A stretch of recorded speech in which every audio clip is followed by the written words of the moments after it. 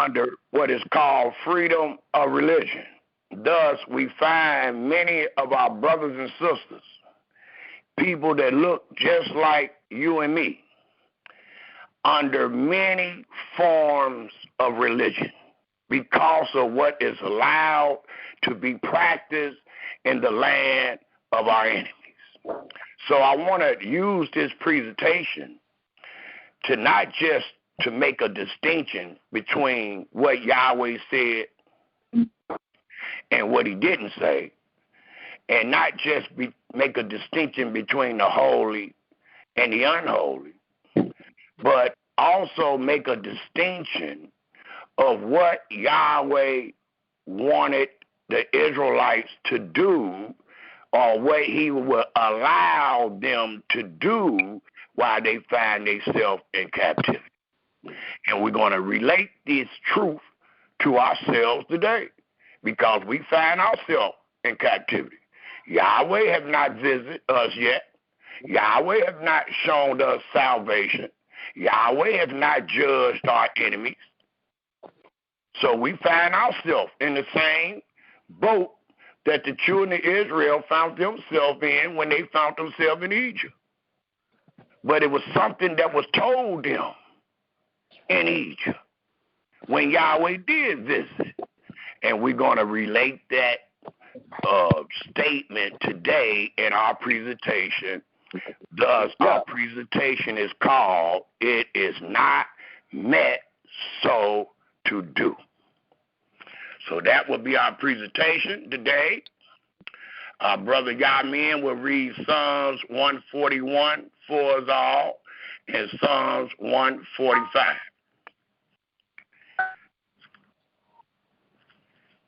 Brother Yamin, is you ready to get started?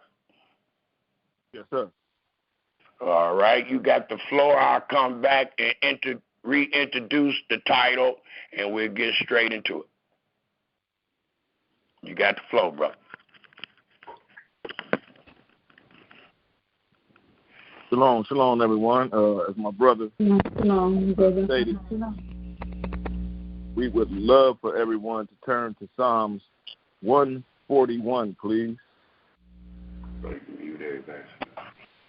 That is Psalms 141.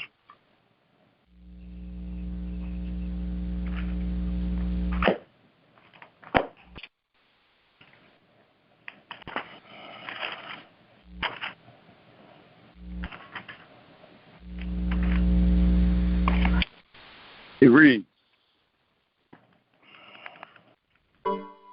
Yahweh, I cry unto thee. Make haste unto me. Give ear unto my voice. When I cry unto thee, let my prayer be set forth before thee as incense, and the lifting up of my hands as the evening sacrifice. Set a watch, O Yahweh, before my mouth. Keep the door of my lips. Incline not my heart to any evil thing, to practice wicked works with men that work iniquity, and let me not eat of their dainties. Let the righteous smite me. It shall be let the righteous smite me.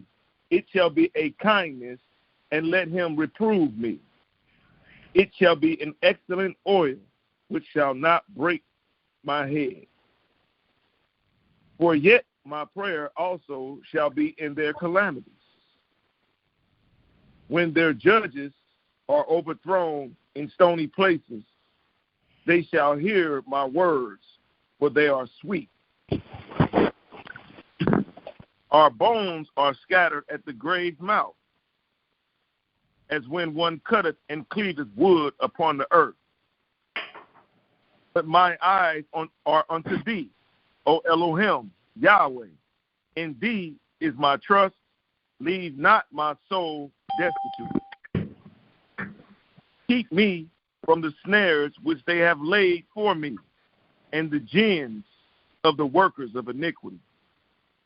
Let the wicked fall into their own nets, while that I withal escape. Hallelujah. Hallelujah. Hallelujah.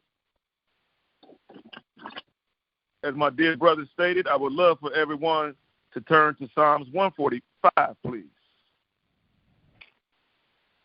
That is Psalms 145.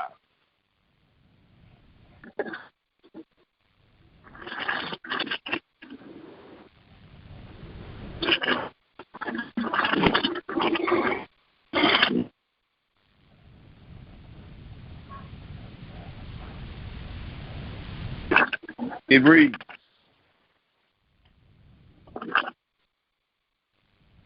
I will extol thee, my Elohim, O King, and I will bless thy name forever and ever. Every day will I bless thee, and I will praise thy name forever and ever. Great is Yahweh, and greatly to be praised, and his greatness is unsearchable. One generation shall praise thy works to another, and shall declare thy mighty acts. I will speak of the glorious honor of thy majesty, and of thy wondrous works. And men shall speak of the might of thy terrible acts, and I will declare thy greatness. They shall abundantly utter the memory of thy great goodness, and shall sing of thy righteousness. Yahweh is gracious and full of compassion, slow to anger, and of great mercy. Yahweh is good to all, and his tender mercies are over all his works. All thy works shall praise thee, O Yahweh, and thy saints shall bless thee. They shall speak of thy glory, of the glory of thy kingdom, and talk of thy power, to make known to the sons of men his mighty acts, and the glorious majesty of his kingdom. Thy kingdom is an everlasting kingdom, and thy dominion endureth throughout all generations. Yahweh upholdeth all that fall, and raises up all those that be bowed down. The eyes of all wait upon thee, and thou givest them their meat in due season. Thou openest thy hand and satisfiest the desire of every living thing. Yahweh is righteous in all his ways, and holy in all his works. Yahweh is near unto all them that call upon him, to all that call upon him in truth. He will fulfill the desire of them that fear him. He also will hear their cry and will save them. Yahweh preserveth all them that love him, but all the wicked will he destroy. My mouth shall speak the praise of Yahweh, and let all flesh bless his holy name forever and ever. Hallelujah, hallelujah, hallelujah. Hallelujah.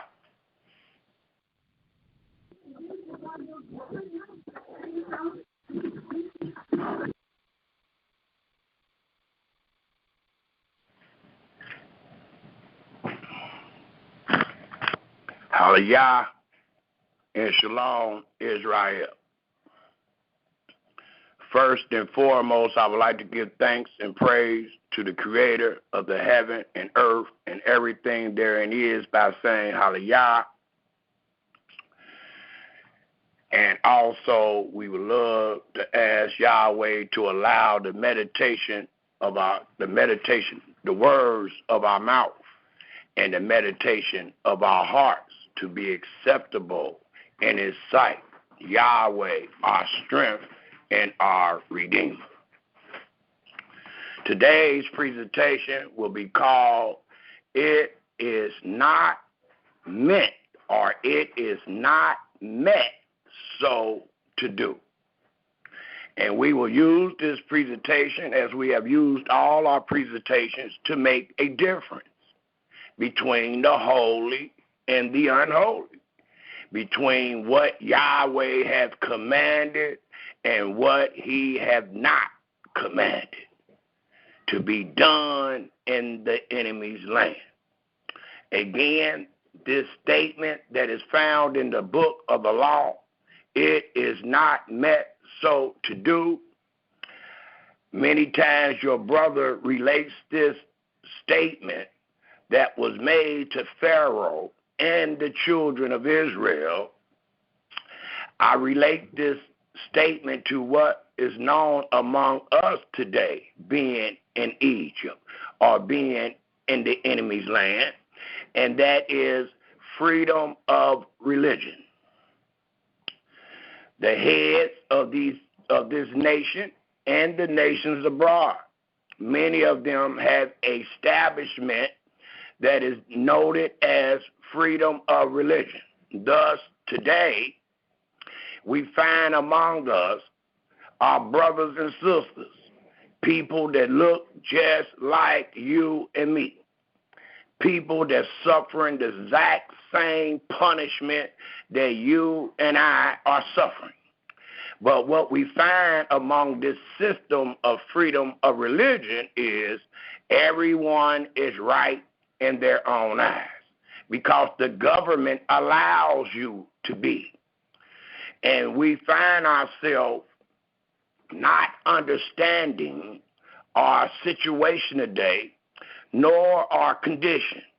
So we lean upon the enemies by saying, no, you can do it right here. You can serve your Creator right here. And many of us have done just that thing. Instead of fearing Yahweh and departing from evil and taking heed to every word. Because this particular statement, it is not met so to do, will condemn you today for all that you do today in your enemy's land when it contains the laws of Yahweh. This verse will condemn you. Thus, let's get into this great presentation.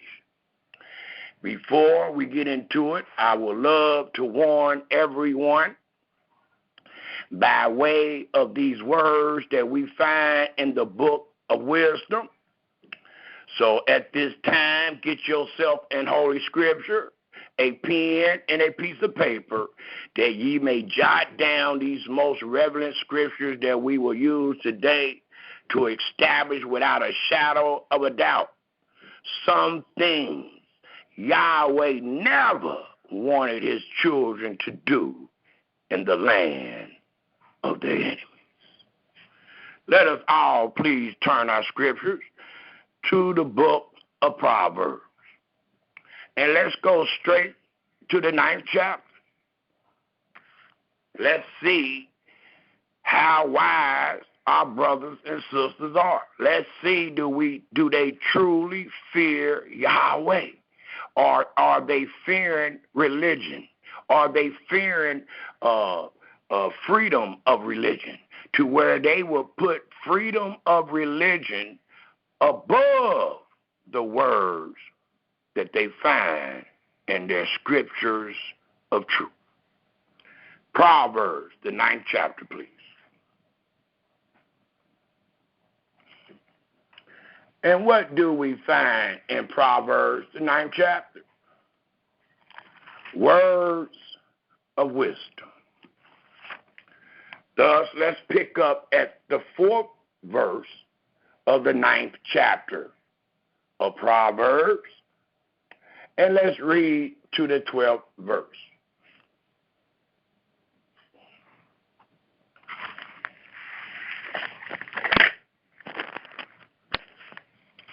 And it reads, whoso is simple, let him turn and hite her, or hit her, or turn and hear.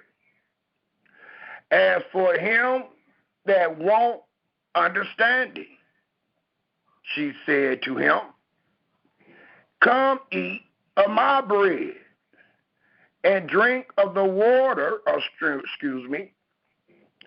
and drink of the wine which I have mingled.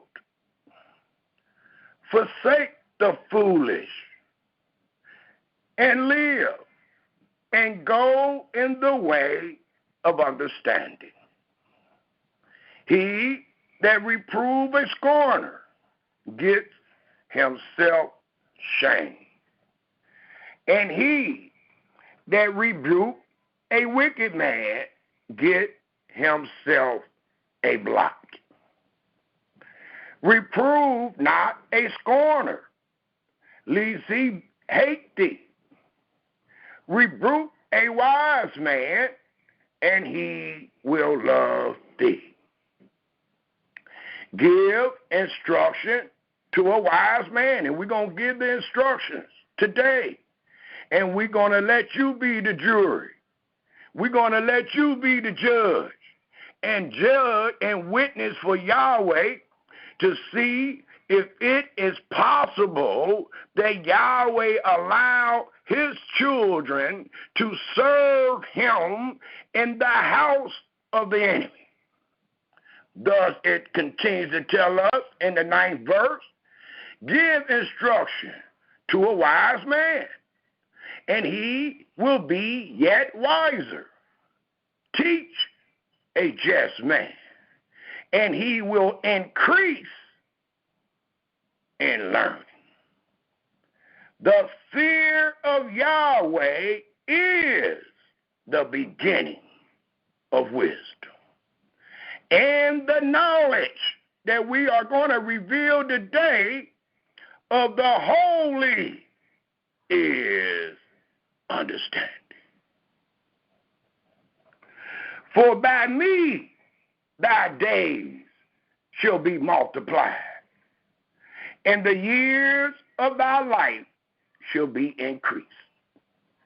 If thou be wise, please take note, Israel, thou shalt be wise for thyself. But if thou scornest your brother, your teacher, none of them going to be able to help you. It says, but if thou scornest, thou alone shall bear it. So you better make sure you sure in what you are doing. It also tells us in the 19th chapter of Proverbs, if we turn there, please. And let's take a look at the 25th verse. For it tells us in Proverbs chapter 19, the 25th verse, these great words. And they read, smite a scorner, and the simple will beware. And reprove one that have understanding, and he will understand knowledge. If you can reprove him, if you can show him the truth, if you can show him where he is off the path. It also tells us, if we take a look at the 22nd chapter of Proverbs, the 22nd chapter, and let's pick up at the 17th verse. And we will read to the 23rd verse.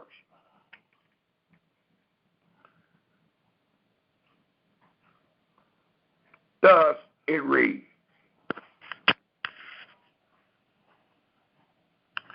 bow down. I'll start at the 16th verse.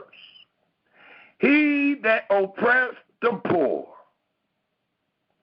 to increase his riches, and he that gives to the rich, like many of you do when you call yourself paying tithes in the enemy's land, and he that gives to the rich shall surely come to want.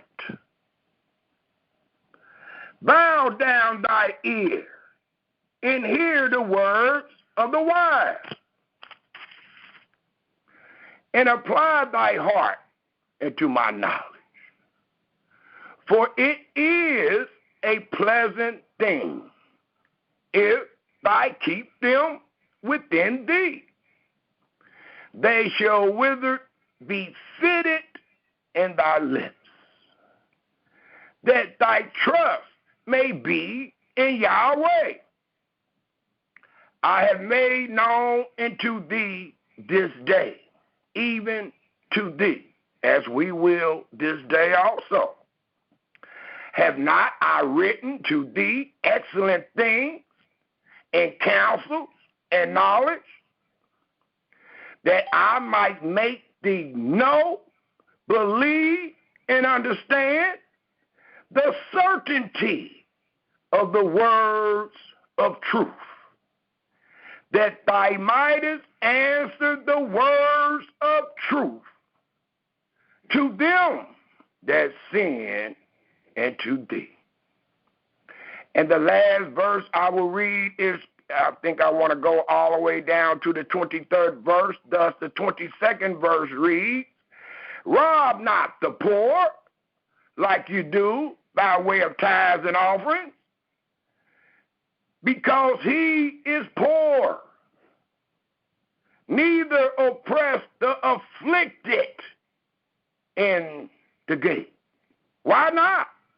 We've been getting away with it. It reads, for Yahweh will plead their cause and spoil the soul of those that spoil them. It also tells us, if we take a quick look at the 25th chapter of Proverbs, because I don't think y'all scared of these words, so we're going to have to apply more words. Hope that you fear Yahweh. It tells us in the 25th chapter of Proverbs, the 12th verse, these words, and it reads, an earring of gold and an ornament of fine gold, so is a wise reprover upon an obedient ear. Sound like the same words that we found in the psalm that Brother Yamin read. Thus it reads again, as an earring of gold and an ornament of fine gold, so is a wise reprover upon an obedient ear. It also tells us, if we take a look in the 27th chapter of Proverbs, and let's just read the first 6 verses. The first 6 verses. Thus it reads, Proverbs 27:1. Boast not thyself of tomorrow, for thou knowest not what a day may bring forth. Let another man praise thee, and not thy own mouth, a stranger, and not thy own lips. For every man is going to be right in his own eyes and first to his God. It tells us in the 3rd verse, a stone is heavy, and the sand weighty, but a fool's wrath is heavier than them both. Wrath is cruel, and anger is outrageous. But who is able to stand before envy? And that's what we find most times when we reprove our brothers and make a distinction between the holy and the unholy. Thus it tells us in the 5th verse, open rebuke is better than secret love. Faithful are the wounds of a friend, But the kisses, the embracing of an enemy are deceitful. And the last place I would love to go is back to the Psalms that Brother Yamin read, which was the first Psalm, which was Psalm 141.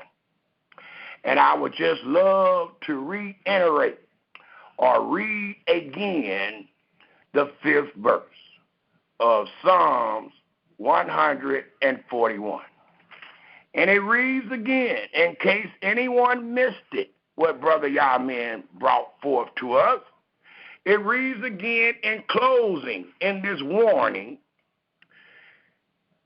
let the righteous smite me. And if the righteous smite me, we ain't going to be debating. We ain't going to be arguing. I'm going to fear Yahweh and accept every word. I'm going to teach my congregation those same words.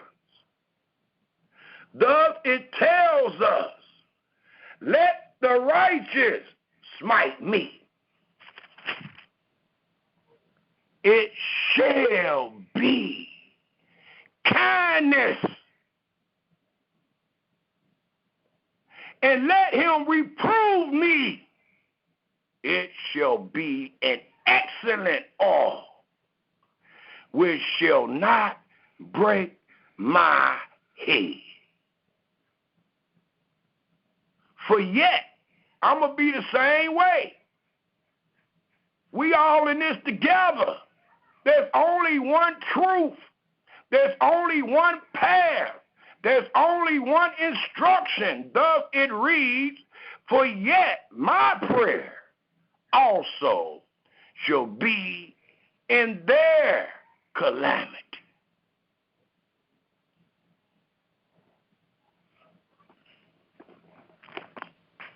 Well, let's continue praying for our brothers and sisters.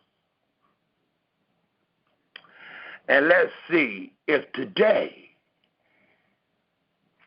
our smiting by way of reproving be kindness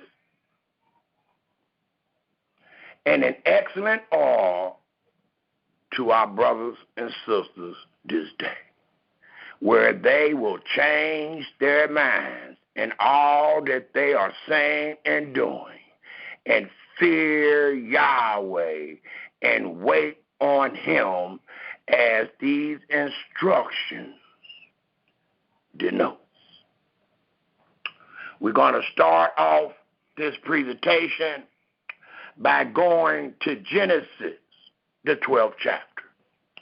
And the reason I selected this order, and I just did it in the last minutes, is because many of us are Johnny-come-latelys. We don't know what the Father means, or when it reads the Father, we don't know what that means. When it reads the children, we don't know what that means. Because many of us in this freedom of religion are teaching when the Almighty was talking to Israel and talking to Israel and to their children, they are saying that we are the children. They are even teaching we are the children that supposed to confess our father's iniquity and our iniquity. So they truly do not or cannot make a distinction between us today and the children that was found guilty in the land of promise in their days. They had not been able to make a distinction. So I chose to go the route of Genesis, for the Almighty has proclaimed that he has shown his people the end to the beginning. And maybe because many of us have started in the back of another book, they don't understand time and place. They don't know who did the crime. So we're going to use Genesis 12 to denote the blessing that is put on a particular people, a particular man, a particular people, and a particular nation. And this blessing denoted a land greater than any land on the face of the earth. And in that land is where all Israel was supposed to do all that Yahweh has said. And that is the plan, that is the path, that was the instruction, and it was the promise. Thus, we're going to find that this was such a divine promise that Moses was going to be informed that there was no way in the world that we could serve Yahweh in the enemy's land when Yahweh had already promised our fathers what land that they will serve him in and their children. How long? Forever. Well, the earth has not ended. So those instructions, that truth, that path still consists. Thus, it tells us in Genesis, if we all turn there, please, the 12th chapter, and let's read the 9th verse. And please write these notes down, and please follow the instructions of these words, and it will keep you only on one path. Genesis, the 12th chapter, the very first verse reads, Now Yahweh has said unto Abram, Get thee out of thy country. Note the distinction. Note the time and place. Note how Yahweh make a difference between a particular land and the lands that is found on this earth. It starts off by letting us know that Yahweh came to Abram and told Abram, Get thee out of thy country. Well, I can't serve you in this country. I can't serve you in the country that I'm in. If you know the story about the country that they were in, his father Tyre and them served other gods. So no, you can't. That's why the Almighty, who is perfect, tells Abram, it reads, Get thee out of thy country and from thy kindred and from thy father's house into a land that I will show thee. And that same land that Yahweh showed Abraham, I will show you this day, over and over again.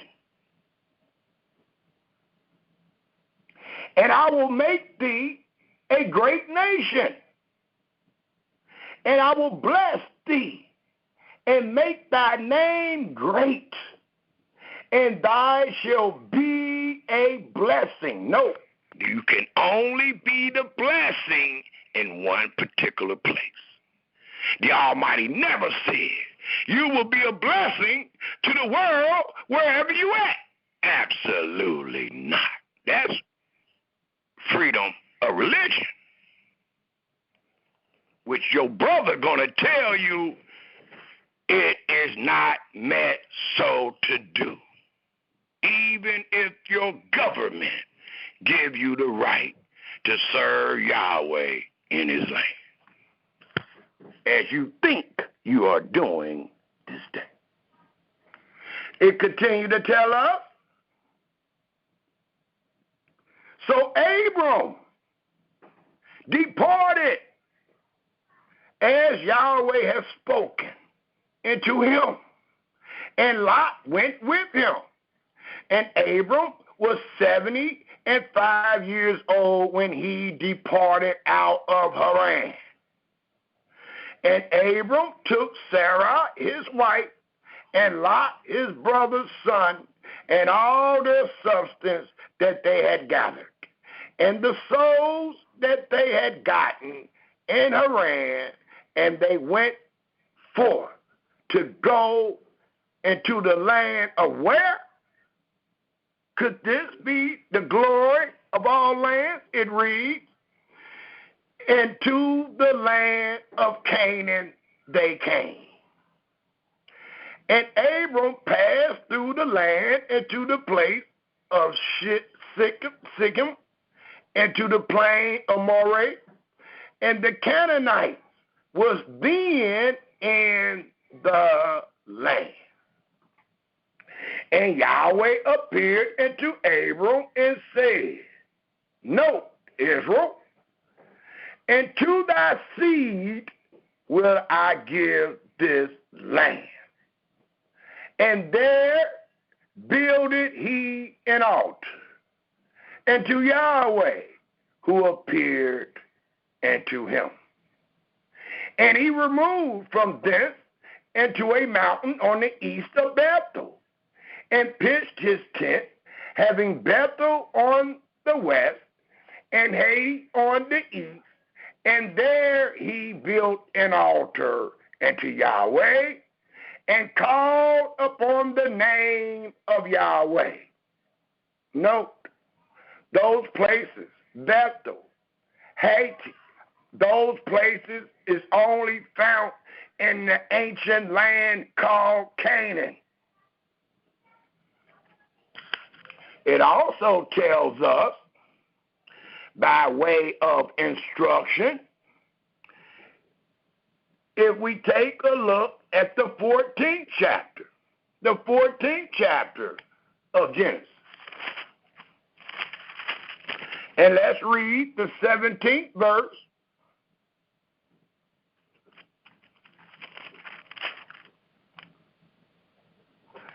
to the 24th verse. And I am using this particular chapter to show that Yahweh is not a man that he shall lie, nor a son of man that he shall repent. Not one word that comes out of the mouth of Yahweh will return into him void. Every one of them will be fulfilled. Thus, what we just read, the Almighty said he's going to bless Abram. He's going to bless Abram to a nation. The nation going to be blessed of Abram. And in this 14th chapter of Genesis, we can see the blessings. We can see it started. Also, we're going to see, based on, I don't know, I ain't been in no classes in years, but based on the old teachings, dealing with tithes found in Genesis, the 14th chapter, many people have taught that Abraham was the recipient of the tithe, because Abraham was the one blessed, because the Almighty came to Abraham. So our teachers, I'll just put it like that, I ain't got to keep bringing out nobody's name.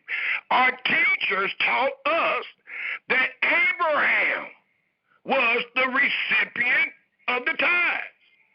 And I just wanted to go over that, why we find ourselves in this chapter, and prove without a shadow of a doubt that is not consistent, nor is that truth.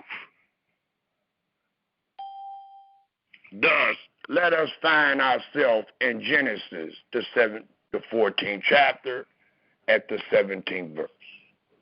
And it reads in the 17th verse, and the king of Sodom went out to meet him after his return from the slaughter of Shedor Lamor and of the kings that were with him at the valley of Shevet, which is the king's dale. And Melchizedek, king of Salem. Salem is in the land of Canaan. Brought forth bread and wine. Note what he got. Because people teach Abraham was the recipient of the tithes. I teach Melchizedek was the recipient of the tithes. And why? Because Yahweh changed not. Because when we get into the laws, we find that the Almighty let us know who collected the tithes. It was the priests. It was the Levites. So why would it be different in Genesis 14, but the rest of the book show that it was always the priests? And note in these instructions, as you read with me verse by verse, note what Melchizedek had in his hand.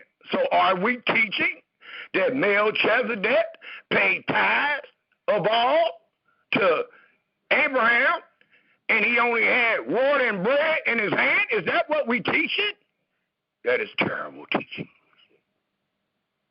Thus we find, as we are being taught today, it reads in the 18th verse, and Melchizedek, king of Salem, brought forth bread and wine. I said water, he had wine. So is that what he paid tithes with? And he was the priest of the Most High. He bringing bread and wine to bless Abraham, not to pay tithes to Abraham, but to bless Abraham. Thus, the next verse reads, and he blessed him and said, bless, as Yahweh had told Abraham way back in Exodus 12. Genesis 12. It reads, and he blessed him and said, blessed be Abram of the Most High Elohim, possessor of heaven and earth. And blessed be the Most High Elohim. So he blessed Abram and he blessed the Creator, which have delivered thy enemies into thy hand. And he gave him tithes of all. Well, who gave him tithes of all? Our teachers taught that Melchizedek did. That's untrue. And the reason we can prove that's untrue because of what he had in his hand. He only had some bread and some wine, and this is one man, a priest. So you can't say he had a barn full of bread and a barn full of wine. No, this man walking, he coming to bless. The Almighty let us know what he coming to do. So who possibly out of the two men could be paying tithes? Well, our teachers taught dealing with three people. There's three people in there.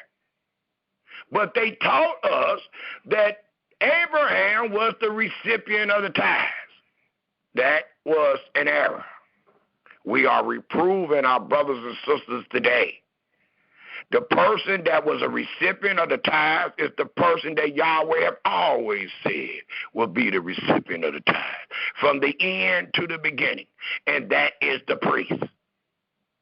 And Melchizedek was the priest of Yahweh in those days in the land of promise. Thus, when it reads, and he gave him tithes of all, the only person, based on what we are reading, verse by verse, the only person that had anything to give was Abraham. He just went and took all that the enemy had took from his nephew Lot and all them. And he was so victorious, he was able to get all the spoils. So when he walking back, he got all the spoils with him. He is the one that gave the tenth of this increase that was in his hand. Thus it reads,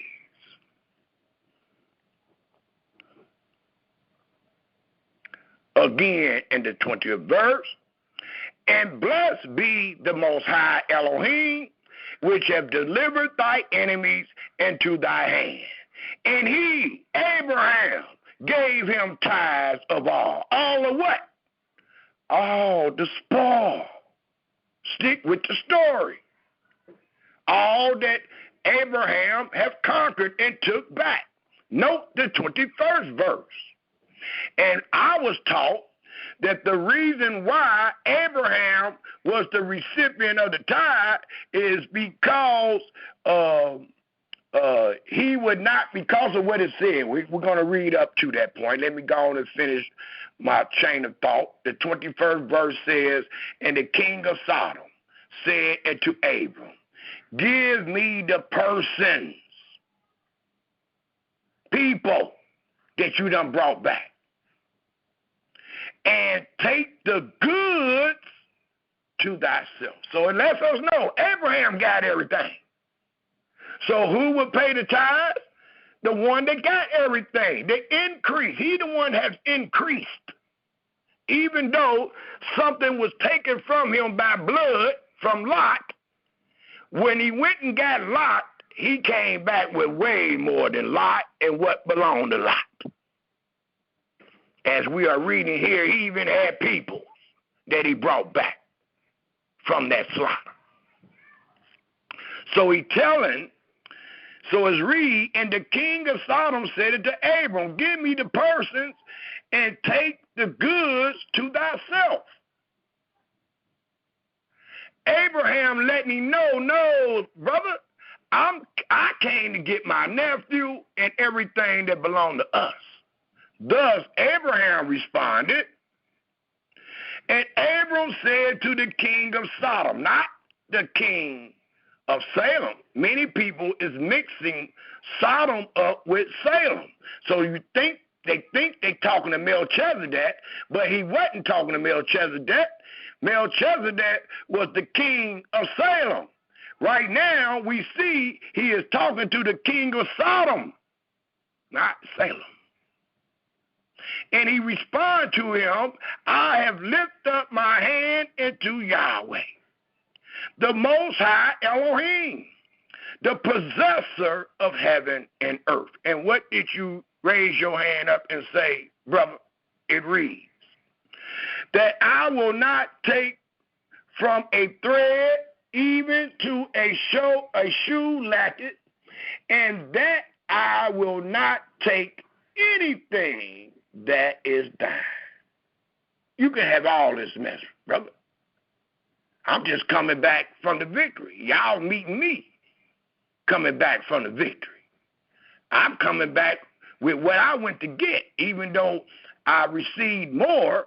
I'm just coming back with what belonged to me, because I already made an oath to my Creator.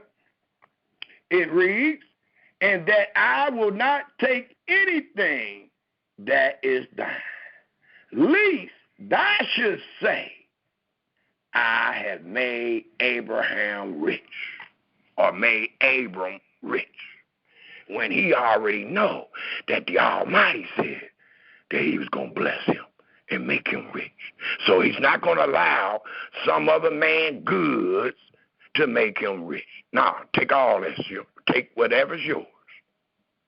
It reads in the last verse, save only that which the young men have eaten, and the portion of the men which went with me.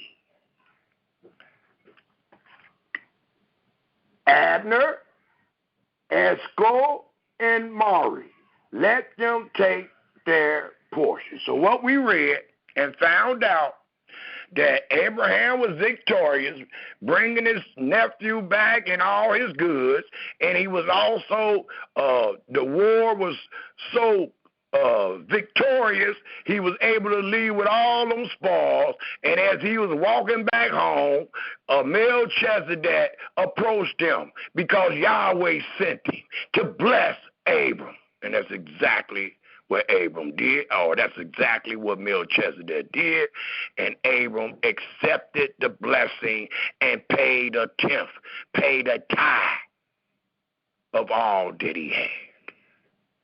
So no more of this feeble that Melchizedek and them paid Abram the tithes because the Almighty selected Abram and blessed Abram. That is a feeble, that's a fairy tale.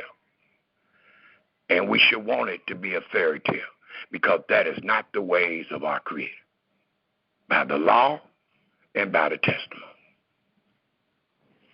But we do see that Abram was blessed as Yahweh said he would be in Genesis, the 12th chapter.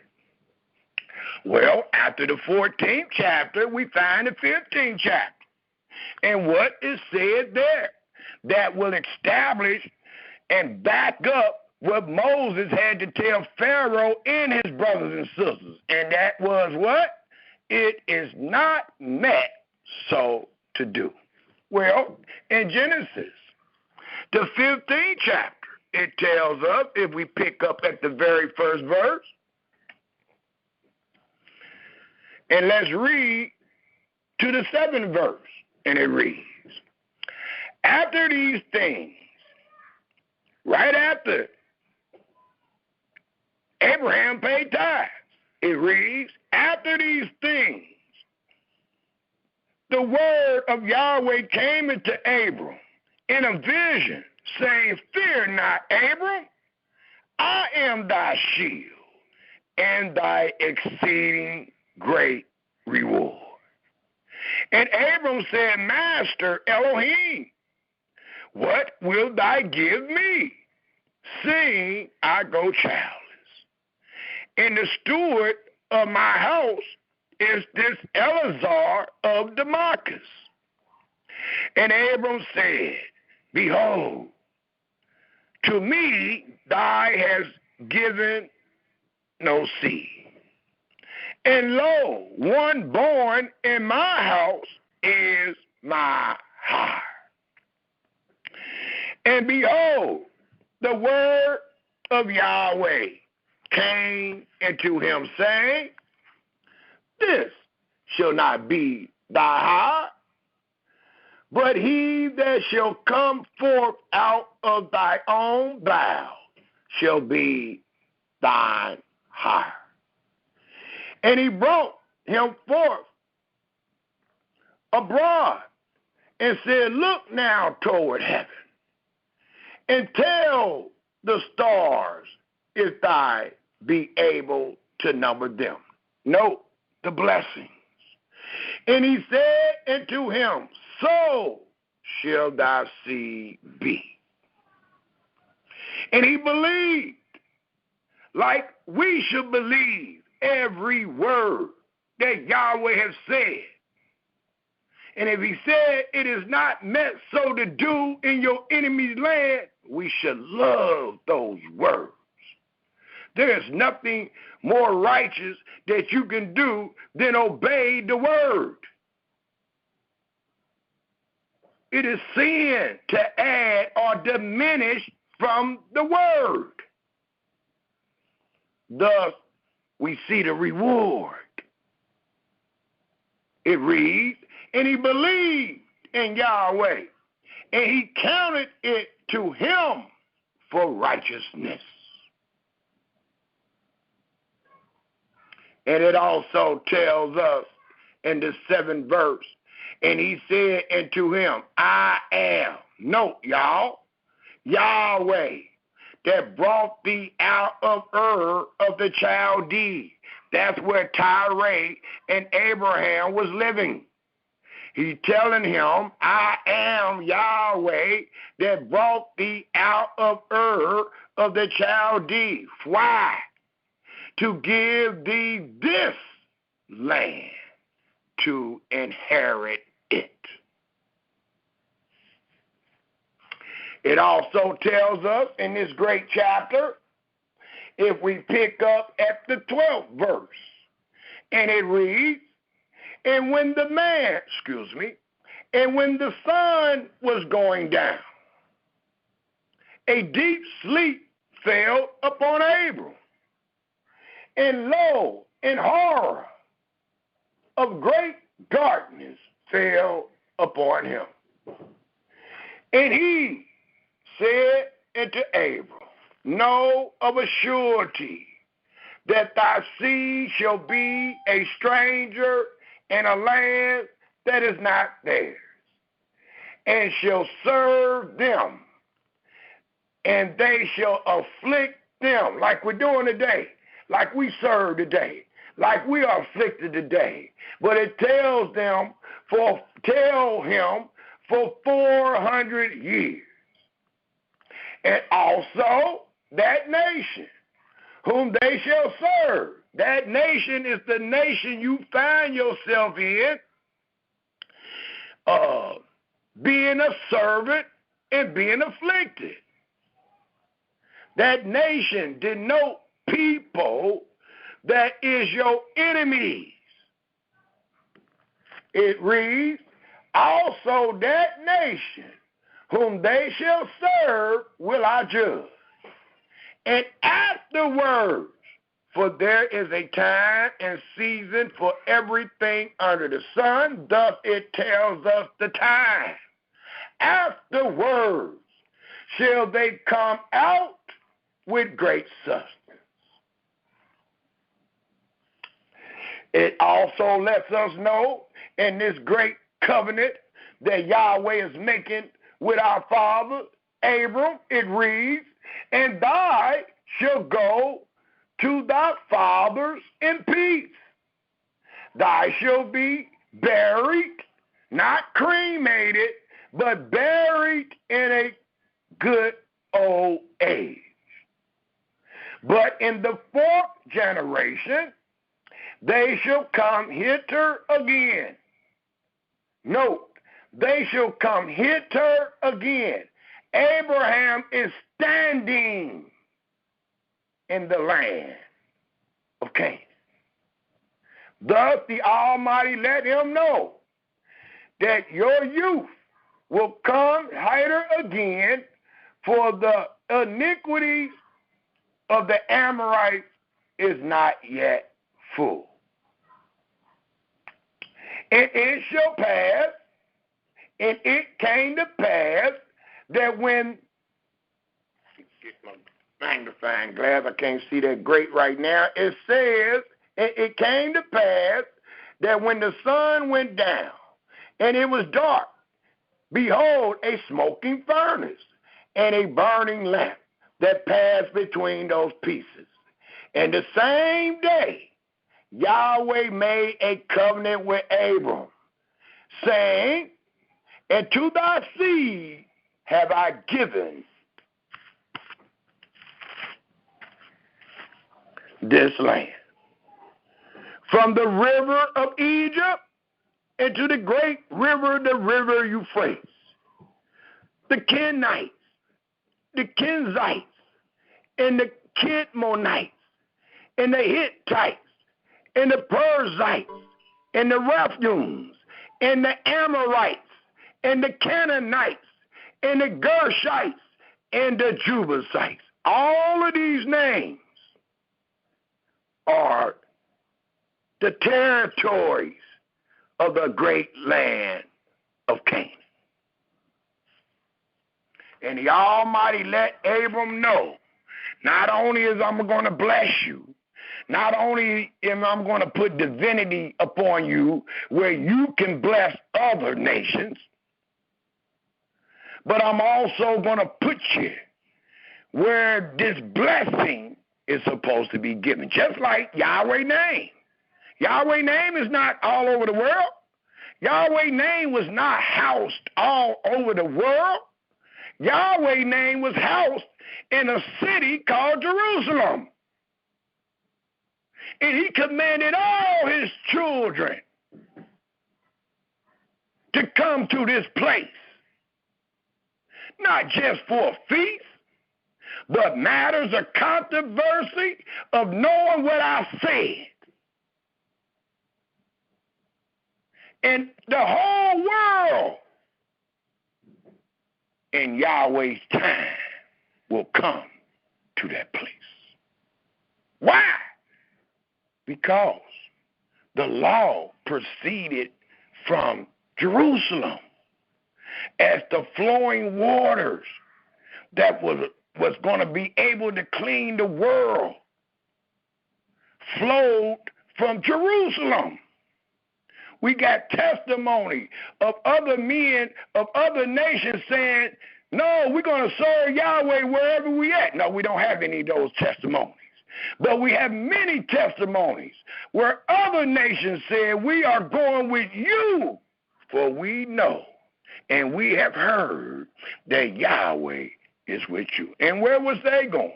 Where was the Israelites going? To another enemy's land or to their own? To their own Israel. And Yahweh changes not. Thus we can show by way of law and testimony the beginning all the way to the end. Somewhere we've been taught wrong where we believe that we can serve Yahweh wherever we at. And I know where it came from. It came from your enemy. It came from the teachings of freedom of religion. And that's what many of us find ourselves doing today, religion. And I know a lot of Israelites hate for me to say that. But if you add, if you take away, that is man theology. Man theology denotes religion. So if you in a class and you call yourself teaching the word, and you have added to that word, you have taken away from that word, you are teaching nothing but religion. You are not teaching that word. Religion is man theology, man thoughts. When the scripture says that thou shalt pay the tithes of the increase of thy land every year and every 3 years, and your wise brothers and sisters say, no, you can pay it every week. You can pay it on the day we call the Sabbath in the Sabbath class. That is a form of religion because Yahweh never said it. If the Almighty said, dealing with his Sabbath, he that defiled the Sabbath day, he shall die. And you are teaching in your classes under freedom of religion, no, we're going to keep the Sabbath, and Yahweh going to punish the man. That is religion. Because Yahweh never said that. You have either added or you have diminished. And what did you diminish from? The judgments. So that's religion.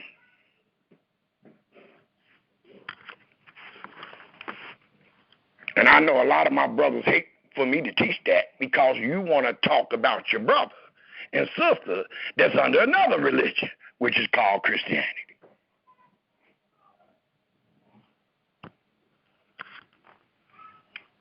If it's right one way, then it gotta be right the other.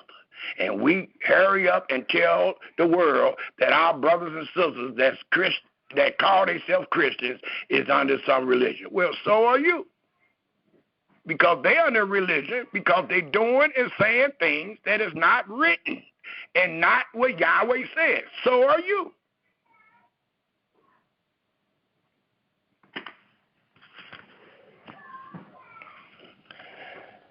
Thus, it tells us, Israel, if we take a look at the 17th chapter of Genesis. And let's read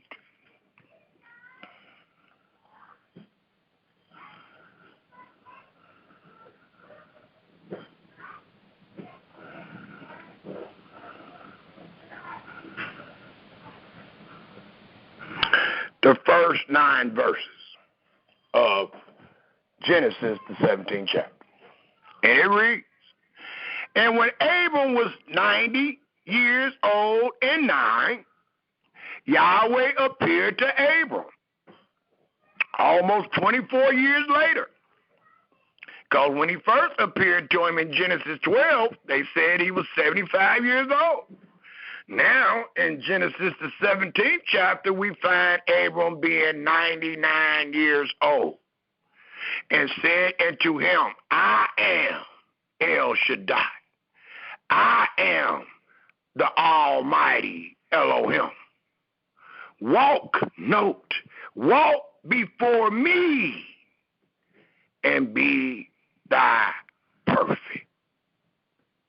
And I will make my covenant between me and thee, and will multiply thee exceedingly.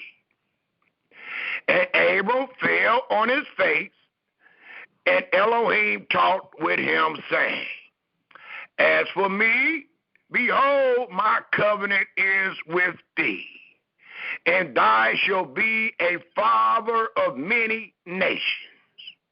Neither shall thy name any more be called Abram, but thy name shall be Abraham, for a father of many nations have I made thee. And I will make thee exceedingly fruitful, and I will make nations of thee, and kings shall come out of thee. And I will establish my covenant between me and thee, and thy seed after thee, and their generations, for an everlasting covenant, to be a Elohim unto thee, and to thy seed after thee. And I will give unto thee, and to thy seed after thee, the land wherein thou art a stranger, all the land of Canaan, for an everlasting possession, and I will be their Elohim. So it lets us know again, nothing has changed. He's going to continue to be blessed. That same blessing is going to befall their children, and all of them supposed to be in the land that they possess. That's where Yahweh command all the law to be done. Thus, it continued to tell us in the 18th chapter. Let's take a quick look at the 18th chapter of Genesis. And let's take a quick look at the 2 verses, 17th verse to the 19th verse. Genesis 18 and 17. It reads, and Yahweh said, shall I hide from Abraham that thing which I do, seeing that Abraham shall surely become a great and mighty nation, and all the nations of the earth, please take note of the distinction. It reads again, seeing that Abraham shall surely become a great and mighty nation, and all the nations of the earth shall be blessed in him. For I know him, that he will command his children and his household after him, and they shall keep the way. There is only one way of Yahweh, to do justice and judgment that Yahweh may bring upon Abraham that which he has spoken of him. And what have we found? That Yahweh has spoken of Abraham, that he will be a great nation, that he will be a father of nations, but he also going to be a father of the greatest nation of them all, which was none other than the seed of him, his son, which was Isaac, and his grandson, which would be Jacob. Even though he is the father of all nations, or many nations, and even though he already had a son, but the Almighty is making a distinction from the beginning to the end, to where he even told Abraham, no, I understand you want him to live, and I'm going to bless him. I'm going to make him a prince and all type of things. But my covenant will be from the son that come out of that old wife of yours named Sarah. So he's making a distinction even of the nations, the land, the nations, the people.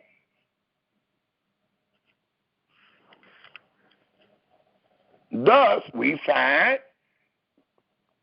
in the 22nd chapter of Genesis. And no, nothing has changed. And I need you to stay on this path, because this path is going to take you all the way up to where where Moses allowed us to know when we in our land of captivity or in our enemy's land, there is no such thing as freedom of religion. You can't serve Yahweh wherever you want when he told you you can't. Thus, it reads in Genesis, the 22nd chapter. And let's pick up at the 15th verse. Genesis 22, verse 15, and it reads, and the angel of Yahweh called into Abraham out of heaven the second time, and said, by myself have I sworn, said Yahweh, for because thou hast done this thing, and hast not withheld thy son, thy only son, that in blessing I will bless thee. And in multiplying, I will multiply thy seed, as he told him in Genesis, the 15th chapter, as the stars of the heaven, and as the sand which is upon the seashore. And thy seed shall possess the gate of his enemies. And thy seed shall and in thy seed shall all the nations of the earth be blessed, because thou hast obeyed my voice. It also tells us, if we take a look at the 26th chapter of Genesis,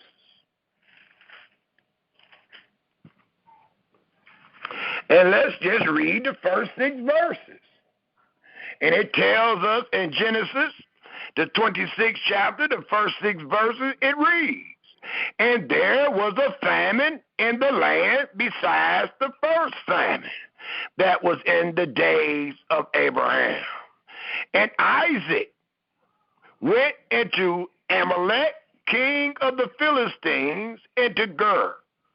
And Yahweh appeared unto him and said, go not down into Egypt, dwell in the land which I shall tell thee of. Sojourn in this land, and I will be with thee. Note, so if he went to Egypt to serve him, will Yahweh be with him? after he told him don't go to Egypt? Absolutely not. It continued to tell us, again in the 3rd verse, sojourn in this land, and I will be with thee. That making a distinction between the other lands, y'all. And I will bless thee, for into thee and into thy seed I will give all these countries. And I will perform, please take note, where he swear he will perform the oath which I swear unto Abram thy father. And I will make thy seed to multiply as the stars of heaven, and will give into thy seed all these countries, and in thy seed, again Israel, shall all the nations of the earth be blessed. Well, our seed don't supposed to be in a land. So for all the nations to be blessed, they had to come to us.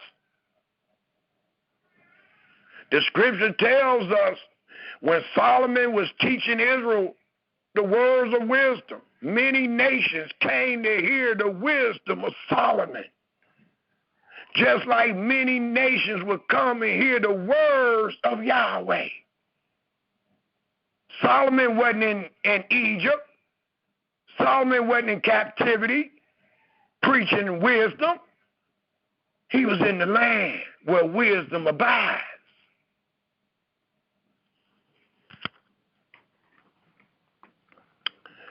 It tells us in Genesis, the 26th chapter, picking up at the 5th verse, and it reads, because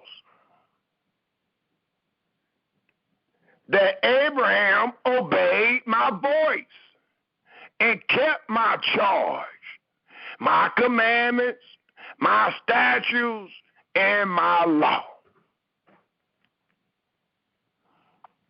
So it allows us to know even his son confirms and acknowledges this same path, this same truth. Thus, let us turn our scriptures one more place in Genesis that I would love to use, and that is the 28th chapter. Genesis, the 28th chapter. Just to allow us to understand what was the initial promise based on Yahweh making the promise to the father of nations, Abraham, where was all that was said to be placed on Abraham, where was it supposed to be displayed? And so far, we see only in the land of Canaan. Where did he say he was going to be with him, with Abraham, Isaac, and Jacob? Only in the land of Canaan. And we're going to prove that by Yahweh words and the men he spoke to. We seen what Abraham said. We see what Isaac said. Well, let's see what Jacob said. Genesis, the 28th chapter. And let's pick up at the 10th verse. And we'll read it to the end.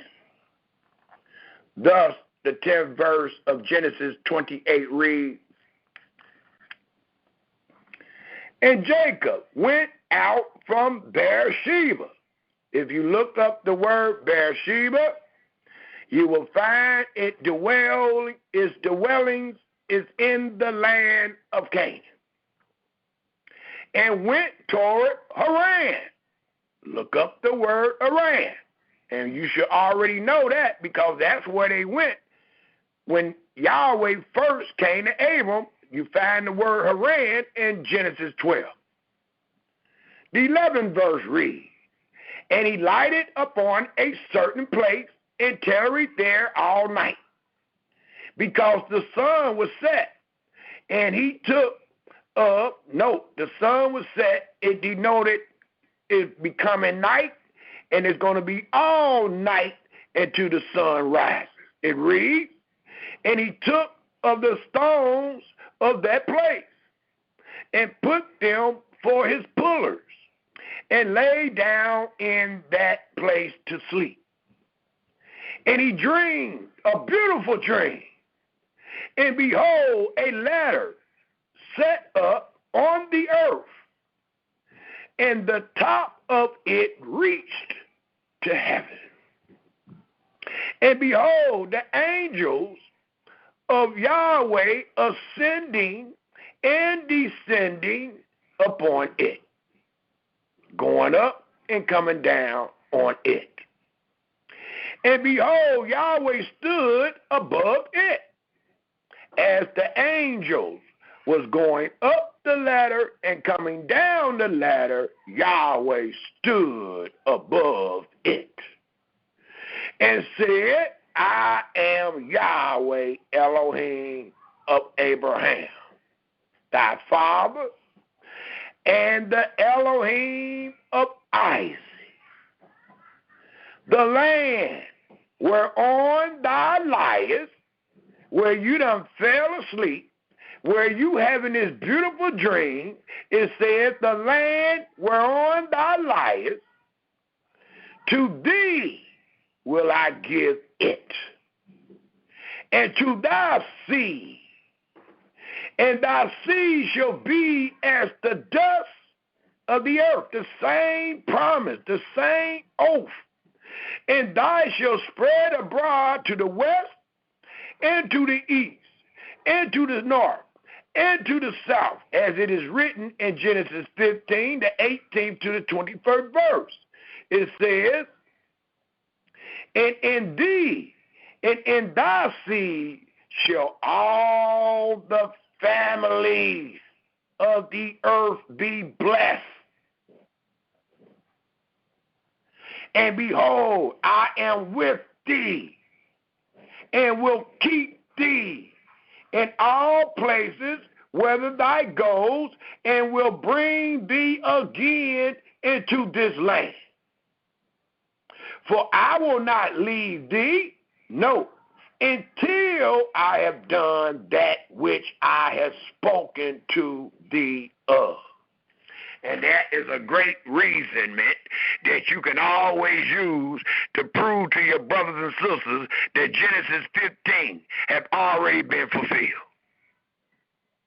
Because the Almighty let them know that I won't leave you until this is done, until you get your butt in this land that I promised you. And I ain't just talking about you because you already there. I'm talking about your baby.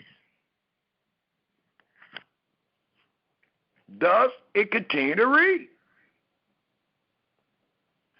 And Jacob awaked out of his sleep, and he said, surely, without a doubt, Yahweh is in this place, and I knew it not. And he was afraid and said, how dreadful is this place? This is none other than the house of Yahweh, and this is the gate of heaven. So what he's letting us know is, if you ever thought you was going to heaven, the only way you would get there is coming through my land. You got to come through these gates. He didn't say go to America. It didn't say in some other gate. Jacob just found out that he was sleeping on the ground of the land of Yahweh. And it is known, as it reads again, this is none other but the house of Elohim. And this is the gate of heaven. So if you want anything good to happen to you, if you're trying to receive a blessing, this is where you came.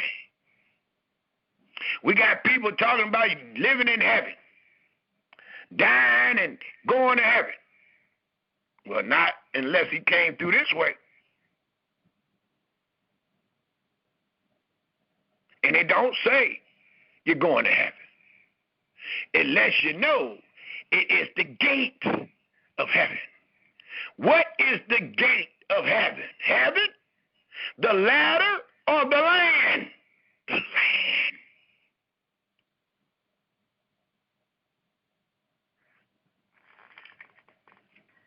Thus it continues to read. And Jacob rose up early in the morning and took the stone that he had put for his pullers and set it up for a puller and pulled all upon top of it. And he called the name of that place Bethel. If you look up the word Bethel, you will find that is a newer name for the name Luz, and both of them denote the geographical location of the land of Canaan. Thus it reads, and he called the name of that place Bethel, but the name of that city was called Luz at the first. And Jacob vowed a vow, saying, and we know it's better not to vow than vow and don't pay.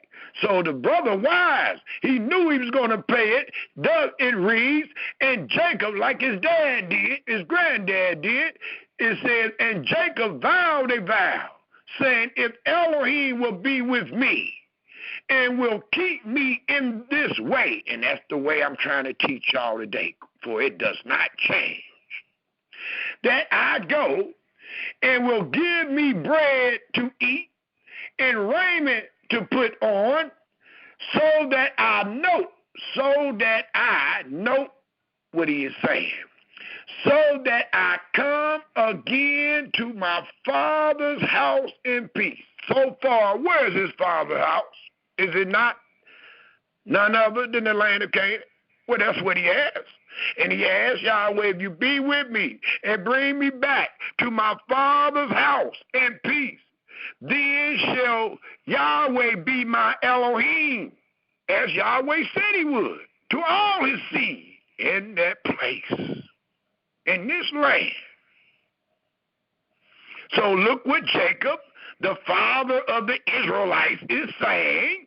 Again, he says, so that I come again to my father's house in peace, alive, then shall Yahweh be my Elohim.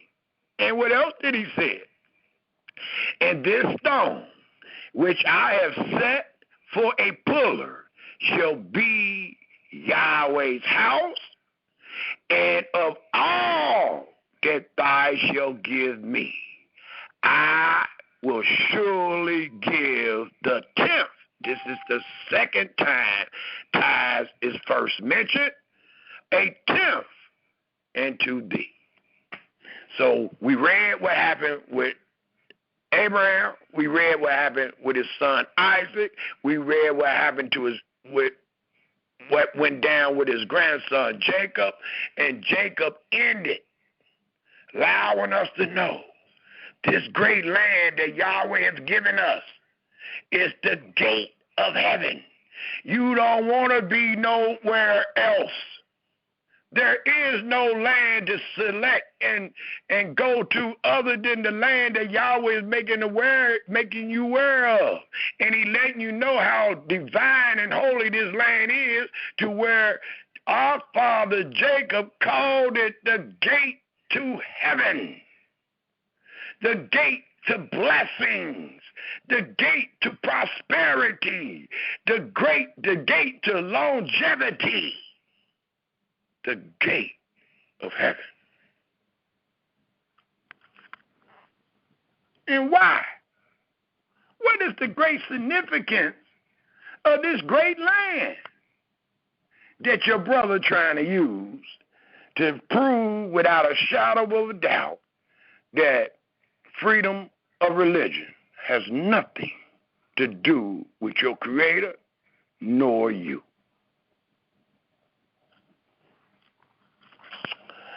Thus, let us turn our scriptures to Exodus, the 12th chapter. For we all know that we have given several presentations on the Passover and the Feast of Unleavened Bread.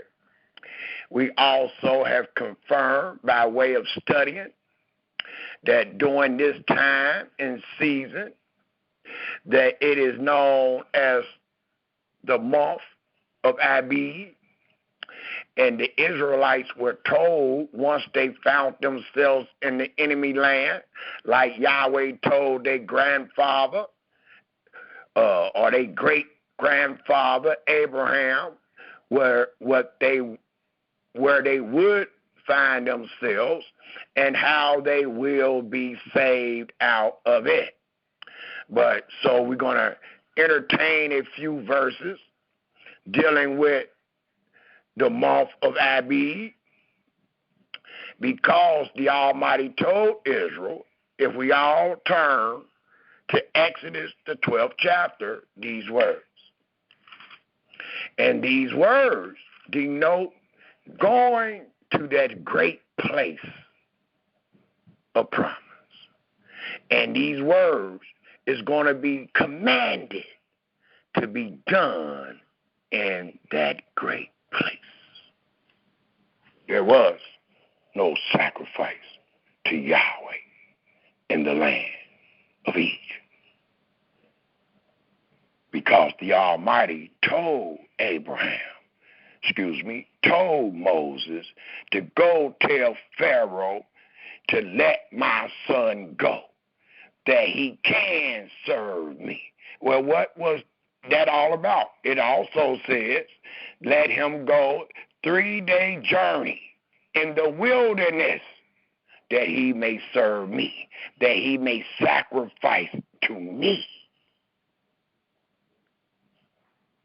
And we're going to prove that, because people think we just stayed in the land and we was having Passovers after Passovers.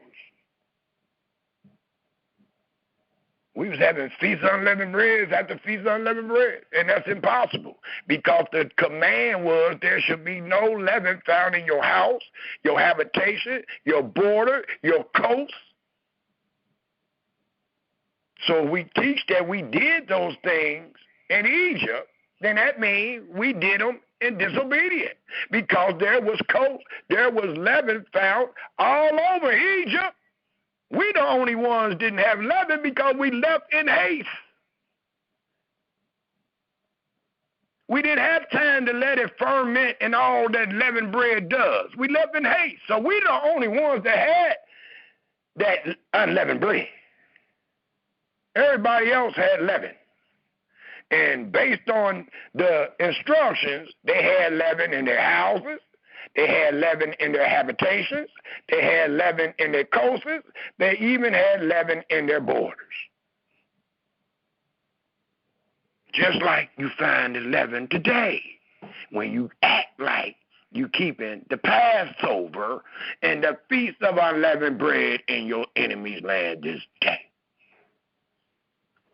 So you had to go out to actually keep it as he has spoken.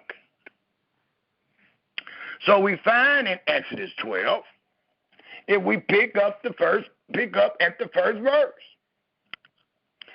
For this is truly the time, and I'm also using this presentation to close the month of Abib. For the Almighty told the Israelites in Exodus, the 12th chapter, the very first verse. And Yahweh spake unto Moses and Aaron in the land of Egypt, saying, this month shall be unto you the beginning of months.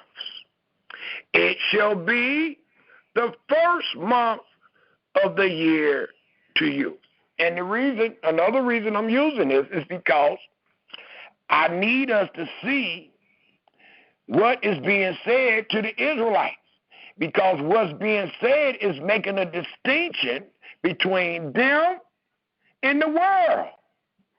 It is making a distinction between the land they find themselves in today and the land that they will find themselves going into 40 years later,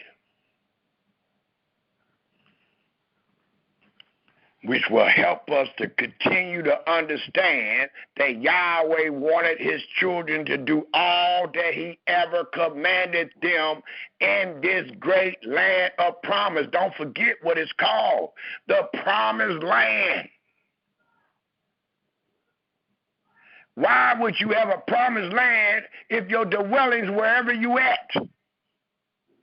Why would you have a promised land and instructions to be given to do in that land where you could do, if you could do what he instructed you to do in that land wherever you at? It don't make sense, nor does it make a distinction.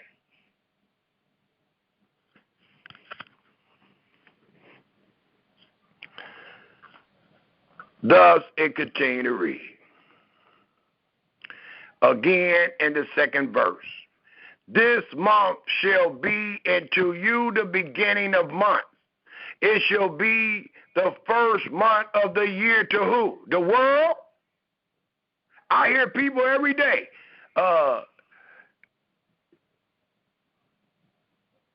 April, the end of April and the 1st of May is the beginning of the year.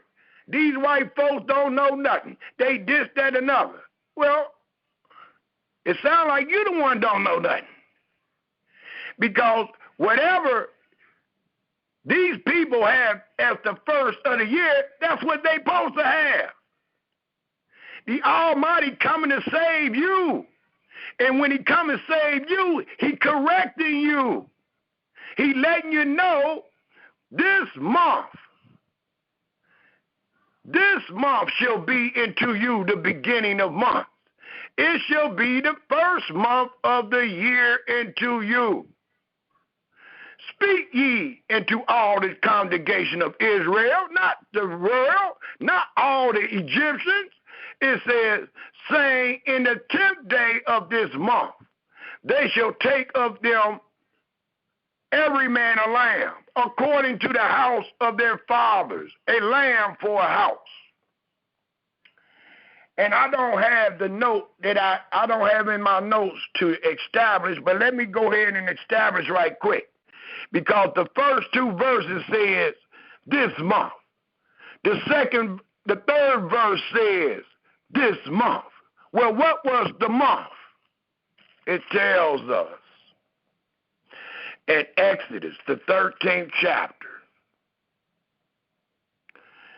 in the 4th verse, it says, this day came ye out in the month Abib.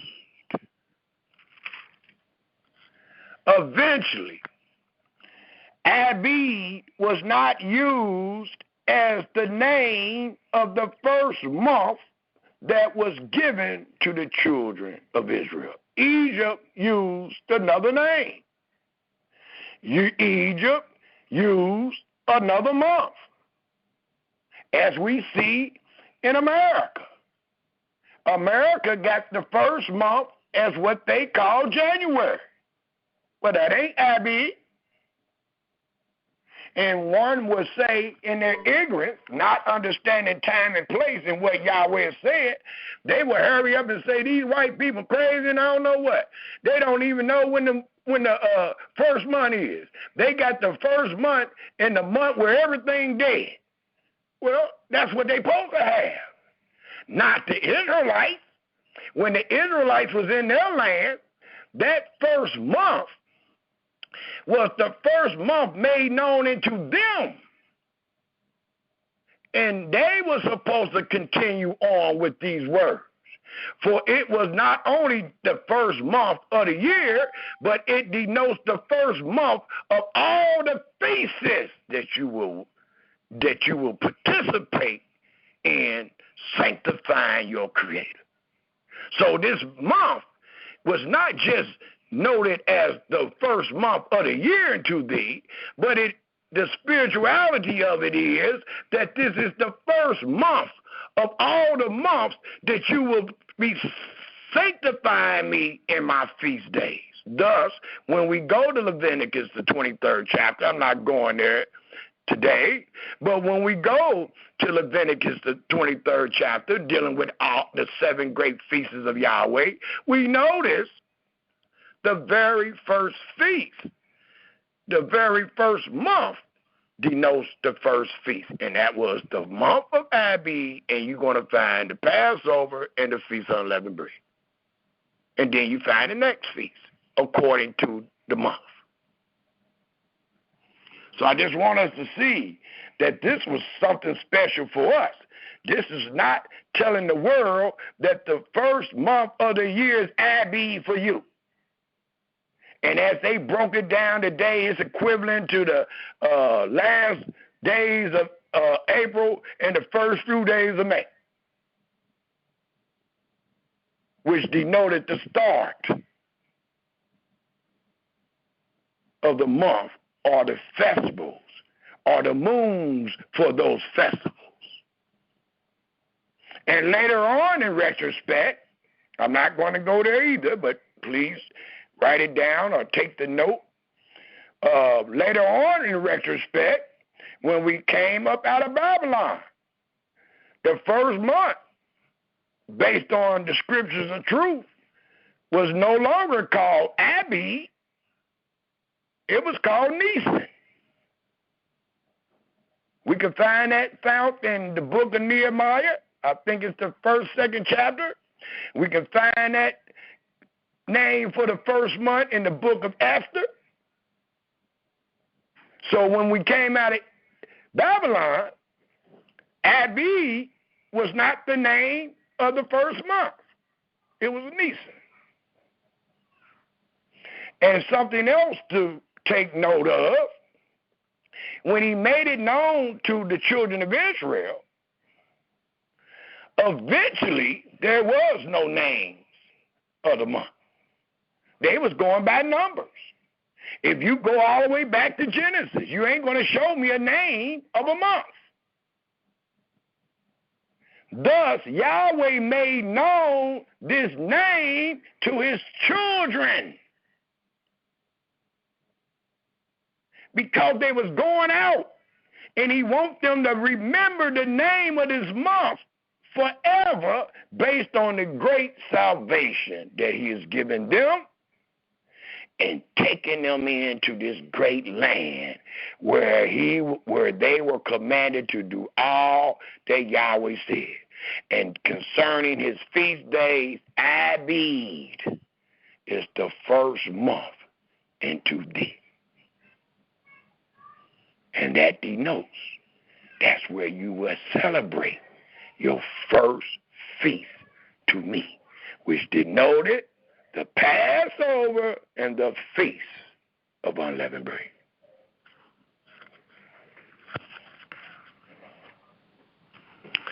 So we find ourselves back in Exodus 12. I left off at the 3rd verse. I'm going to read to the 14th verse to allow us to know what was said and was done and what was instructed. Thus, the 4th verse says, and if the household, now let me pick up at the 3rd verse, speak ye unto all the congregation of Israel, saying, in the 10th day of this month, they shall take to them every man a lamb, according to the house of their fathers, a lamb for an house. And if the household be too little for the lamb, let him and his neighbor next to his house take it according to the number of the souls. Every man according to his eating shall make your account for the lamb. Your lamb should be without blemish, a male of the first year. Ye shall take it out from the sheep or from the goats, and ye shall keep it up until the 14th day of the same month, which was none other than the month of Abib, the first month. And the whole assembly of the congregation of Israel shall kill it in the evening. And they shall take of the blood and strike it on the two side posts and upon the upper doorposts of the houses wherein they shall eat it. And they shall eat the flesh in that night, roast with fire and unleavened bread, and with bitter herbs they shall eat it. Eat not of it raw, medium rare, none of that mess, nor sodden at all with water, but roast with fire, his head with his legs, and with the prudence thereof. And ye shall let nothing of it remain until the morning. And that which remain of it until the morning ye shall burn with fire. And thus shall you eat it, with your lion's grid, your shoes on your feet, and your staff in your hand. And ye shall eat it in haste, quickly. It is Yahweh's Passover. For I will pass through the land of Egypt this night, and will smite all the firstborn in the land of Egypt, both man and beast, and against all the gods, many renderings is princes of Egypt, I will execute judgment. I am Yahweh, as he stated in Genesis, the 15th chapter, the 13th and 14th verse. And the blood shall be to you for a token upon the houses where ye are. And when I see the blood, I will pass over. So note what the Passover denotes. It denotes you being spared, and it denotes the judgment on the enemy. Well, today we say we celebrate the Passover in the enemy's land, and the enemy ain't never getting punished. And we ain't getting passed over. We died just as fast as them. Matter of fact, more than them. So there's never a Passover done in the enemy's land, because we ain't being spared, nor are they being judged. So don't tell us that Yahweh got us practicing something in the enemy land that is never fulfilled. All the times we do it.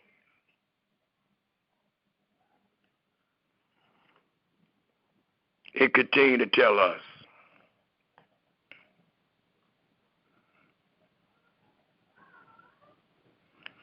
again in the 13th verse, and the blood shall be to you for a token upon the houses where you are. And when I see the blood, I will pass over you. And the plague shall not be upon you to destroy you when I smite, when I judge, when I punish the land of Egypt.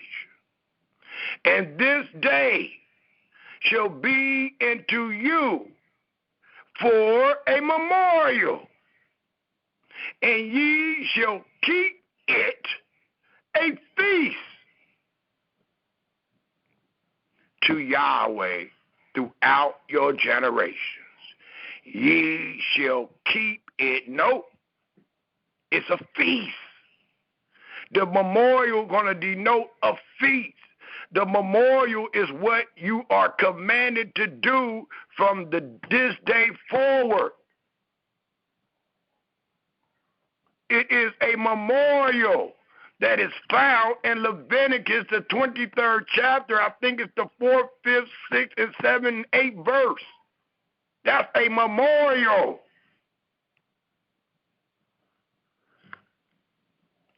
Thus it tells us, and this day shall be unto you for a memorial, and ye shall keep it a feast to Yahweh throughout your generations. All the feasts, all the sacrifices, all the burnt offerings, all the peace offerings are only done in Yahweh's land.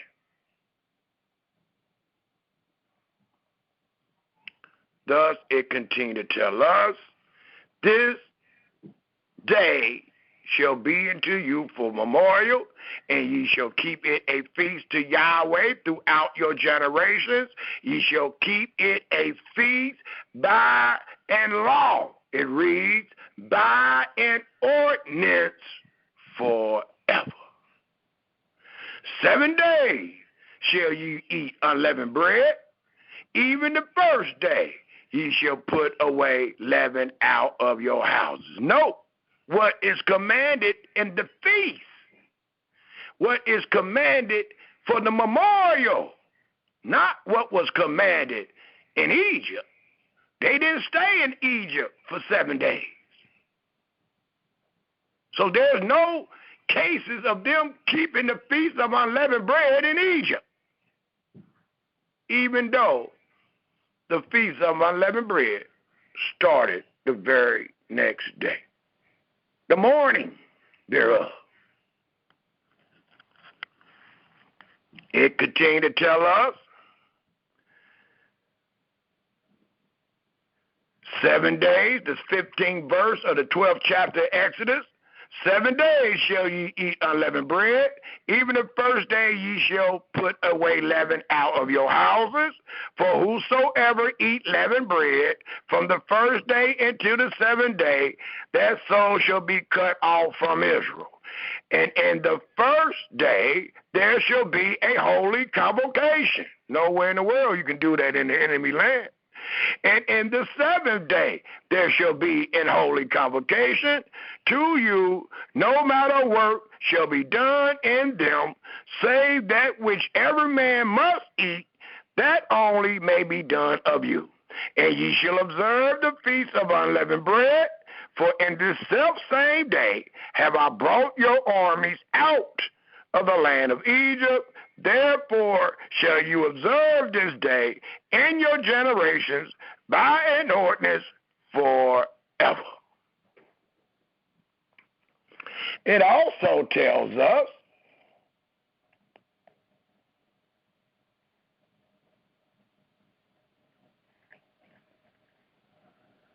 if we take a look in the book of Numbers, Numbers, the 9th chapter.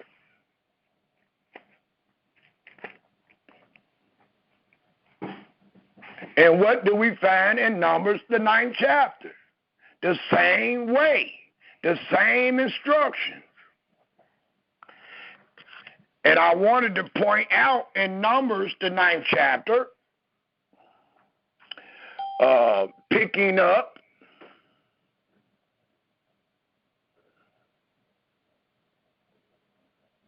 at the 10th verse.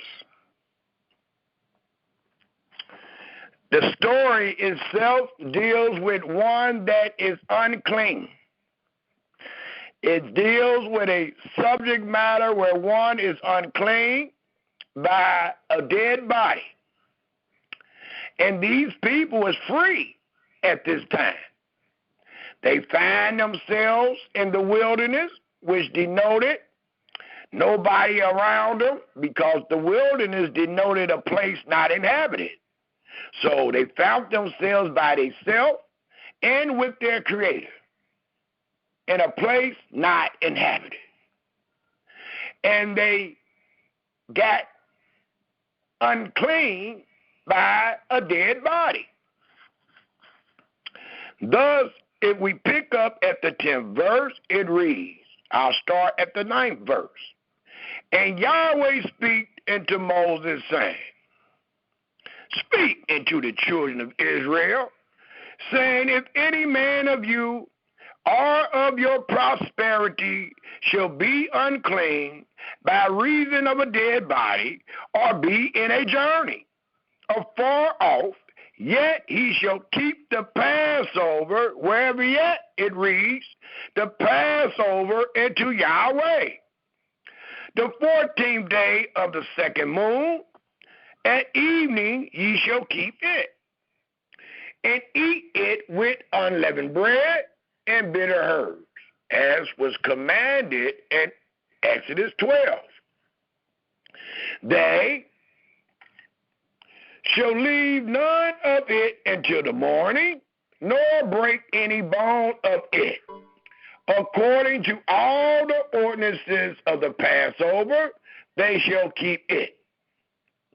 Note, but the man that is clean and is not in a journey, and forbear to keep the Passover, even the same soul shall be cut off from among his people.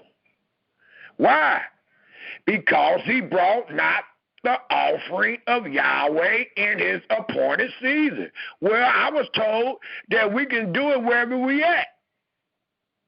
But no offerings can ever be made wherever you at. That man shall bear his sin if he do not bring the offering of Yahweh in his appointed season. Well, the offering of Yahweh was only commanded to be brought one place. And we're about to get there. Thus, the 14th verse reads, And if a stranger shall sojourn among you, and will keep the Passover unto Yahweh. Can he be wherever yet? It says, according to the ordinances of the Passover, and according to the manner thereof, so shall he do. Ye shall have one law, one ordinance, both for the stranger and for him that was born in the land. My question is, what land? The land of Canaan.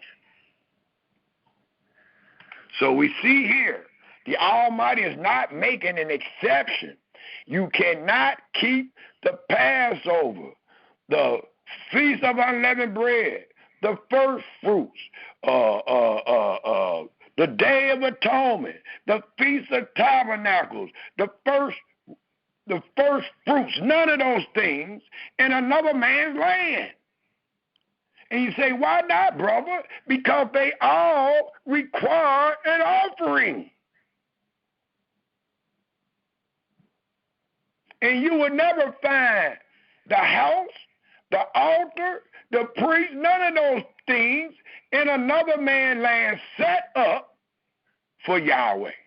Because Yahweh already told our fathers all about the promised land, where all was commanded to be done. Thus, let us turn our scriptures to the book of Deuteronomy, the 16th chapter. And that'll be the last one I use, dealing with the month of Abib, and showing in this month of Abib, the children of Israel was instructed that all that Yahweh commanded them, the rites, the ceremonies thereof, shall be done in this land. And if you find yourself unclean, and I think I skipped that because I don't recall reading that, but if you find yourself unclean, then you had a month to return your butt, to get your butt back to the place that is known as the gate to heaven, to do all that Yahweh commanded you. It don't say, well, you got a month to get clean and just do it where you at. It don't tell the people, well, if you find yourself on a journey and it's going to take you too long to get here, by the day that is commanded, well, just do it where you at. As long as you on time, just do it where you at. It tells you, well, make sure you get back. Matter of fact, I done set up provision for you to get back, get clean, and you do it the following month. You do it the second month. He never given you permission to do it another place. Even if you unclean, even if you already somewhere else, you still got to come back to that place. He done put provisions to make sure you make it back to that place because I change not, y'all. To stay on the path, you're going to have to find yourself in that place.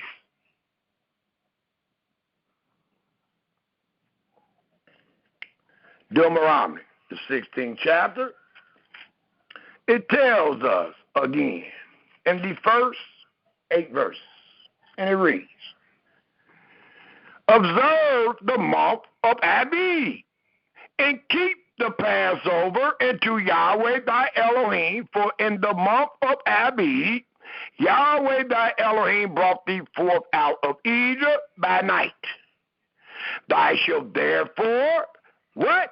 Sacrifice the Passover unto Yahweh thy Elohim of the flock, of the herd, in the place which Yahweh shall choose. The Almighty chose the land of Canaan. 2 places named there. The Almighty chose the place of Canaan. And the city he chose first was Shiloh. After he destroyed that, it became Jerusalem. And that is the last name that has ever been put on the place that Yahweh, or the city that Yahweh has chosen, and placed his name there. The 3rd verse reads of Deuteronomy, the 16th chapter, thou shalt eat no leavened bread with it. And this is told the Israelites. Deuteronomy, the 16th chapter, denotes the 40th year of their wanderings. So this is told 40 years later. This is told after what we just read in Numbers 9. It continued to tell us, and if my recollection serve me right, after Numbers 9, and here is the 40th year of their wandering, so this is like 38 years later from Numbers 9, and 40 years later from Exodus 12. It continued to tell them in their wandering in the wilderness, before they entered the promised land, the 3rd verse reads, thou shalt eat no leavened bread with it. 7 days shalt thou eat unleavened bread, therewith even the bread of affliction. Note what it denotes. For thou camest forth out of the land of Egypt in haste, that thou mayest remember the day when thou camest forth out of the land of Egypt, all the days of thy life. And there shall be no leavened bread seen with thee in all thy coasts 7 days, neither shall there anything of the flesh which thou sacrificed the first day at evening remain all night until the morning. The same instructions, Yahweh changed not. Thou mayest not sacrifice the Passover within any of thy gates, and these ain't even our gates, so you know you in error, which Yahweh thy Elohim gives thee. But at the place which Yahweh thy Elohim shall choose to place his name, in there shall thou sacrifice the Passover at evening. At the going down of the sun, at the season that thou came forth out of Egypt. And thou shalt roast and eat it in the place which Yahweh shall choose. Please take note. And thou shalt turn in the morning and go into thy tents. 6 days shall thou eat unleavened bread, and on the 7th day shall be a solemn assembly to Yahweh thy Elohim. Thou shalt do no work therein. And then it picks up in the 16th verse and reads in this wise: 3 times in a year. And when did the year begin? What was the first month called? Abib. So it's denoting all the festivals that start from Abib throughout to the last festival, which is the festival of Booths, or the Feast of Tabernacles. So it tells us 3 times in a year shall all thy males appear before Yahweh thy Elohim in the place which he shall choose, in the feast of unleavened bread and in the feast of weeks. For those are the Passover, the Feast of Unleavened Bread, and then the Feast of Weeks is all done in the first month, which is called and was told to the Israelites, this month should be the beginning of all months unto you, and that month was called Abib. Thus it continued to tell us, in the Feast of Unleavened Bread, in the Feast of Weeks, and in the Feast of the Tabernacles, and they shall not appear before Yahweh empty. Every man shall give as he is able. And note, you should not appear before Yahweh empty. Well, Yahweh ain't in America, so you ain't appearing to him. I don't care what you got in your hand. You ain't appearing to him, because that ain't where he said he's going to be. Every man shall give as he is able, according to what? The blessings, because you're supposed to be blessed when you're doing these things. Well, today we cursed. But it told these people that was under the covenant, every man shall give as he is able, according to the blessing, not according to your hustle, not according to your struggle, but according to the blessing of Yahweh thy Elohim, which he have given thee. Not your enemy, not the raise you got on your job, but what Yahweh has blessed your land with, and you're not in the land.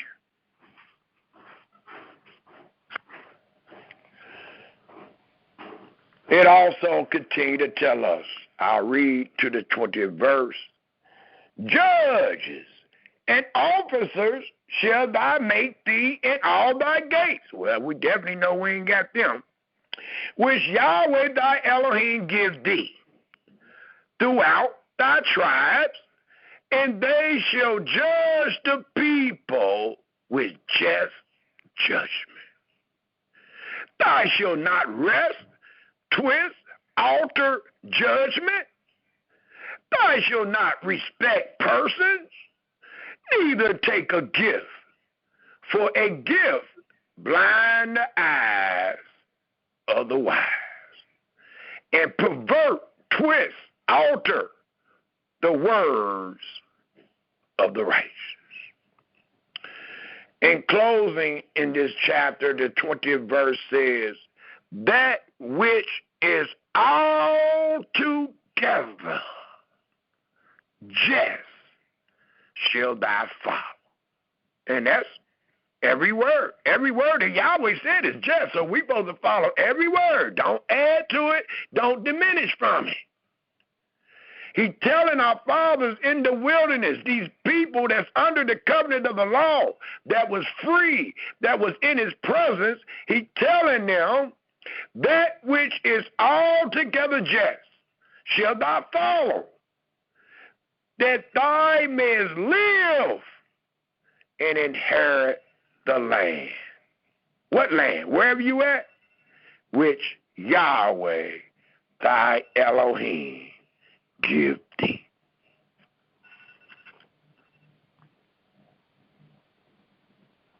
It also tells us, Israel,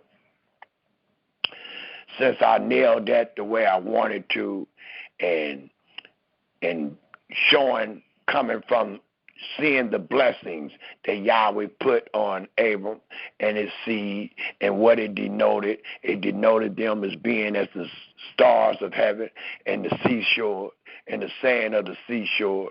And it denoted that Yahweh will bless them and that they will have divinity put upon them where they can bless the rest of the world.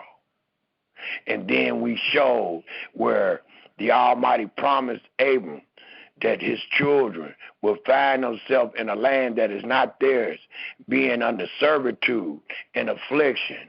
But Yahweh was going to save them and bring them to the land that Yahweh promised their father Abraham.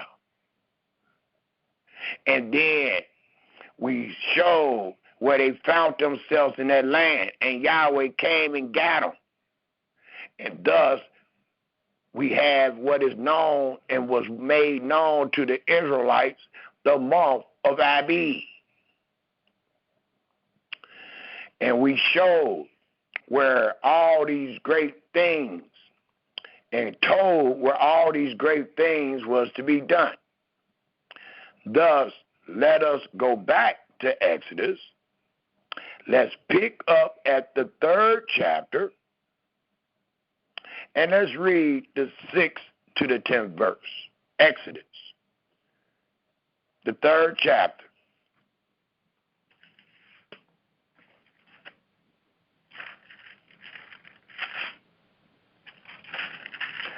And what we find in Exodus, the 3rd chapter, we pick up at the 6th verse. And let's read to the 10th verse. It tells us, moreover, he said, I am the Elohim of thy father, the Elohim of Abraham, the Elohim of Ishkak, the Elohim of Yaakov. And Moses hid his face, for he was afraid to look upon Elohim. Not our brothers and sisters, but Moses, being the most meekest and faithfulest man in Yahweh's house, it lets us know that he was afraid in reverence. And Yahweh said, I have surely seen the affliction of my people, which are in Egypt, and have heard their cry by reason of their taskmasters. For I know their sorrows, and I am come down to deliver them out of the hand of the Egyptians. And we've seen how he did it by way of the Passover. It says, and to bring them up out of that land into a good land. Note, a land into, a good land and a large into a land flowing with milk and honey, and to the place of the Canaanites, and the Hittites, and the Amorites, and the Perizzites, and the Hivites, and the Jebusites. Now therefore, behold, the cry of the children of Israel is come into me, and I have also seen the oppression wherewith the Egyptians oppressed them. Come now, therefore, and I will send thee into Pharaoh, that thou mayest bring forth my people, the children of Israel, out of Egypt.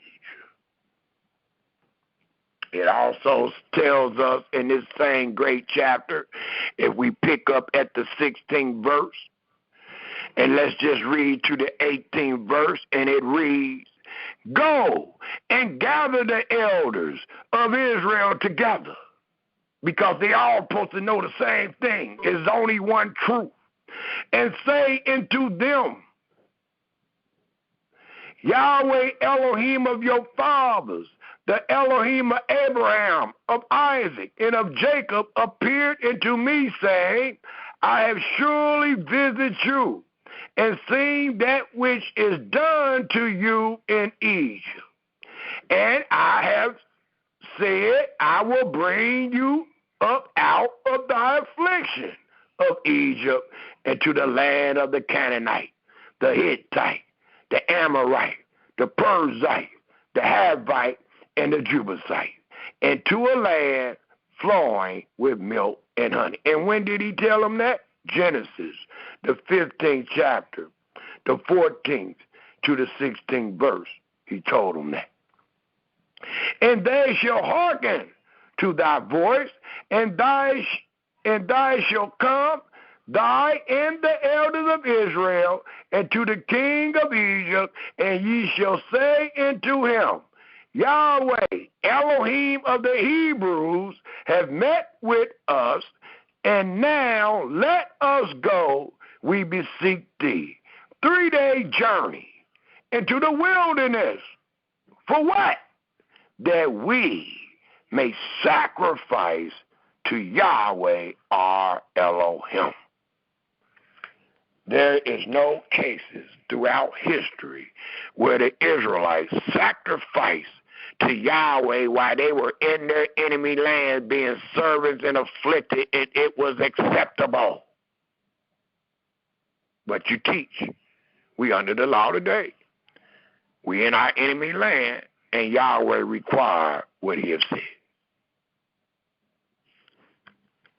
But Moses is going to tell you, like I'm going to tell you, it is not meant so to do.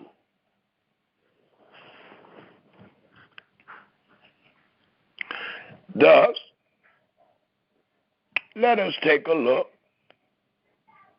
at the 4th chapter of Exodus.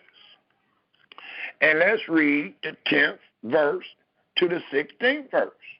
And it reads, because we need to see the instructions. The Almighty have told our fathers the end to the beginning. I'm taking you to the beginning and trying to work it to the end, where you can see nothing has changed. There is no other way. There's only one way. There's only one path. There's only one truth. There's only one Elohim.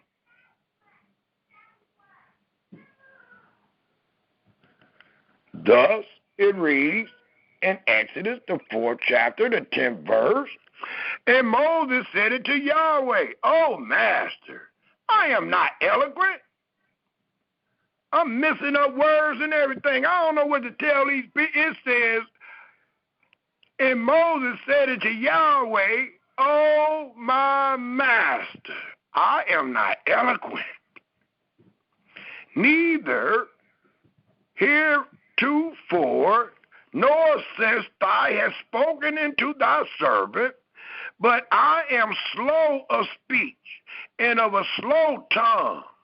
And Yahweh said unto him, Who have made man's mouth? Or who makes the dumb, or deaf, or the seeing, or the blind? Have not I, Yahweh? Now therefore go, and I will be with thy mouth. So this gives Moses all the credit he needs. When I teach you, Yahweh said freedom of religion was never a suggestion from your Creator. So when Moses tells the enemy and tell his children, it is not meant that exactly what he means. Because, as it reads in the 12th verse, now therefore go, and I will be with thy mouth, and teach thee what thou shalt say. So Moses ain't saying nothing on his own. And he said, Oh, my Master, master, send, I pray thee, by the hand of him whom thou wilt send. And the anger of Yahweh was kindled against Moses for that. And he said, is not Aaron the Levite thy brother? I know that he can speak well. And also, behold, he comes forth to meet thee. And when he see thee, he will be glad in his heart. And thou shalt speak unto him, and put words in his mouth. And I will be with thy mouth, and with his mouth, and will teach you what ye shall do. And I'm going to use these same words to teach you what you should not be doing.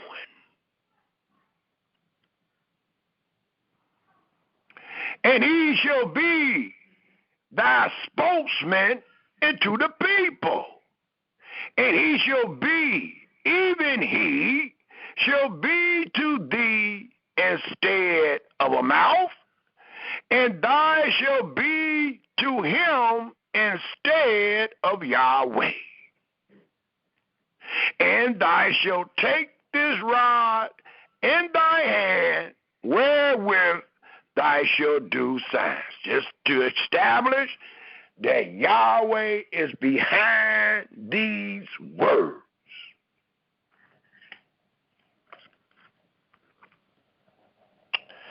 And also, we must include, if we go Deuteronomy, the 27th chapter, we trying to establish what we're going to show you what Moses said is 100. It is only the words of Yahweh. It is only the thoughts of Yahweh. It is only the will of Yahweh. And Moses is going to let us know that Yahweh never had a thought of freedom of religion. Yahweh never had a will for his children of freedom of religion. Yahweh wanted his children to serve him according to all that he commanded them, only in the land that they possess. It was never meant so to be done in your enemy's land. Never. Thus, it tells us in Deuteronomy, for all you that swear up and down you're under the covenant of the law, well, listen to what your Creator told Moses to tell you. And it will include that there was no freedom of religion. Deuteronomy, the 27th chapter, the 26th verse tells us,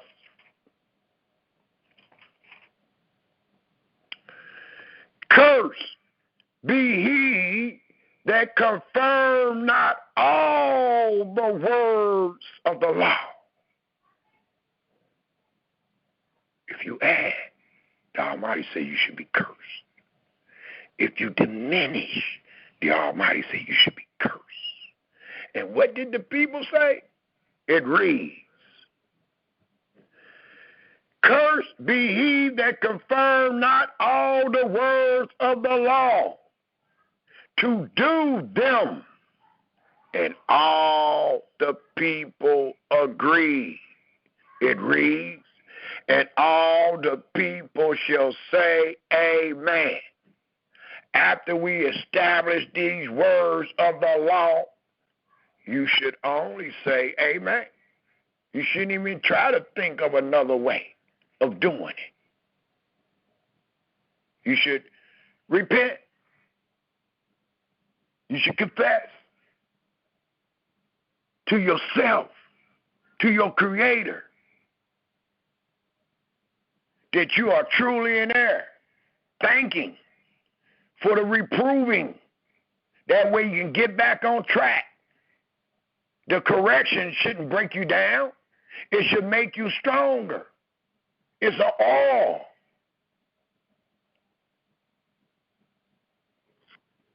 It's kindness being given to you today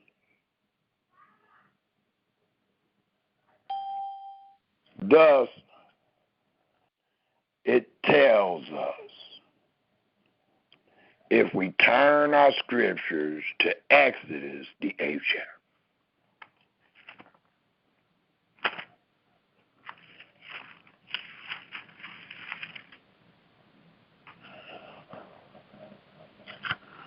Exodus, the 8th chapter. And let's pick up at the 20th verse. Exodus, the 8th chapter. And let's pick up at the 20th verse. And please pay attention to the story, because this is the story I love to relate to what we have today, which is freedom of religion. Once the enemy showed us a little compassion and stopped cutting our tongue out our mouth and taking our eyes out our head and all that, and allow you to read a little bit, they let you gravitate to the God that they was introducing you to. Some more compassion went on. Some more laws got passed. Now, all of a sudden, you got what is called freedom of religion, in which you being part of their subjects, they allows you to live under the same law. To where we got all these churches all over the United States talking about they practicing this freedom of religion that has been given to them. Well, here in Exodus, the 8th chapter, a similar suggestion is about to be made with the children of Israel that's in Egypt. And it is similar to the suggestion that has been made to the Israelite seeds that find themselves in America and scattered abroad. Thus, it picks up in Exodus, the 8th chapter, the 20th verse. And it reads, "And Yahweh said unto Moses, Rise up early in the morning, and stand before Pharaoh. Lo, he come forth to the water. And say unto him, Thus said Yahweh, Let my people go, that they may serve me. Why is Yahweh constantly sending this man to the enemy to tell them to let us go to serve him if we can serve him wherever we at? Come on, y'all. Somebody got to come up with some answers now, because we're reading it for ourselves. And it says, let my people go that they may serve me. What is he talking about? How? What do this serving mean? Does it not denote being a subject, being an inferior subject to the superior one? Absolutely. Because you already under somebody that's superior over you, and that was your enemy. Yahweh taking you from him and say, serve me. And it lets us know that we never served him while we was in the enemy's land, or he wouldn't have his men to go to some other men to tell you to let me go where I can serve him if I was already serving him.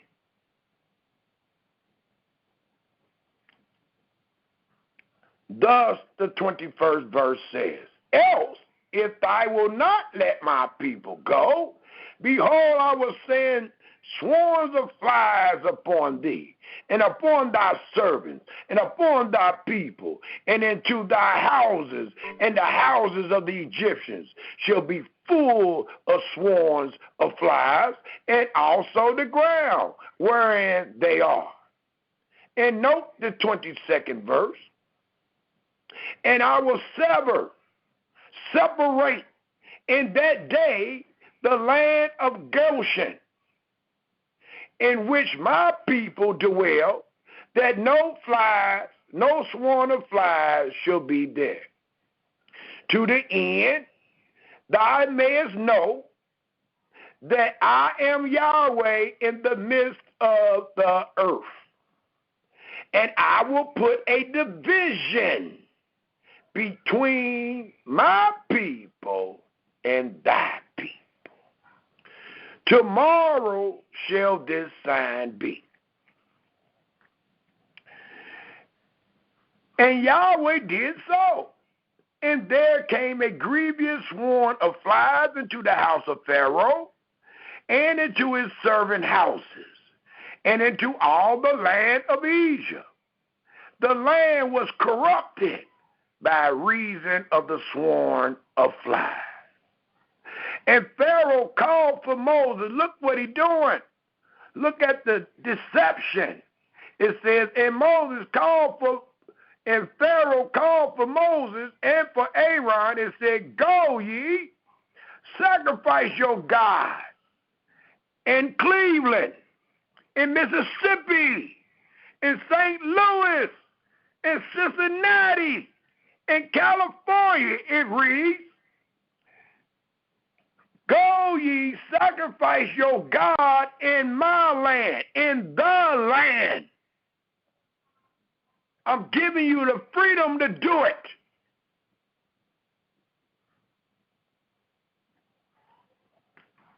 I'm allowing you to exercise one of our laws. I just made it. I said, all right, let them serve their God here. And that ain't what was been told to you, but that's the compromise you have given us. And many of our people today have accepted that compromise. Not so with the most meekest and faithfulest man in Yahweh's house. Thus it tells us in the 26th verse of the 8th chapter of Exodus, and Moses said, as our title denotes, it is not meant so to do. I know this is old English. I know that this is coming by way of the King James Version. So I was prepared to give you a couple more transliterations of this same rendering that you find in the first sentence of Exodus, the 8th chapter, the 26th verse. And what we find, another rendering, another way of saying it is not meant so to do, it tells us, as the King James Version says, it is not meant so to do. We have other versions that says, but Moses replied, we cannot act thus. Another translation implies, no, indeed, said Moses, that would be wrong. Another translation says, it would not be proper to do so. So when you get to the word in our title where it says it is not met, it means it is not proper. It means it would be wrong. Another translation says it is not possible to do so. So I just wanted y'all to get other renderings and transliterations of that particular statement, because a lot of people don't really understand, and it's hard for us to read this old English when we see words like thus and it is not meat. You know, we seeing the word meat, M-E-E-T. So we got to break it down, transliterate it to our understanding, our modern language, to understand this old Greek writing. So I wanted to show you that. But it also says in that statement, it is not meet so to do. Why ain't it? Besides Yahweh commanding you not to do it there, why isn't it allowed? Why wouldn't Yahweh just want us to serve him wherever he at? That's just the ways of Yahweh. He gave the Sabbath in Genesis 2, so the Sabbath, everybody was under it. Well, that's not the understanding that Moses is being given. It says it is not meant so to do, no matter what you think. So your brother is asking the question that you should ask. Why not? It continues to read. In the 26th verse of Exodus, the 8th chapter. Let's pick back up at the beginning. It says, and Moses said, it is not met so to do, for we shall sacrifice the abomination of the Egyptian to Yahweh our Elohim. Lo, shall we sacrifice the abomination of the Egyptians before their eyes? And will they not stone us?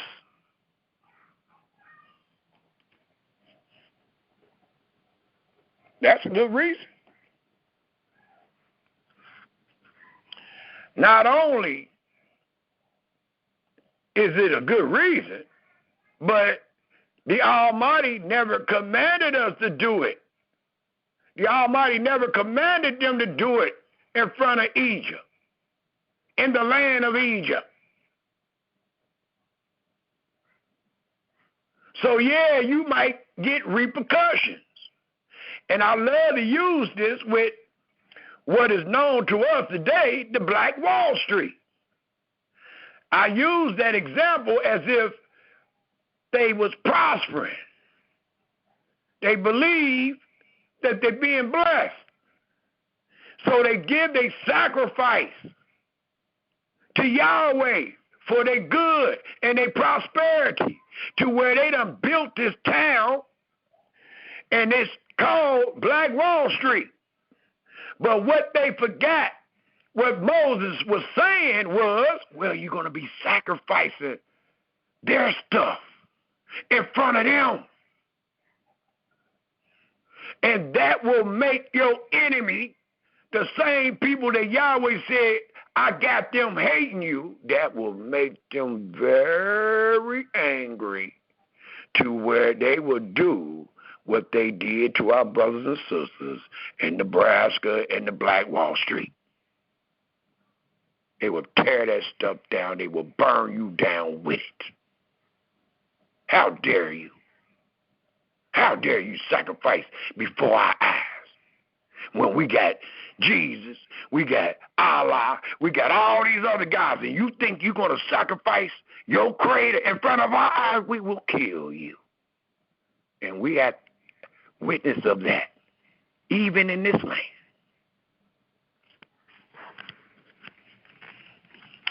So another thing we must grab out of this is that not only Yahweh told him where it was going to be done, he commanded him to tell Pharaoh where it was going to be done, but he also had enough wisdom to know what would happen to us if we did do it here. and what you will actually be sacrificing. You will be sacrificing what your enemy praise, what they consider as their God. Let me read some more translations. That way you might can see it a little better than that King James Version. King James says again in the 26th verse. We already read the first part. Now we in the latter part of that verse. And the latter part of that verse says again, for we shall sacrifice the abomination of the Egyptians to Yahweh our Elohim. Another translation of that is, we will have to sacrifice to the eternal our Elohim victims which are abominable to the Egyptians. Another translation, for what we sacrifice to Yahweh our Elohim is untouchable to the Egyptians. Another translation, we sacrifice to Yahweh our Elohim animals which Egyptians count it sacrifices, like something very special in their worship. It says, again it reads, we sacrifice to Yahweh our Elohim animals which Egyptians count as sacrifices to slaughter. You can find that translation in the Jerusalem Bible. Another one is, do we not sacrifice to Yahweh what the Egyptians worship? And the latter part of that verse, it says in the King James Version, lo, shall we sacrifice the abomination of the Egyptians before their eyes? I got a couple more versions. It says,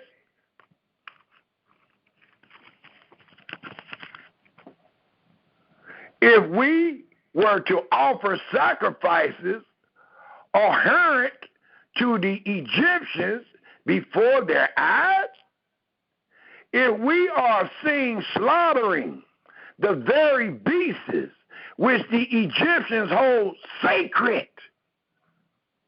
Don't forget, there was a lot of gods in Egypt. So certain animals denoted their gods. The sun denoted their gods. The water denoted their gods. Certain trees denoted their gods. So we would have been sacrificing what they considered gods in front of their face. They would have killed you. And Moses knew that.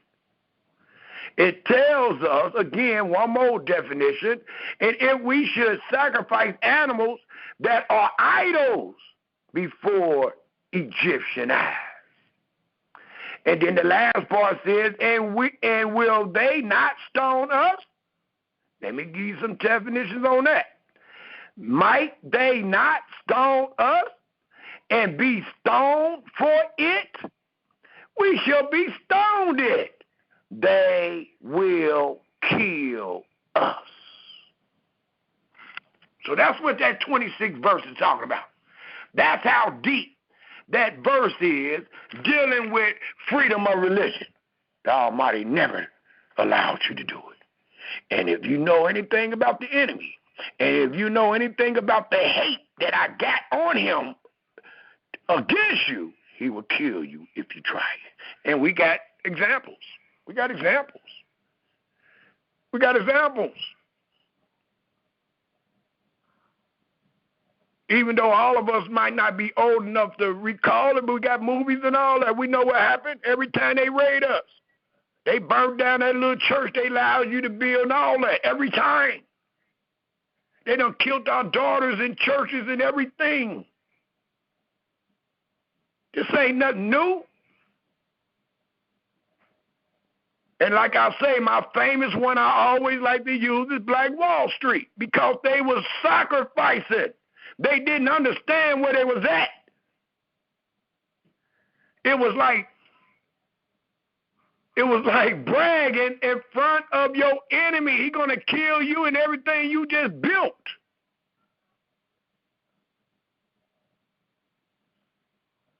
So there is no freedom of religion among the Almighty children. If you had a wise man among you, he would tell you the same thing that Moses told his people. It is not meant so to do. And he even giving you the reason why. Because where you are at is an abomination. The whole land is evil. The whole land is unclean. The whole land is wicked. You can't serve me there. You can't sacrifice to me there. The whole land is an abomination. Well, somebody need to say, prove that, brother. Let us turn our scriptures to Genesis, the 43rd chapter. Genesis, the 43rd chapter. The Almighty said it's not met. The Almighty told his children where to do it at. He had the most meekest and faithfulest man in his house tell them where to do it at and tell them what they think they're going to do is not met so to do. Even if their enemy, it could be the president. That's who Pharaoh was. Even if the highest hierarchy of your government tell you you can do it. Matter of fact, we'll provide you books and stuff. You still was never allowed to do it in the eyes and according to the will of your Creator. You just find yourself under freedom of religion. That's all you did. And you think you're doing something, and all you're doing is teaching against your Creator, because you are truly in religion. The ways of Yahweh is not religion.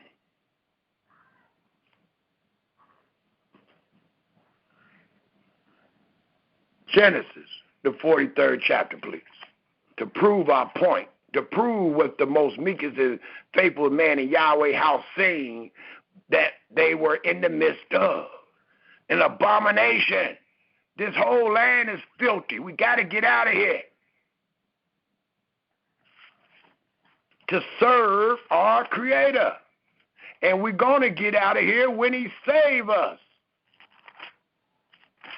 Thus, it tells us in Genesis, the 43rd chapter, that Moses knew what he was talking about. These are things that was told all the way up to our fathers, to Moses. Thus, if we take a look at the 23rd verse of the 43rd chapter of Genesis, and it reads,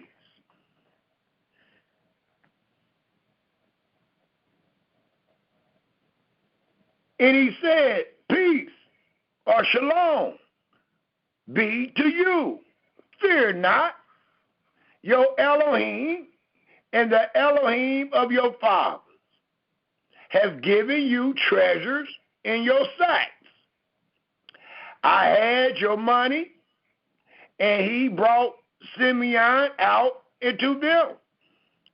And the man brought the men into Joseph's house and gave them water, and they washed their feet, and he gave their asses provender, and they made ready the presents against Joseph. And they made ready the present against Joseph came at noon, for they heard that they should eat bread there. And when Joseph came home, they brought him the present which was in their hand into the house, and bowed themselves to him to the earth. And he asked them of their welfare, and said, is your father well? The old man of whom ye speak, is he yet alive? And they answered, thy servant, our father, is in good health. He is yet alive. And they bowed down their heads and made abstinence. And he lifted up his eyes and saw his brother Benjamin, his mother's son, and said, is this your younger brother, of whom ye speak unto me? And he said, Elohim be gracious unto thee, my son. And Joseph made haste, for his bowels did yearn upon his brother. And he sought where to weep. And he entered into his chamber and wept there. And he washed his face and went out and refrained himself and said, set on bread.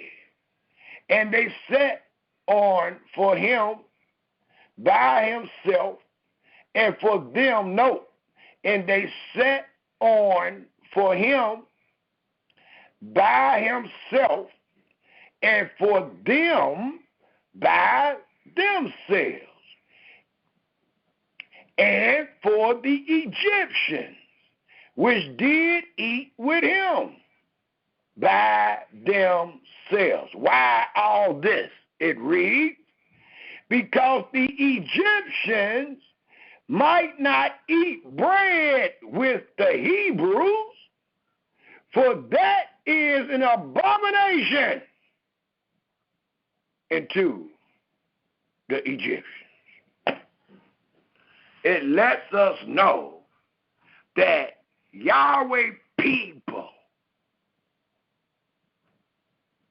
being in the midst of the Egyptians or the enemy is an abomination in their eyes. They despised us so much we can't even eat with them. Do it kind of put you in the mind of how we was here? Don't drink out the same water fountain. You better not be caught in one of our restaurants. Don't that kind of remind you of that? Well, that's how it was. Well, let me show you something else that would denote the hatred and the abomination in their eyes. Let's take a look at the 46th chapter of Genesis. The 46th chapter of Genesis. Let's see, did Moses know what he was talking about? Or is y'all right today? It tells us in the 46th chapter of Genesis, if we pick up at the 31st verse, it reads to the 34th verse. And Joseph said unto his brethren and to his father's house, I will go up and show Pharaoh and say unto him, my brethren and my father's house, which were in the land of Canaan, are gone or come into me. And the men are shepherds. Look at this. They ain't nothing but people that take care of sheep and cows and stuff like that, and horses and camels. Some people that love animals. That was an abomination to the Egyptians. Even the way you look, all you that got these dreadlocks and all that in your head, that is an abomination to them. They was bald-headed. They didn't like no hair on them. Not just bald head on the head, they was bald head under the arms, on the legs. They was known, their custom was to be clean shaved. Well, somebody that wasn't clean shaved was an abomination in their eyes. Well, we'll deal with one piece at a time. Right here, we find ourselves in Genesis, the 46th chapter. We picked up at the 31st verse. Now we should find ourselves, let's read the 31st verse again. And Joseph said unto his brethren and to his father's house, I will go up and show Pharaoh, and say unto him, my brethren and my father's house, which were in the land of Canaan, are come unto me. And the men are shepherds, for their trade had been to feed cattle, and they have brought their flocks and their herd and all that they have. And it shall come to pass, when Pharaoh shall call you, and shall say, what is your occupation? That ye shall say, thy servant's trade has been about cattle from our youth even unto now, both we and also our fathers, that ye may dwell in the land of Goshen. Note why one of the reasons why they wind up in Goshen. Why Goshen was considered their dwelling during their sojourning in Egypt. It says that ye may dwell in the land of Goshen, for every shepherd is an abomination unto the Egyptians. So we was abomination because of what we eat, who we were, what our occupation consists of, how we looked. We was an abomination in their eyes all the time, as we are today. Why you think they kill us and so much unjust and unjudgment is always upon us? The Almighty said, I had them people hating you. They hate us today.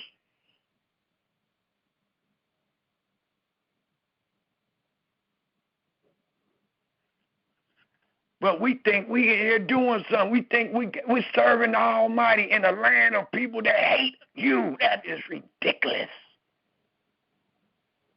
And the Almighty said before he came to get them people, I see you're crying because they hate you. I see the affliction that you're enduring because they hate you. You are an abomination in their eyes. And you think I told you to serve me in front of them? You got to be kidding.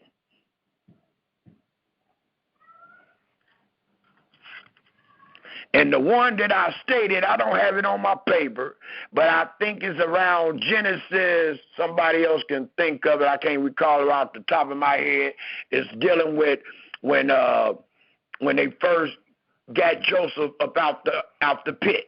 And when they brought him to Pharaoh, before they could present him to Pharaoh, because of the abominations that was in the eyes of Pharaoh and them, they had to shave Joseph's bald head all the way down to his feet. Every piece of hair that was on him had to be shaved off of him before they presented him before Pharaoh, because it's an abomination to have all that hair on you. We bald head to toe. So you coming before me, being superior over you, being inferior, you better be shaved. And that all denote what Moses said in the 8th chapter.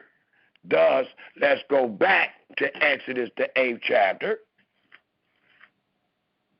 I was just trying to show you some reasoning that Moses understood, because Yahweh is telling him what to say. So it ain't no mistake with Moses. It might be a mistake with us understanding what's written, but it ain't no mistake with Moses, what he's saying. Thus, we get back to Exodus, the 8th chapter. We left off at the 26th verse.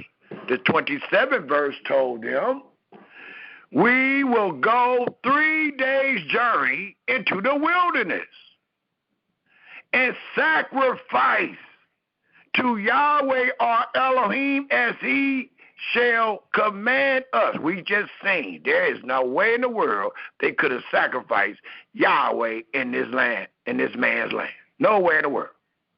Even once, he ordered freedom of religion.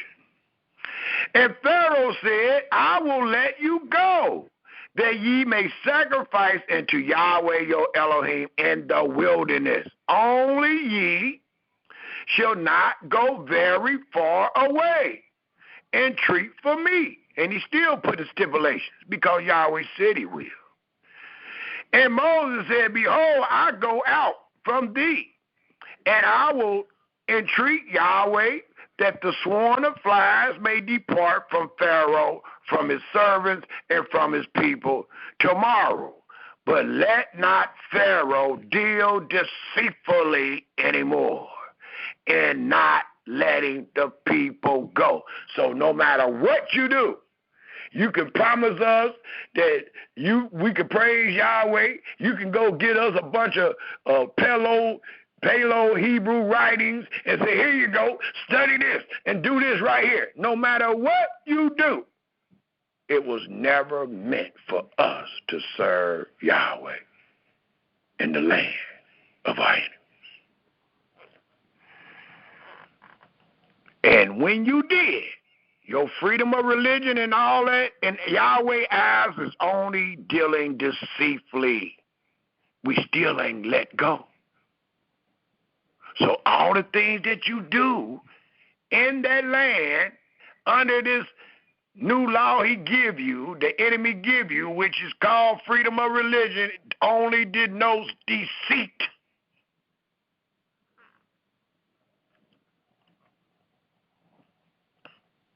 Thus it reads one more time, the last sentence of the 29th verse. But let not Pharaoh deal deceitfully anymore, and not letting the people go to sacrifice to Yahweh. And Moses went out from Pharaoh and entreated Yahweh, and Yahweh did according to the words of Moses. And he removed the swarm of the flies from Pharaoh, from his servants, and from his people. There remained not one. But note the 32nd verse. And Pharaoh hardened his heart at this time also, neither would he let the people go. He was willing to give them freedom of religion. He let you serve your God. He might even got it where you can ask your boss and you can get off on Saturday. All you got to do is tell them, oh, don't forget, we under freedom of religion. So our teacher or this preacher wrote up something, can I get off on Saturday, boss? And nowadays, the boss is saying, yeah, based on this freedom of religion, not under what Yahweh said. We trying to get out of here. We waiting on Yahweh to remember the oath, the promise that he made with Abraham, Isaac, and Jacob. When he came and got Moses, he said, I remember it. That's what we waiting on. Well, if Moses and them was waiting on it, we don't see them praising and serving Yahweh before he visit.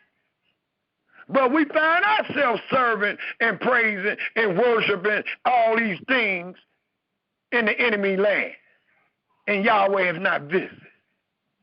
That's against the order. That's against the way. That's against the promise.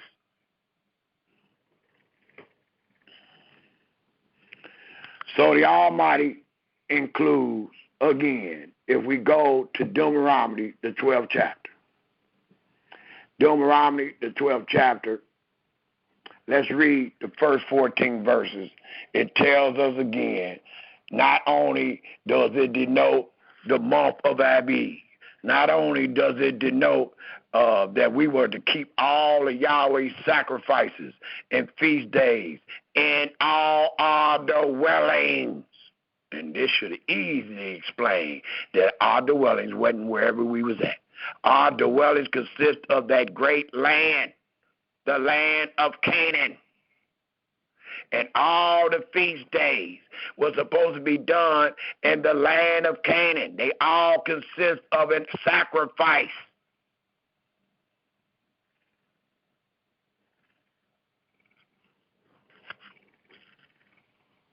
There was never a provision made. We seen a provision made for the Passover. If a man was unclean, if he was in another man's land, the Almighty give him the next month to get clean and get your butt out that man's land. He didn't say, well, okay, I'm going to make an exception. I'll see it's a long way for you to get here. Well, it's going to take 20 days for him to get here. Just go on and do it there. You'll never find it. Because Yahweh mean what he say, and he say what he means. So we find, by way of testimony in the law, a provision was made. For what? To make sure they get their butt back in that dwelling, back in the land of promise.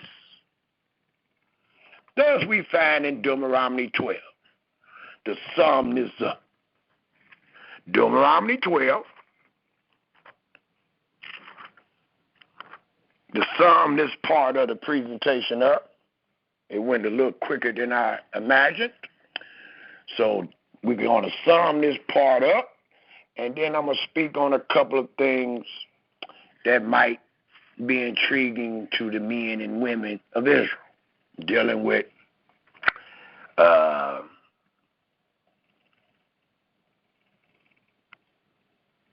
I guess it's called, well, man, anybody want to say it the way it's called,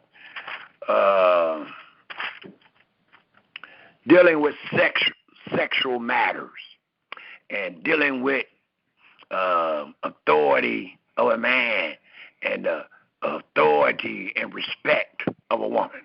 So we were in on that note, but let me finish this up, letting them know that it is not meant to do so. It is not meant so to do. What we are teaching our brothers and sisters, what we are teaching in these classes is not meant so to do. We are never to keep and lie to the people and tell them we under the laws, because the laws denote sanctifying Yahweh. The law denotes sacrificing to Yahweh. The law denotes to adhere to every word, to confirm every word. And that we never find ourselves doing in America, nor being scattered abroad. It was only one place where all those things was commanded to be done. Deuteronomy, the 12th chapter, please. And it tells us in this great 12th chapter of Deuteronomy, the very first verse, these are the statutes and judgments which ye shall observe to do where? Wherever you at. The Almighty said, add not, nor diminish. If I say, which ye shall observe to do wherever you at, I just added, because it tells us to do in the land, which Yahweh Elohim of thy fathers give thee. And we started the presentation showing what that means. It continued to read, to possess it, that is your dwellings. That is what Yahweh told Abraham, Isaac, and Jacob, that they was going to possess. Possess means own, inherit, is yours by lot. The Almighty, having the book of wisdom, never removed your father's landmark because it's yours forever. Well, here it says, to do in the land which Yahweh Elohim of thy fathers give thee to possess it. How long? Is it just while we in the land? It says, all the days that ye live upon the earth. Your dwellings consist of the land of Canaan as long as you are alive. Your dwellings can't consist of nothing else unless you calling the Creator a liar. Unless you saying Yahweh made a mistake. He meant to say wherever you at. Ye shall utterly destroy all the places wherein the nations which ye shall possess serve their gods, upon the high mountains, upon the hills, and under every green tree. And ye shall overthrow their altars, and break their pullers, and burn their groves with fire. And since you mistaken the dwellings, try this here. What we read today, try it. And it'll let you know you're at the wrong dwellings. They're going to let you know that in court before they kill you. They're going to tell you, well, son, you misunderstood the Bible you was reading. Because you tried to do what you just read that was commanded to you to do in your land. You tried to do it in my land, and my judgments and my law don't denote what the Creator laws denote. So now I got you in court for destruction of property and all type of things. Come on, man. Thus it reads, and ye shall overthrow their altars, and break down their pullers, and burn their groves with fire, and ye shall heave down the graven images of their gods, I dare you, and destroy the names of them out of that place. You ain't did that, and you ain't even destroyed it out your mouth. I hear it in y'all mouth. I hear the name of their gods in y'all mouth. You ain't destroying nothing, because you can't do it in this land, nor did Yahweh ever command you to. It tells us, Israel, ye shall not do so, note, do so unto Yahweh your Elohim, but into the place which Yahweh your Elohim should choose out of all your tribes to put his name there, even into his habitation shall ye seek, where you should go. And tighter shall thy come. And tighter ye shall bring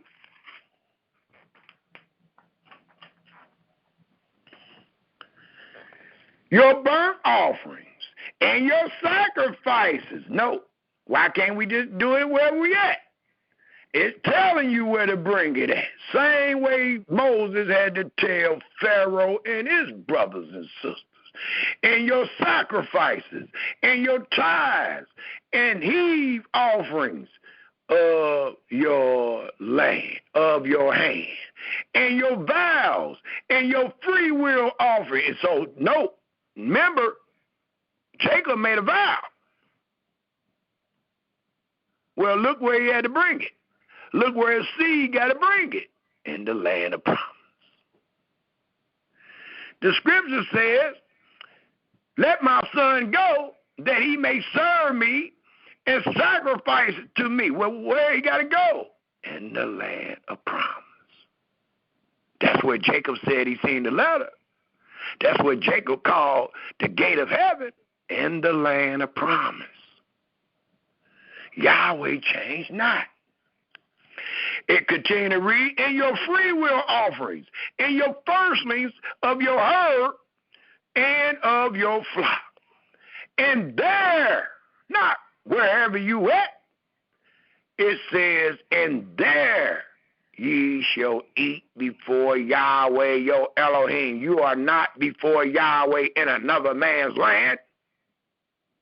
And ye shall rejoice in all that ye put your hand into, ye and your households, wherein Yahweh thy Elohim hath blessed thee. You ain't blessed here. Ye shall not do after all the things that we do here. They're in the wilderness. This day, every man whatsoever is right in his own eyes. For ye are not as yet come to the rest, your dwellings, and to the inheritance, your dwellings, which Yahweh your Elohim give you. But when ye go over Jordan, allowing you to know the direction of the geographical location, which will always be known as your dwellings, it says, but when ye go over Jordan and dwell in the land which Yahweh your Elohim give you to inherit, and when he give you rest from all your enemies, and you know we ain't there, round about, so that ye dwell in safety. Then, and only then, there shall be a place which Yahweh your Elohim shall choose to cause his name to dwell there. Tighter shall ye bring all that I command you.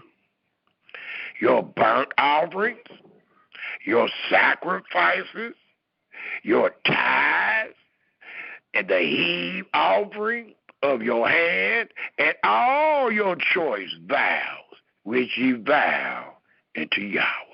So if don't nobody else understand, Jacob understood. Jacob knew that he made a vow. And his vow was, if you bring me back to my father's house, and where was your father's house? In Canaan. So I'm asking you, you bring me back to my father's house in safety, in peace, that I vow to give you a tenth of the increase that you done blessed me with. And that's right. That's how we got the law of tithes in Deuteronomy the 14th chapter. That's where all this come from. Because of what the fathers was already doing and saying.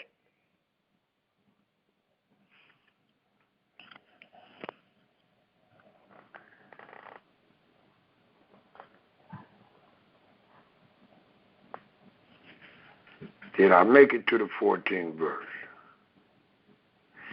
Also, it tells us, I think I left off at the 12th.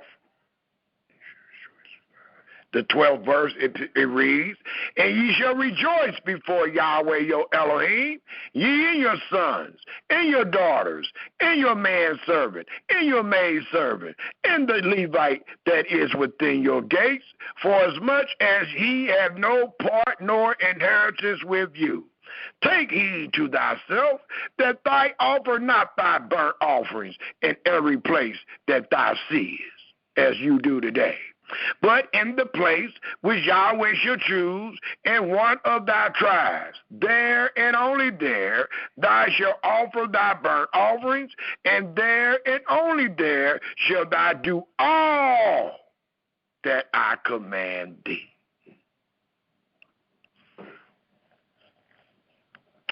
It also tells us, if we take a look at the 26th chapter of Deuteronomy, the 26th chapter of Deuteronomy. And what do we find here? It tells us the same thing that we've been studying thus far. And it reads, if we pick up at the very first verse, it reads, and it shall be, when thou art come into the land which Yahweh thy Elohim give thee for an inheritance, and possesses it, and dwellest therein, your dwellings, that thou shalt take of the first of thy fruit of the earth, which thou shalt bring of thy land, that Yahweh thy Elohim give thee, and shall put it in a basket, and shall go into the place which Yahweh thy Elohim shall choose to place his name there. And thou shalt go into the priest that shall be in those days, especially you find yourself under the law. Unfortunately, there is no priests today, nor are you under the covenant of the law.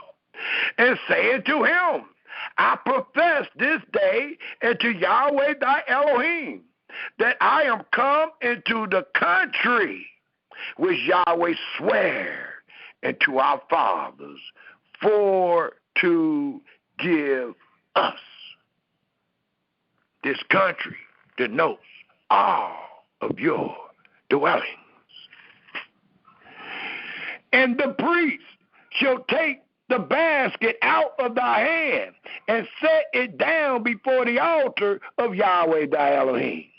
And thou shalt speak and say before Yahweh thy Elohim, a Syrian ready to perish was my father. And he went down to Egypt and sojourned there with a few and became there a nation, great, mighty, and populous. And the Egyptians evil entreated us and afflicted us because we were an abomination in their eyes. They hated us just like they hate us today in America and scattered abroad. And laid upon us hard bondage. Come on, man. Be honest. Y'all know what type of jobs you got. You know what type of occupation you got. You know that your jobs barely succeed your bills. Most of us live paycheck to paycheck. Hard labor. Can't even come home and eat because you're so wore out. Come on. Quit lying to yourself. Give Yahweh the glory. And when we cried into Yahweh our Elohim of our fathers, Yahweh heard our voice and looked upon our affliction. And what? Our jobs, our occupation. The word we find here, our labor. And our oppression. And Yahweh brought us forth out of Egypt with a mighty hand and with a stretched out arm and with great terribleness and with signs and with wonders. And he hath brought us into this place and hath given us this land, even a land that floweth with milk and honey. And now, behold, I have brought the first fruits of the land, which thy Yahweh has given me. And thou shalt set it before Yahweh thy Elohim and worship before him, or worship before Yahweh thy Elohim. And thou shalt rejoice in every good thing which Yahweh thy Elohim has given unto thee, and into thy house, thy and the Levite and the stranger that is among you. And when thou hast made an end of time, all the tithes of thy increase, the third year, which is the year of time, and has given it unto the Levite, the stranger, the fatherless, and the widow, that they may eat within thy gates and be filled. Then thou shalt say before Yahweh thy Elohim, I have brought away the hollow things out of my house, and also have given them into the Levite, and to the stranger, to the fatherless, and to the widow, according to all thy commandments which thou hast commanded me. The tithes can only be given righteously according to all the words that Yahweh have commanded. I don't care what you got in your heart. Your heart can never supersede the righteousness of your Creator. Never. Matter of fact, if you think it is only deceiving you. If your heart tells you that you can do something greater than what you just read, your heart is deceiving you. How you going to say your heart right and Yahweh wrong? Your heart must be deceiving you, brothers and sisters. I have transgressed thy commandments, neither have I forgotten them. I have not eaten thereof in any morning, neither have I taken away aught thereof for any unclean use, nor given aught thereof for the dead, But I have hearkened to the voice of Yahweh my Elohim, and have done according to all that thou hast commanded me. Look down from thy holy habitation from heaven, and bless thy people Israel, and the land which thou hast given us, as thy swear unto our fathers, a land that floweth with milk and honey.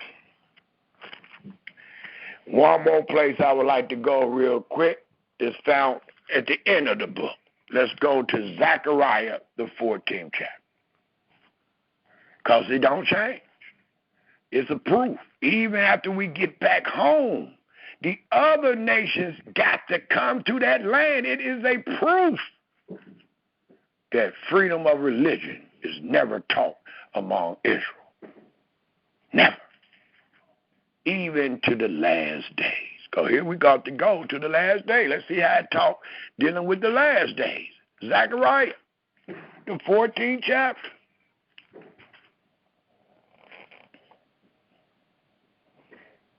And we'll jump on something else for a couple of minutes before we open up for comments and questions. Right now, let's all find ourselves Zechariah, the 14th chapter. And let's remember what we have read several times in Zechariah, the 14th chapter. Because we done been here many times. Many of us, that is. We always got new people, so I'm just speaking to the regular people. We done been over these things several times. But we find that the scriptures is truly repetitious, so we more than willing and able to go over them more and more times, however long it takes. We'll continue to read the same thing to you because that's what we find. Zechariah, the 14th chapter, it tells us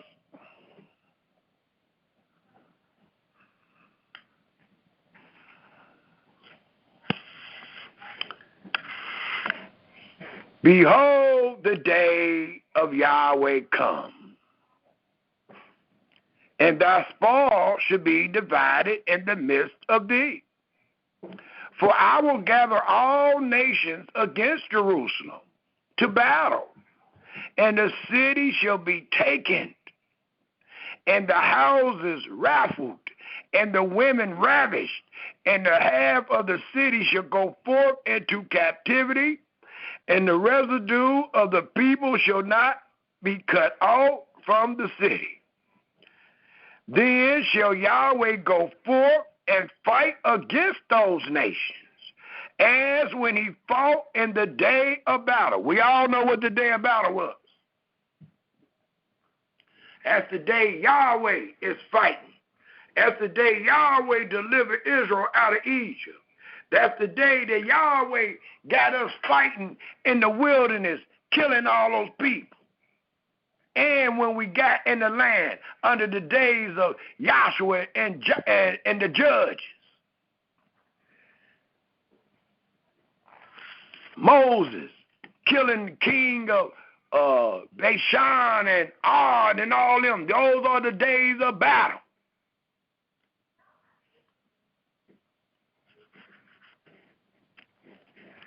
It continued to read, and his feet shall stand in that day upon the Mount of Olives, which is before Jerusalem on the east, and the Mount of Olives shall cleave in the midst thereof toward the east and toward the west.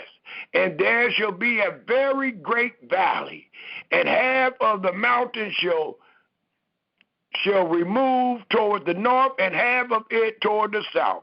And ye shall flee to the valley of the mountain, for the valley of the mountain shall reach into Azel. Yea, ye shall flee like as ye flee from before the earthquake in the days of Uriah, the king of Yehudah. And Yahweh my Elohim shall come, and all the saints with thee. And it shall come to pass in that day that the light shall not be clear, nor dark, but it shall be one day which shall be known to Yahweh, not day nor night. But it shall come to pass that at evening time it shall be light. And it shall be in that day that living water shall go out from Jerusalem, half of them toward the former sea, and half of them toward the hinder sea. In summer and in winter shall it be. And Yahweh shall be king over all the earth in that day. Shall there be one Yahweh, as it always has been, and his name one. All the land shall be turned as a plain, from Geba to Rimmon, south of Jerusalem, and it shall be lifted up and inhabited in her place, from Benjamin gate and to the place of the first gate, and to the corner gate, and from the tower of Haniel and to the king's wine presses. And men shall dwell in it, and there shall be no more utterly destruction, but Jerusalem shall be safely inhabited. And this shall be the plague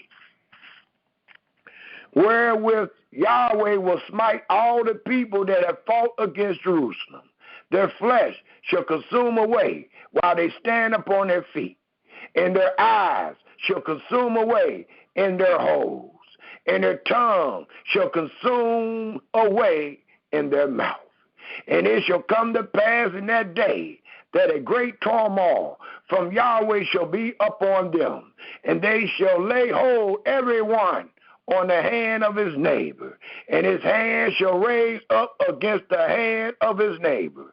And Yehuda also shall fight at Jerusalem, and the and the wealth of all the heathen round about shall be gathered together, gold and silver and the pearl in great abundance.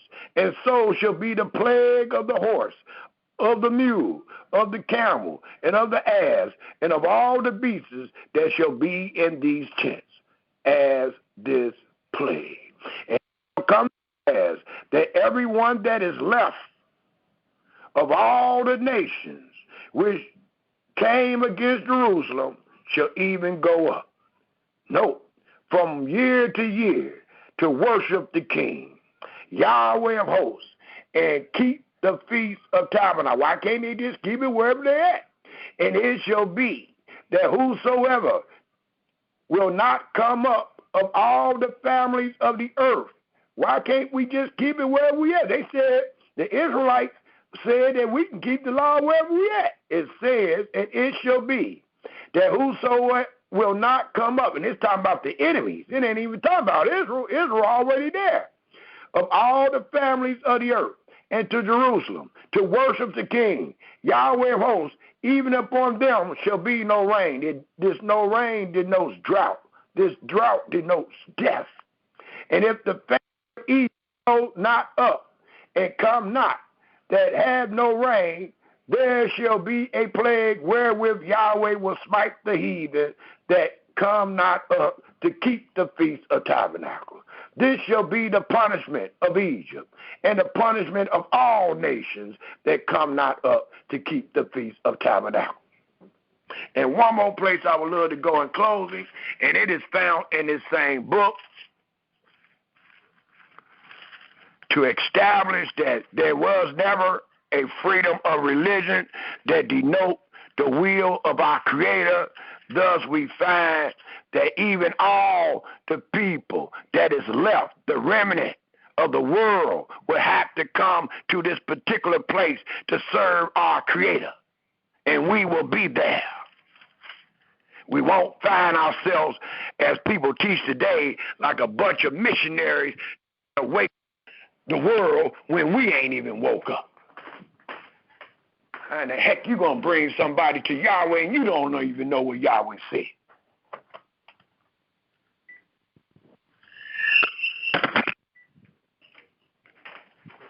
Thus, in closing of this subject matter, which was called It Is Not Met So to Do, let us find ourselves in Zechariah to close this matter. We're in Zechariah, but let's go to the 8th chapter.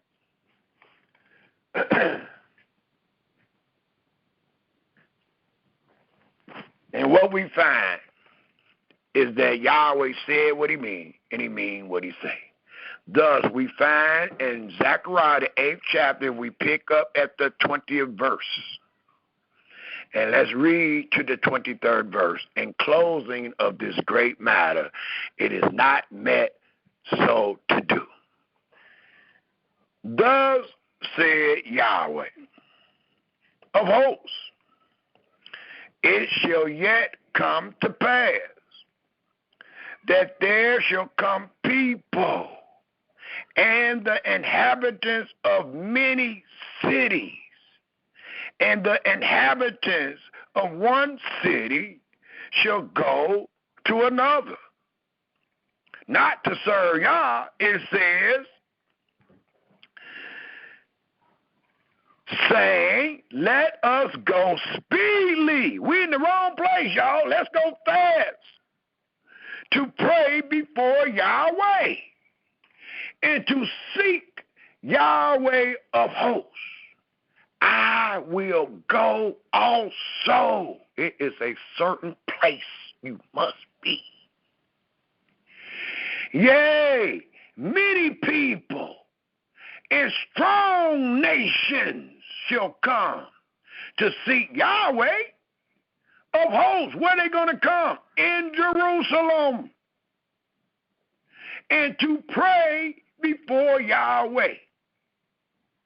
Thus said Yahweh of hosts, in those days it shall come to pass that 10 men shall take hold out of all languages of the nations, even shall take hold of the skirt of him that is a Hebrew, saying, we will go with you. Why? For we have heard that Yahweh is with you. And where was they going? To Jerusalem. To the land. Where is Jerusalem? Jerusalem ain't nothing but a city in the land of Canaan. So you got to come to the city or come to the land to get in the city. And the Almighty left those words for us to know not just you, Israel, but all the world.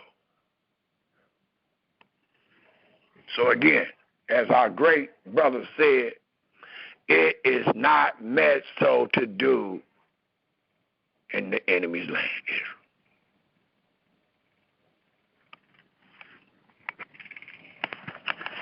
We had a couple of conversations recently about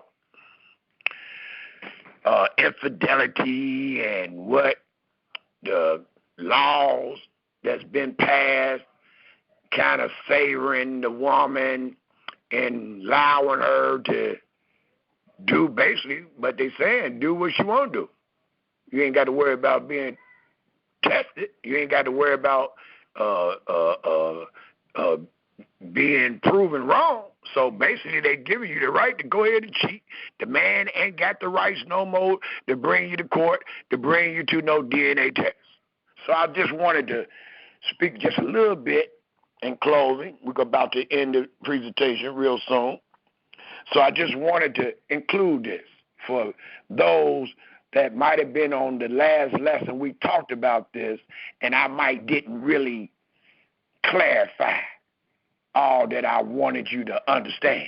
I might have gave the chapters. We might didn't read them. I know we didn't read them. I gave certain chapters that told the listening audience to check out. Well, I want to go to those chapters and verses. I want to be able to read them. I want to be able to make sure you understand. And the first place I would love to go to, dealing with suspicion, dealing with if your husband has suspicion of you, do that make him suspicious? Do that make him insecure? Do that make him weak? Do that make him less than a man? Because all of a sudden, Yahweh tapped him on the shoulder and said, make sure you taking care of your house. And he said, what? Who said that? And then he came home and he started accusing you of all different things. And what's so funny about it, mostly all them things he accusing you of, you doing. But you want to know how in the heck he know that. So you're going to start talking about, you just insecure. Don't worry about me going outside the way I'm dressed. You just insecure. Yeah, that's the thing I want y'all to see today.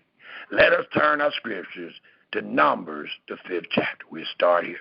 Numbers, the 5th chapter. But I'm fair. So I'm going to show you also what the Almighty said about this man, too. He don't get away. If he wrong, he wrong. Even dealing with our sisters. If he wrong, he's wrong. Just like the sister dealing with her husband. If you wrong, you wrong. Yahweh is the judge. Not the psych.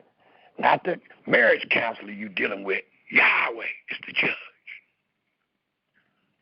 So let us all find ourselves in Numbers, the 5th chapter, real quick. I'm going to do this real quick. It's only 4 places we're going to. And then we'll open up for comments and questions. Numbers, the 5th chapter, please.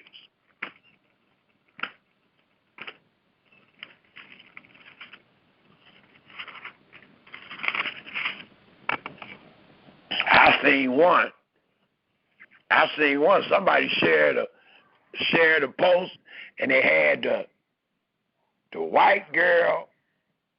You know how the delivery bed when you just had a baby. They had the white girl and the white boy, and the baby was black. And I'm seeing comments on there like, I guess because the baby was black. But ain't no all in that.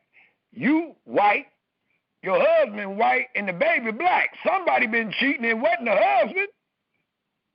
How a black baby gonna come out a white woman? And the husband that's supposed to be the daddy is white. I think you need that DNA test. But your government said, no, we ain't doing that no more. So we always making a distinction between the holy and the unholy. Well, the holy way is what we about to show.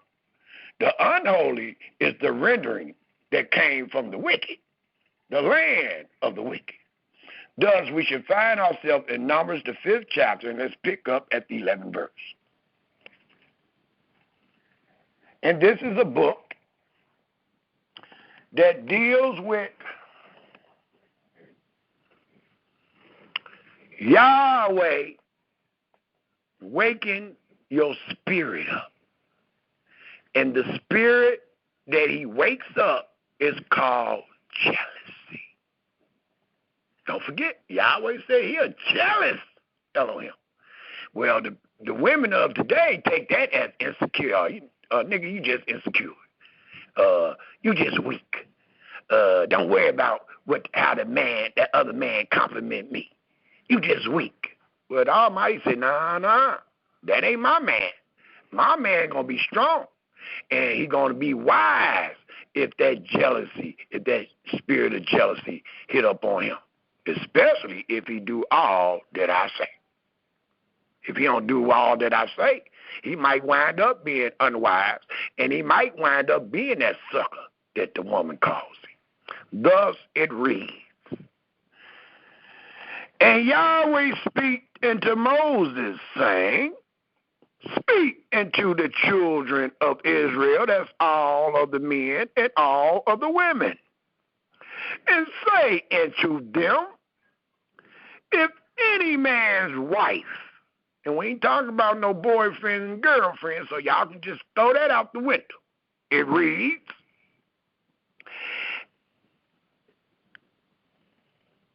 if any man's wife go aside and commit a trespass against him,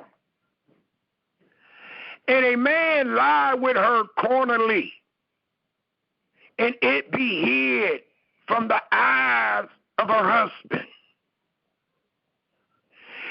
and be kept closed, and she be defiled it, and there be no witness against her. Neither, note the evidence, there be no witness against her, neither she be taken with the matter. Her husband ain't never answered that. Her husband is that sucker she's been calling him. So he just happy-go-lucky. He don't even know something going on. Look what happens. Look what makes this man insecure, as women calls it. And the spirit of jealousy come upon him. Let me ask y'all before I continue reading, who gives all the spirits? And who takes them back when you die? Is it not Yahweh? So it tells us, and the spirit of jealousy come upon him, and he be jealous of his wife, and she be defiled. Or if the spirit of jealousy come upon him, and he be jealous of his wife, and she be not defiled. Note the situation. Then shall the men or the man bring his wife into the priest. That's righteousness. And he shall bring her offering for her, and the 10th part of an ephah of barley meal.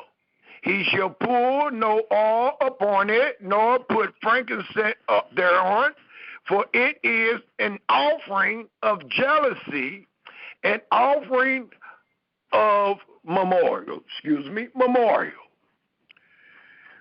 bringing iniquity to remembrance. And the priest shall bring her near and set her before Yahweh. If you innocent, you good. If you ain't, you need to beware.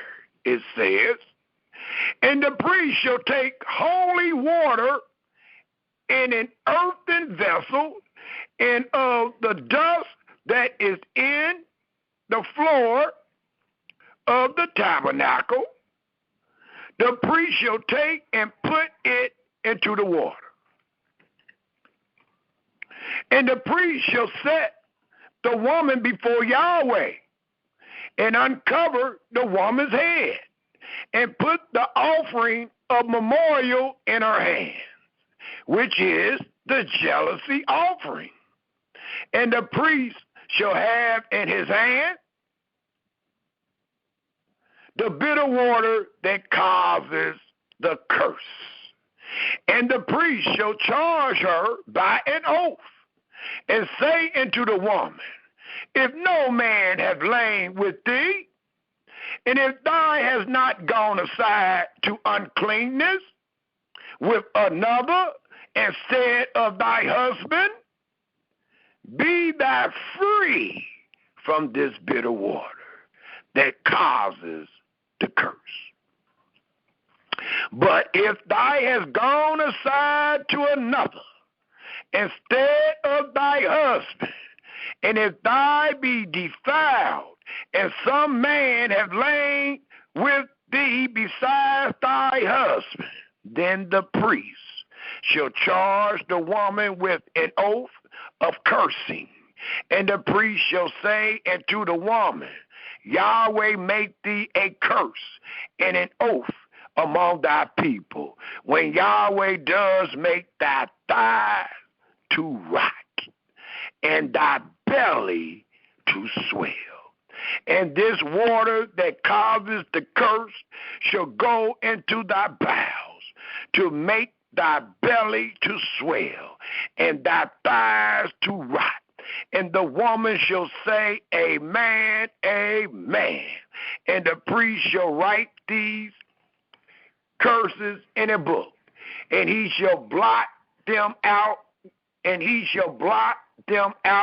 with the bitter water. And he shall cause the woman to drink the bitter water that causes the curse.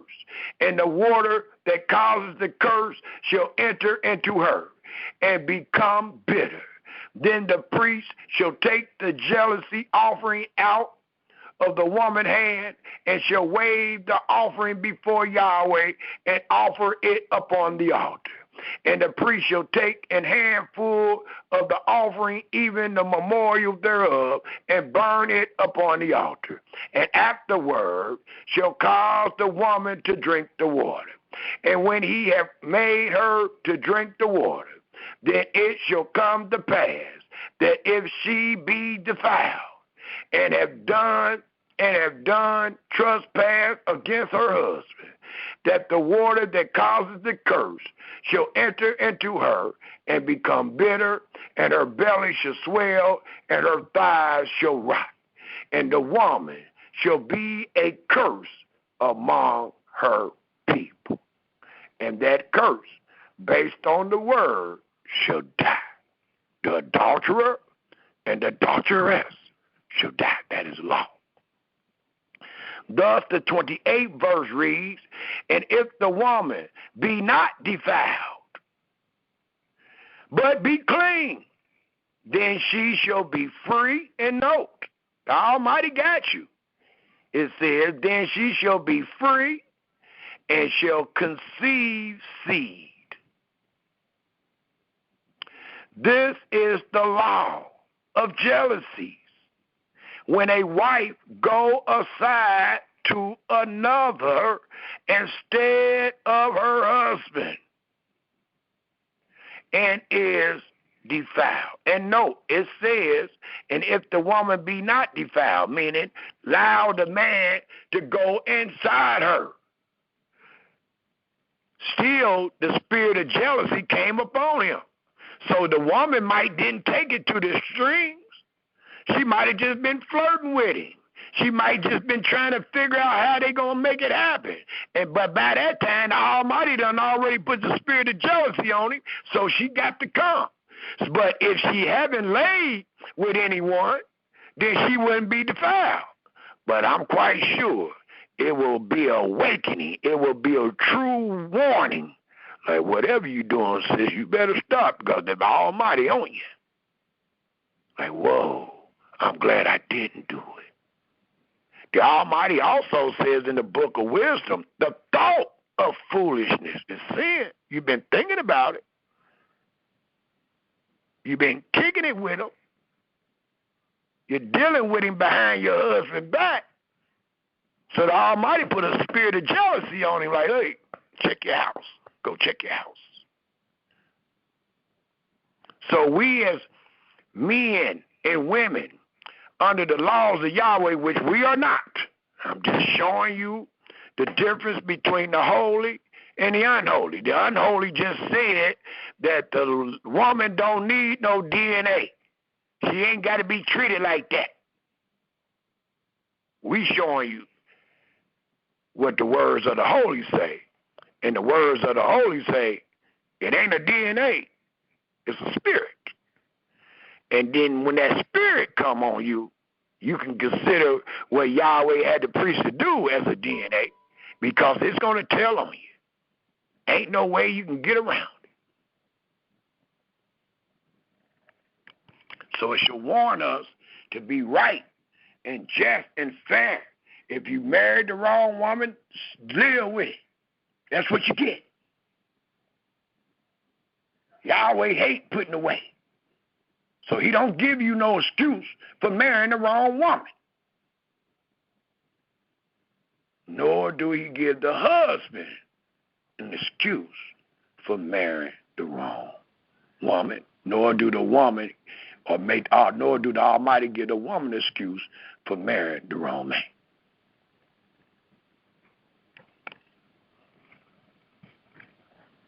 So it ends by telling us, I'll pick back up at the 29th verse. This is the law of jealousy when a wife goes outside to another instead of her husband and is defiled. Or when the spirit of jealousy come upon him, and he be jealous over his wife, and shall set the woman before Yahweh, and the priest shall execute upon her all this law. Then shall the man be guiltless from iniquity, and his wife shall bear her iniquity. Another good place that we can go to that's in the same book, and that is the 30th chapter. I just picked these two dealing with the woman, and I got two I want to read dealing with the man, and then we will open up for comments and questions. Right now, let's all find ourselves at Numbers, the 30th chapter.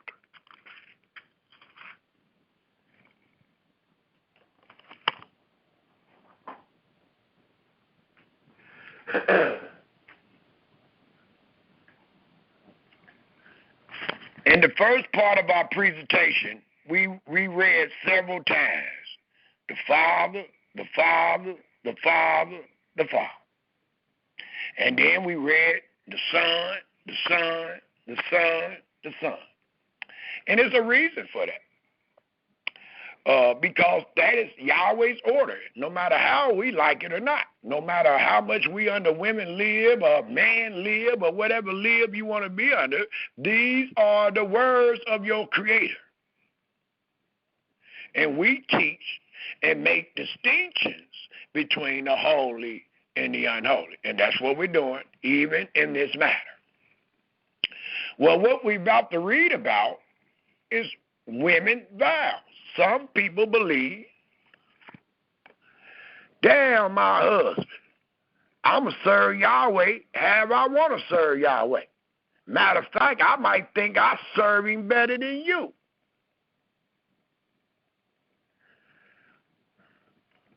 That is a little arrogant because you're forgetting your place. Don't forget, the scripture says that a man shall leave his mother and his father's house, cleave into his wife, and they shall become 12. No, it don't read that. It says they shall become one. So your wife, as we have learned so many times reading Proverbs 31, your wife is a helpmate for you in your house.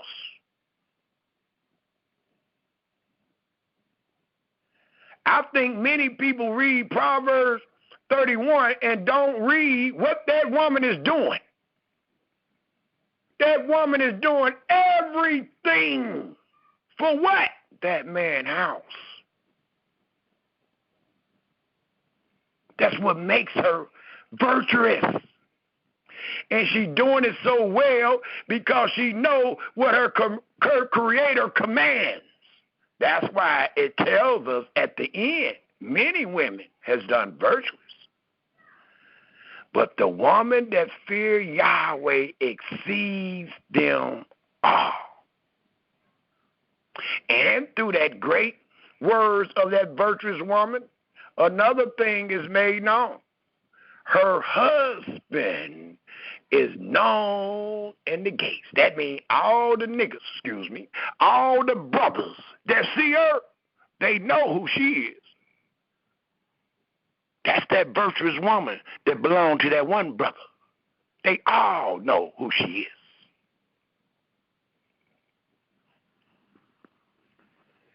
So, in understanding that, we must take these scriptures seriously and stay in the order. Don't let men on social media knock you down and got us fighting against each other, the man, and all the man want to do is down the woman, and all the woman want to, no, that's social media. Those are talking points in the ways of the wicked, in the land of the wicked. But we showing you how it is in the land of the living under the covenant of the law. So what do we find in Numbers 30? If we start at the first verse, it reads, And Moses, and this is a vow. When Almighty give us warnings on vows, better not to vow than vow and don't pay. So your husband might overhear you make a vow, and he might have a little more understanding on the vow you make it, and he see that that vow might make her condemn herself. So I'm going to override it. And the Almighty giving her husband and your daddy that divine power. Thus it reads, and Moses spake unto the heads of the tribes concerning the children of Israel, saying, this is the thing which Yahweh have commanded. Don't worry about what your brothers and sisters saying. Worry about this. If a man vow a vow unto Yahweh, or swear an oath to bind his soul with a bond, he shall not break his word. He shall do according to all that proceeds out of his mouth. Now do you understand? Better not to vow than vow and don't pay. If a woman also vow a vow unto Yahweh and bind herself by a bond, being, note, in her father's house, in her youth, when she's young, and her father hear her vow, the Almighty give that power to the father. I don't care if the vow was toward Yahweh or not. That's what we're talking about. So Yahweh don't care. It reads, and her father hear her vow, and her bond wherewith she hath bond her soul, and her father shall hold his peace at her, then all her vows shall stand. If you don't say nothing, it's in your house. It's under your watch. If you don't say nothing, whatever she said out of her mouth, she's going to bound her soul with those words. Because you didn't say nothing to Yahweh. It reads, and every word wherewith she hath bound her soul shall stand. The 5th verse. But if her father disallow, well, you mean he got power to do that? That's what it says. But if her father disallow her in the day that he hear not any of her vows or of her bonds wherewith she hath bound her soul shall stand. And Yahweh, note, shall forgive her because her father disallowed her. And if she had at all an husband when she vowed it, or uttered out of her lips wherewith she bound her soul, and her husband heard it and held his peace at her in the day that he heard it, then her vows shall stand, and her bonds wherewith she bound her soul shall stand. But if her husband disallow her, you mean he got that much power? It says, but if her husband disallow her on that day that he heard it, then he shall make her vow which she vowed, and that which she uttered with her lips, wherewith she bound her soul, of none effect, and Yahweh shall forgive her. But every vow of a widow and of her that is divorced, wherewith they have bound their souls, shall stand against her. And if she vow in her husband's house, or bound her soul by a bond with an oath, and her husband heard it, and held his peace at her, and disallowed her not, then all her vows shall stand. And every bond wherewith she bound her soul shall stand.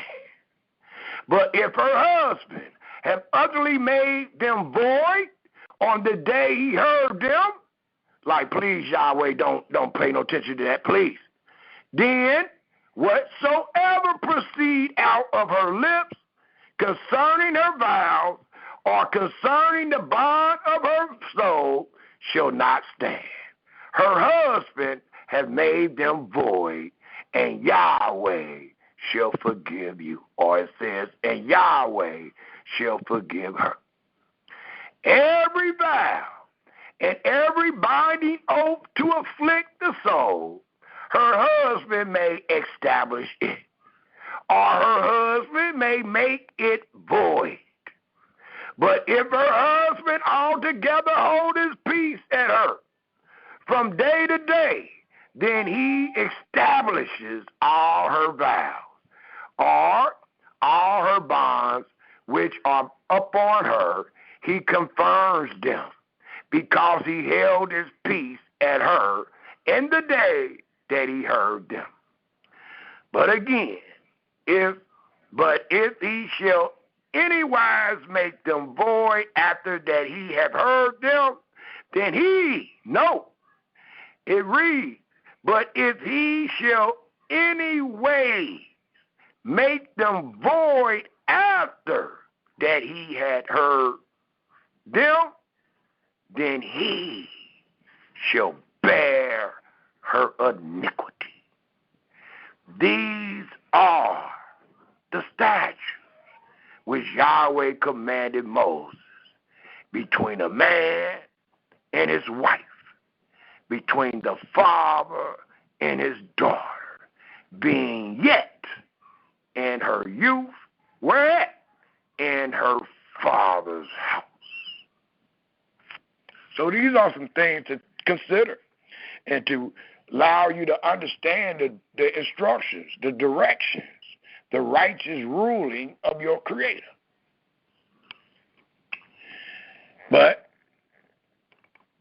And they're good. It's nothing against, we didn't read one word against the woman. We just read the righteous rulings dealing with the woman and her husband and a woman and her father. We didn't read no downplay. I didn't see where it says the woman ain't worth nothing. And saying that, let us go to Deuteronomy, the 22nd chapter. But we did find, if the man don't speak up, if the man ain't a strong servant, if the man is like what the woman calling him, a simp or insecure, then he might get jammed up because he ain't man enough to speak up. He might have to bear her iniquities.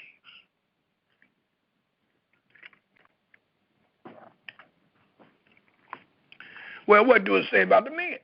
Let's go to Deuteronomy, the 22nd chapter. You only got 2 chapters, and then we're going to open on up. The first one is the 22nd chapter.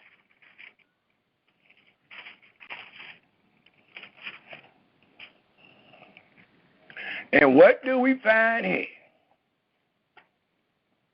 A lot of things that I don't really see my brothers talking on, but that's what we're going to find, and we're going to bring them out. Deuteronomy 22. And let's pick up at the 13th verse, and let's read. It says, if a man takes a wife and go in to her, and note, he takes a wife. He didn't go into her and then she became a wife. It says, if any man take a wife, that means you got married, and go into her, that means you're consummating the marriage. and hate her. After you done married her, after you done consummated, now you don't like her. Matter of fact, it's a little deeper than like. It says hate her. And give occasion of speech against her like y'all do. You know how y'all be talking about your girl and your wife and all that? Well, the Almighty said if that happened, and give occasion of speech against her, and bring up an evil name upon her, and say, I took this woman, and when I came to her, I found her not a maid. This word maid means virgin. Then shall the father of the damsel, which is a young lady, a young virgin, and her mother then shall the father of the damsel and her mother take and bring forth the tokens of the damsel virginity, and to the elders of the city in the gate. And the damsel father, who's in charge? And the damsel father shall say unto the elders, I gave my daughter into this man to wife, and he hate her. And lo, he hath given occasion of speech against her, saying, I found not thy daughter a maid, a virgin. And yet these are the tokens of my daughter's virginity. And they shall spread the cloth before the elders of the city. And the elders of that city shall take that man and chastise him. You can't just lay with our sisters and then have a change of heart and start talking about her and labeling her terribly because you got a change of heart or because you thinking something. All right, let's continue reading. It says, in the 18th verse again, and the elders of that city shall take that man and chastise him, and they shall immerse him in 100 shekels of silver, and give them into the father of the damsel. Why? It reads, because he hath brought up an evil name upon a virgin of Israel. That is not allowed. And I hear that a lot. I hear that being done with just sisters that disagree with you. I hear that just in a disagreement. But that's only because you find yourself in the land of the wicked. If you found yourself in the land of the holy, in the land of the living, under the covenant of the law, you would be paying for it and probably getting your butt whooped, all type of stuff. There's many judgments that rendered for your acts. One of them is being told here. It says, and they shall immerse him in 100 shekels of silver, and give them into the father of the damsel, because he hath brought up an evil name upon a virgin. Not just his house, but the house of Yahweh, the house of Israel, the virgins of Yahweh. You are brought up an evil name against. So it's a little more than just that man's house. You might didn't like that man. But Almighty said, I don't care about that. These young ladies belong to me. So, thus, the punishment. And it ends by saying, what Yahweh denotes,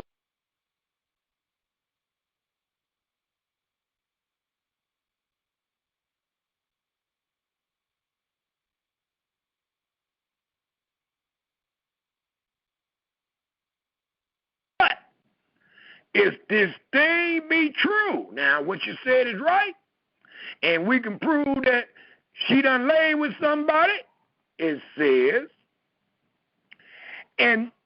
if this thing be true, and the tokens of virginity be not found for the damsel, then they shall bring out the damsel to the door of her father's house. And the men of her city shall stone her with stones that she die. Why? Because she hath wrought folly in Israel, for one. And why is the father always involved? Or why do the father get to disregard her vow? It says, because she hath wrought folly in Israel to play the whore in her father's house.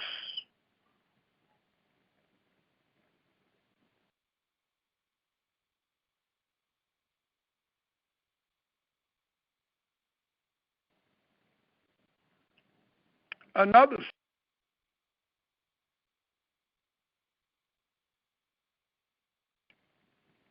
to an husband. The law says the adulterer and the adulteress should die. The 22nd verse continue to read, then they shall both of them die.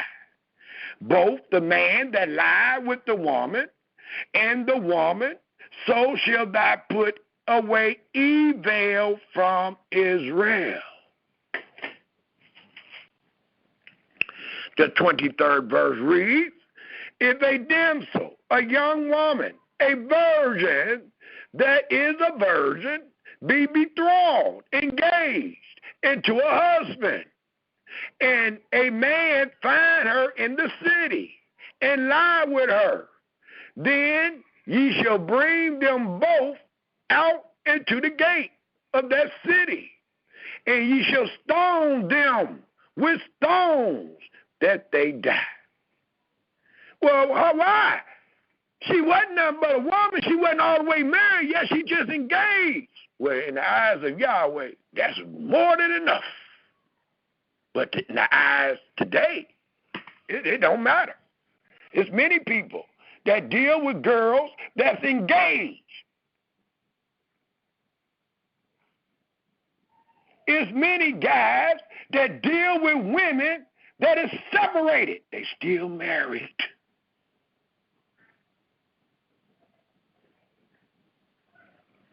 But we know how we deal with that in the land of the holy. But we reading and understanding how it is dealt with in the land of the holy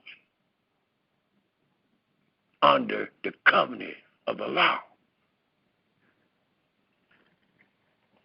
Then shall you, the 24th verse, then shall you bring them both out into the gate of that city, and you shall stone them with stones, that they die. The damsel, because she cried out, because she cried not, being in the city where people could have heard her and helped her, and the man, because he have humbled his neighbor's wife, where it says she only betrothed. Betrothed meaning engaged. That's good enough for Yahweh. Because of our custom.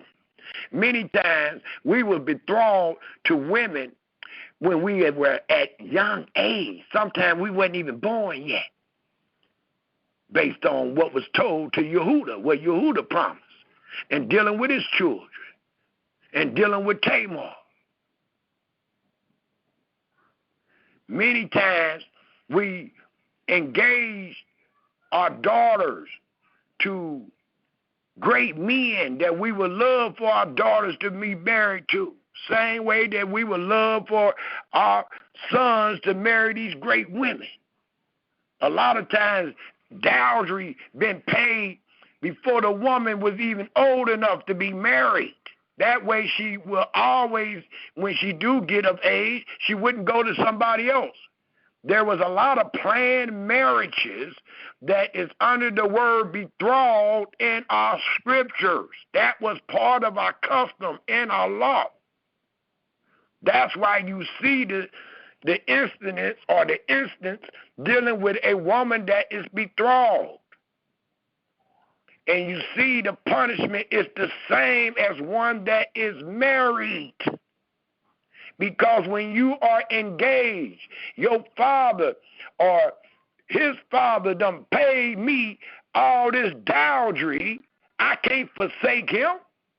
I can't accept this man dowry. Then my daughter get old enough to be married, and I marry her to somebody else.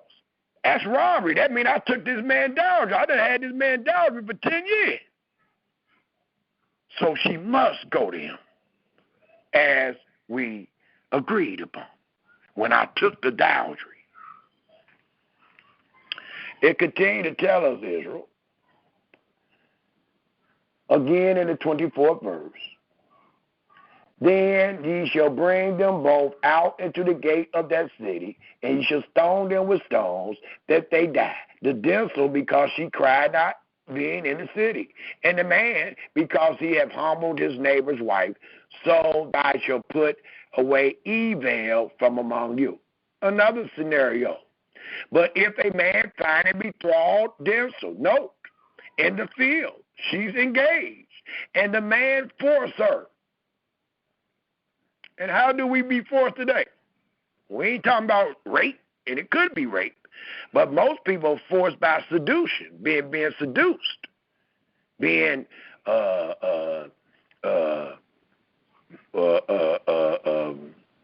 being deceived by the bling or the money that the man got or the car the man driving or whatever you know about the man. A lot of times we are forced by those means more so than rape. Thus it says,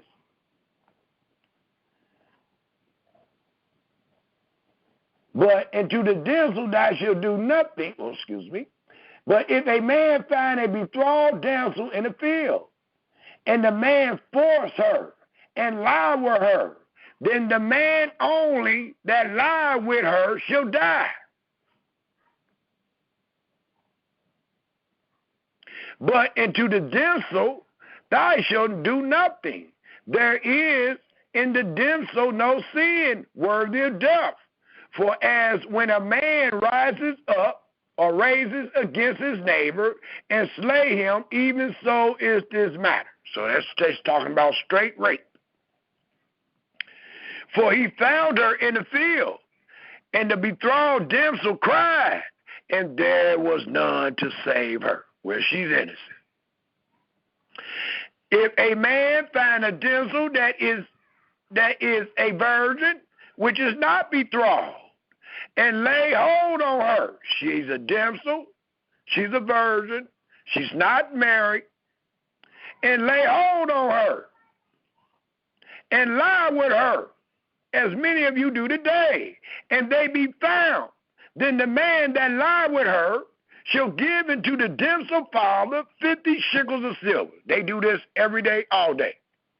And many of them call themselves being under the covenant of the law. I bet you they ain't never came to see you as the father. I bet you they never paid a dowry for your daughter that you raised all your life. But they rarely done laid with your daughter. When he come to meet you, they already done had sex. What you mean? That's what they do in the land of the living. But we reading about what you're supposed to do if you under the covenant of the law in the land of the living, not in the land of the wicked. Thus it continued to tell us in closing,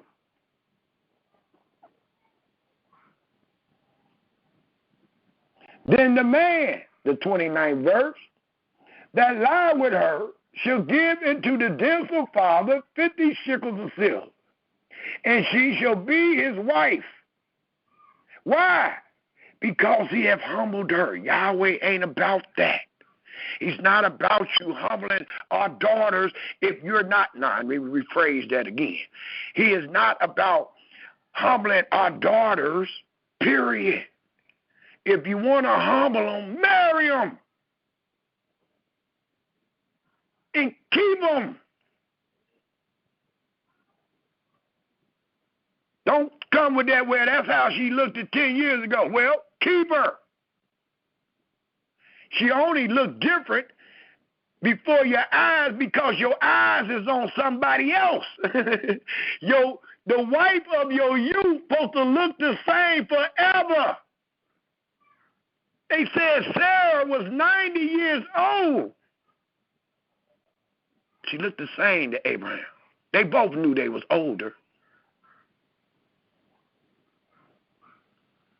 Most times when we talking that mess, it's because you got your eye on somebody else. That's what's making the wife of your wife of your youth look different. Now that's what gets you to where she older. That don't mean nothing. That's still the same girl. That's the same one you started with. You supposed to end with that. But that ain't the way it goes in the land of the wicked. But that's exactly how it's supposed to go in the land of the living under the covenant of the law. In closing, the 29th verse and the 30th verse reads, then the man that lied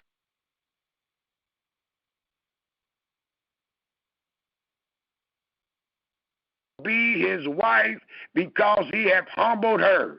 He may not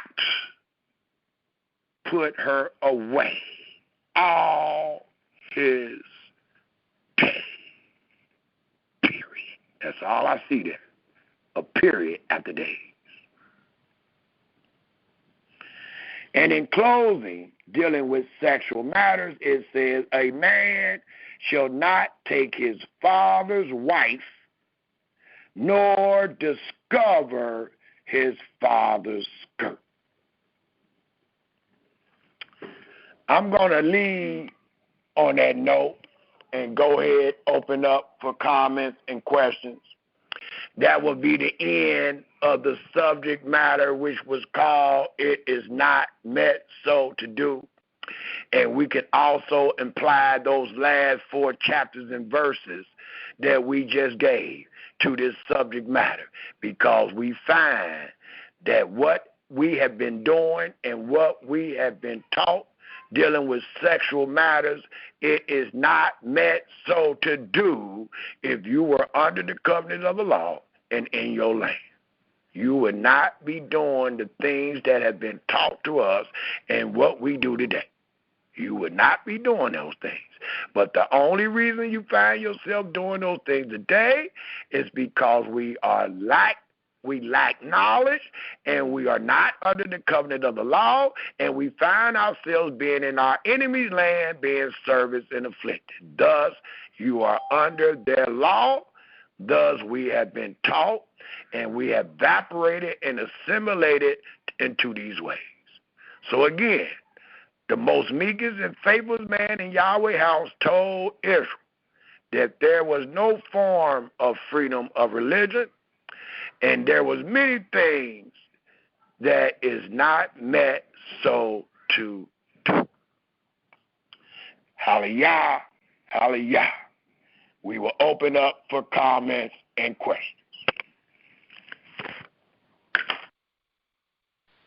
Is there any comments or questions dealing with it is not met so to do? Any comments or questions? Every game of the NBA playoffs. Because right now you got to bet $5. Praise the Almighty Yah. Hallelujah. Amen. Amen. Amen. Amen. Hallelujah. Great class.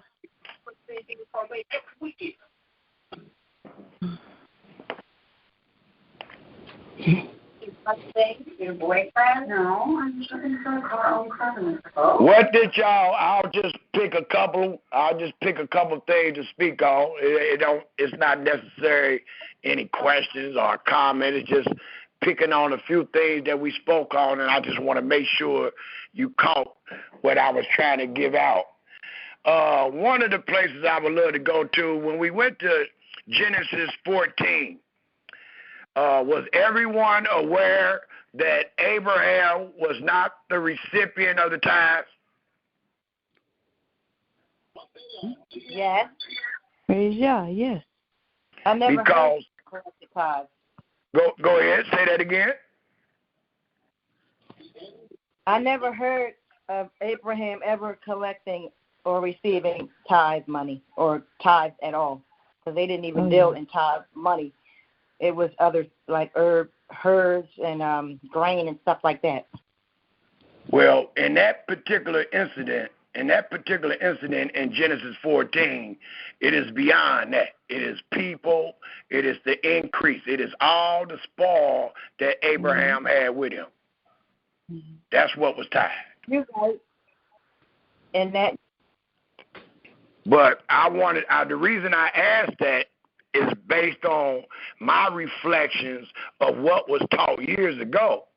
You know, many of us was taught that Abraham received the tithes. Abraham ain't paid no tithes to Melchizedek.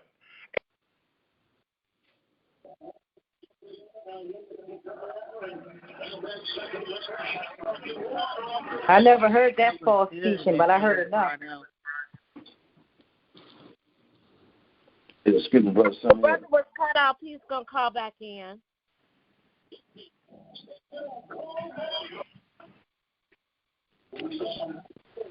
Yes, brother Samuel. He was cut off. He's calling back in. Okay, got you. Okay.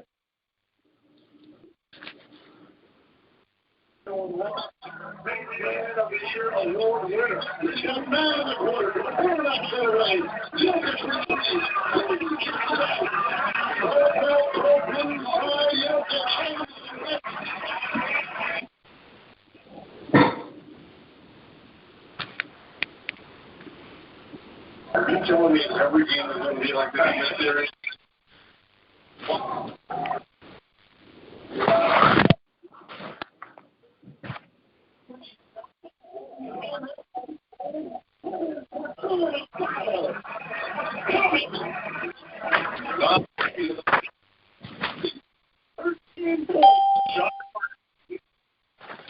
Sorry about that. I was cut off. I thought I heard Gershon start to say something before I got cut off. What was you saying, brother? Brother Gershon. No, sir. It is Brother Knight. Go ahead, Brother Knight, but Brother Gershon was saying something too, but go ahead. He must have got kicked off too. Go ahead, brother. Okay. If we talk about like the tithing thing and everything, okay, was Shem living during that time, during the time of Abraham, and it was Shem what Melchizedek? Shem? Yeah, Shem. Like Shem, Noah's son. Japheth now? No. So, he wasn't living during that time? No, he wasn't living at that time. Because you done went from, that's Genesis, hold on one second, let me get there, I don't want to say it wrong. That's Genesis 8, Genesis 10, and then when they're talking about Tyre, you can go back and look at all the fathers all the way back. This is Shem's family record. Shem is no longer alive. If you pick up at Genesis 11, verse 10, it says, these are the generations of Shem. And then it goes all the way up till you get to the 27th verse, and then it starts talking about Tyre, which is Abram's dad. Then it starts talking about Abram being alive and all that. At this time, Shem did. Okay. The reason why I asked because this brother was saying that Melchizedek is actually Shem, and then Abraham gave the tithes actually to Shem that is called Melchizedek. That's why I was asking that. To try to see whether that could be a possibility. Could that be him or not? No, not using your scripture. Maybe using some what they call extra books and all that. You might could find a story like that, but you won't be able to find that in your Holy Scriptures. Okay, gotcha. But the point that I was bringing out is our teachers, and I'm talking about 90, 91, 92, 93, our teachers was teaching us that Abraham was the collector of the tithes. And the mistake that they was making was they wasn't making a distinction between the king of Salem and the king of Sodom. When you got down to start reading about the king of Sodom, they looked at that as if that was the king of Salem. The king of Salem was the priest Melchizedek. Well, what Abraham said to the king of Salem or Sodom, he's not saying to Melchizedek, and that's where they mixed it up at. So they were saying, no man will ever make Abraham rich. So Abraham could have never paid tithes. If anything, they paid tithes to him. And he told them that he'll give you that back because he made an oath to Yahweh to no man could be able to say, I'm the one blessed Abraham, because Yahweh already told me that he was going to bless me. So they had that mixed up and was teaching us that Abraham collected the tithes. But that was not true. Melchizedek collected the tithes based on him being the priest of El Shaddai, which only means the Almighty Elohim. So, and as we read through our book, we're going to find no one being a recipient of the tithes except the priest. The Levites were the ones that accepted the tithes, that collected the tithes, that put the tithes in the storehouse, that provided for their brothers and the widow and the fatherless and the stranger. And I'm talking about the stranger that was born in our house and bought with our money, not some guy just walking down the street. Mm-hmm. So I just wanted us to see that for those that been taught that Abraham collected the tithes. That is untrue. Abraham collected the blessing. When Yahweh had that priest to go to him and bless him, that's what he received, and that's what he was told that he would receive way back in Genesis 12. So I just wanted y'all to see that. If there's any comments or whatever statements you would like to make on it, go ahead. If not, I also would like to make sure y'all understood why it was not met so to do. Do we all understand what Moses was saying in Exodus, the 8th chapter, the 20th verse, the 26th verse? Do y'all all understand what Yahweh taught Moses to tell us and Pharaoh?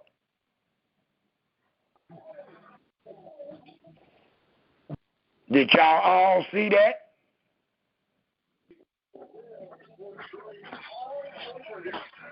Hallelujah.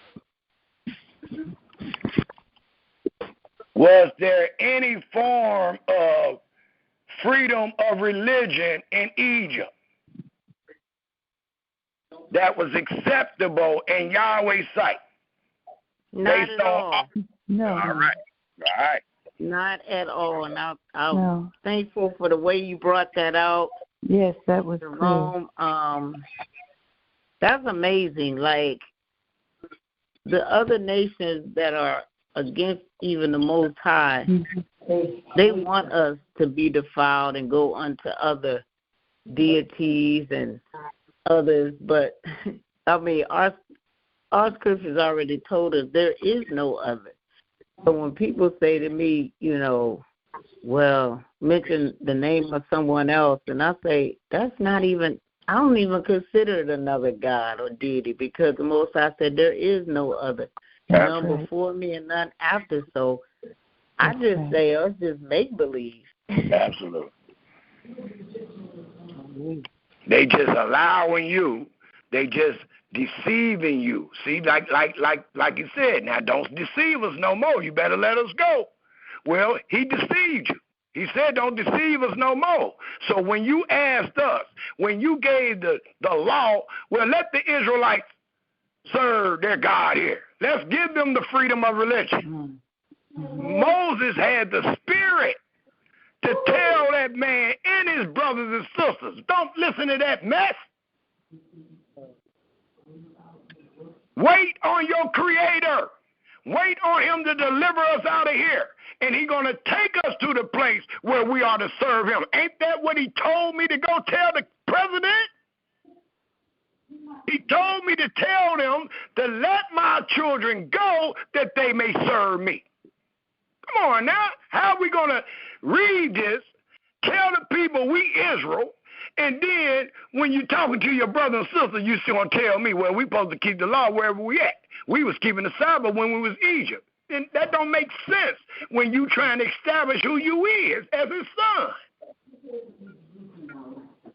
Because if you establish yourself as his son coming out of Egypt, then that's how it got to be. I was his son coming out of Egypt. I wasn't his son in there serving him. That ain't what he told me to tell Pharaoh nor the president. That ain't what he told me to tell my brothers and sisters. He told me He told me to tell them we must go on a 3-day journey. And if we don't, we mess around and get killed before their eyes. That's what he told me to tell you. Hallelujah. Hallelujah. Yeah.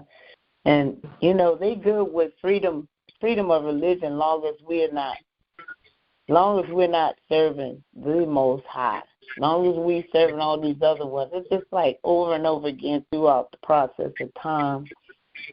They persecuted us and tried to get us to, they changed the times, the days, all these laws saying that we had to worship the deities that they came up with.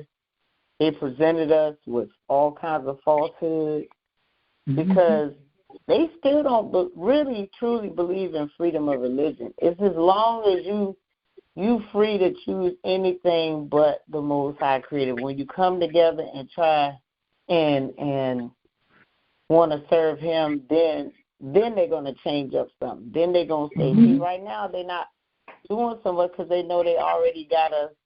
They done presented us with this false book, this false deity, and they deceived the whole world with it. And they feeling like everything's good, but now when people are saying they Hebrew Israelite, so now they got them on the FBI list, they got them on the terrorist list, they got them on this and that. Now they don't really want you to praise Yahweh. They don't want you to do that as long as it's any other deity. But let me interject on this, what you just said, and I know what you mean, but I just want to make it clear in case some people heard what you just said don't know what you mean. Right. When you said that they really ain't giving you freedom of religion because they don't want us to serve Yahweh. Well, that is freedom of religion. They is giving you freedom of religion. Yahweh don't have nothing to do with religion. Right. So Yahweh wouldn't be included in a religion. So they are giving you freedom of religion, but that freedom of religion is really based on what they had. That's why the New Testament is connected with the Holy Scriptures. That's, you see, so you coming from the back of the book. If you ever make it up to your Creator, I don't know nobody that's really killing us because we started to read out of Deuteronomy. We start calling on Yahweh and all that. That is based on the mercy of the Almighty allowed us to get that wisdom.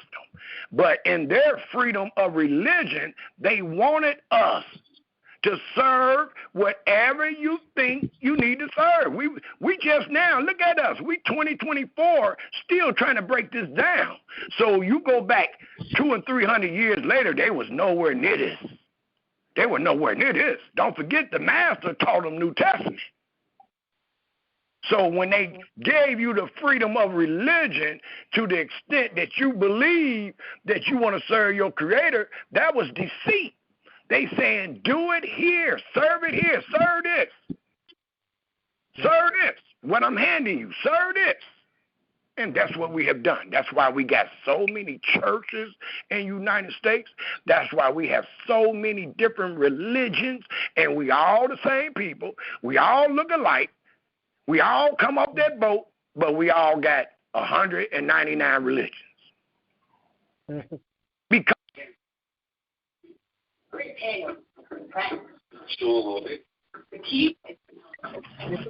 Shalom.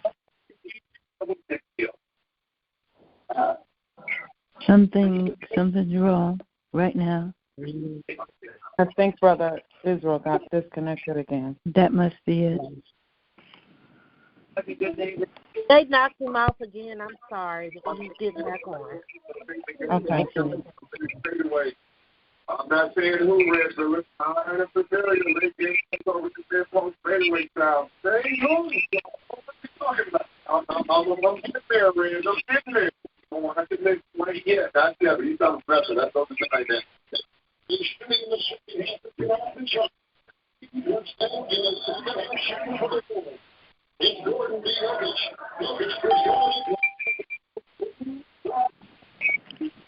Sorry about that, Israel. I don't think they want me to tell this. They just keep on kicking me off. That's ridiculous. I'm the host. How you going to keep kicking me off? I'm paying for this. We paying for this. How you going to keep kicking me off? Well, Shalom, Elder. Go ahead, sister. I heard you start talking. Go ahead, sister. I appreciate that you showed that Moses recognized that it wasn't meet to be doing what they were trying to tell them they were free to do down there, because Absolutely. Yahweh had given Moses a sign before he even went down there. He told him, this is going to be a sign that you're going to worship me on this mountain. And Moses recognized that sign had not been fulfilled, so it wasn't meet. And that was in Exodus 3 that Yahweh told him that it's going to be a sign that you're going to worship me after I have delivered y'all on this mountain. Absolutely. Absolutely. And that sign come all the way from what was promised to Abraham in Genesis 12. All the way up. We just worked our way all the way up and allowed the promises to fulfill themselves. That's all we did. Hallelujah.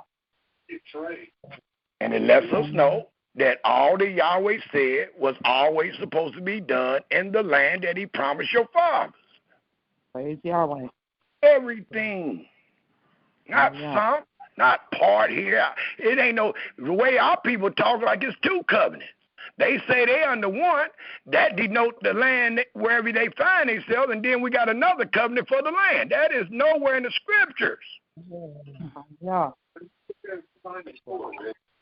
And people will really put their heart before Yahweh. They be like, well, this is the right thing to do. What's wrong with it? What's wrong with it? Yahweh didn't say it. Right. And when Yahweh was dealing with us, he was dealing with us as one man. It wasn't one man. Oh, some of us going to do this and some of us going to do that. It's one man. And I gave us that in the warning. I said, if thou be wise, thou shalt be wise for yourself. Y'all all heard it, but if you want to be wise, then you better agree with it and do it. Hallelujah.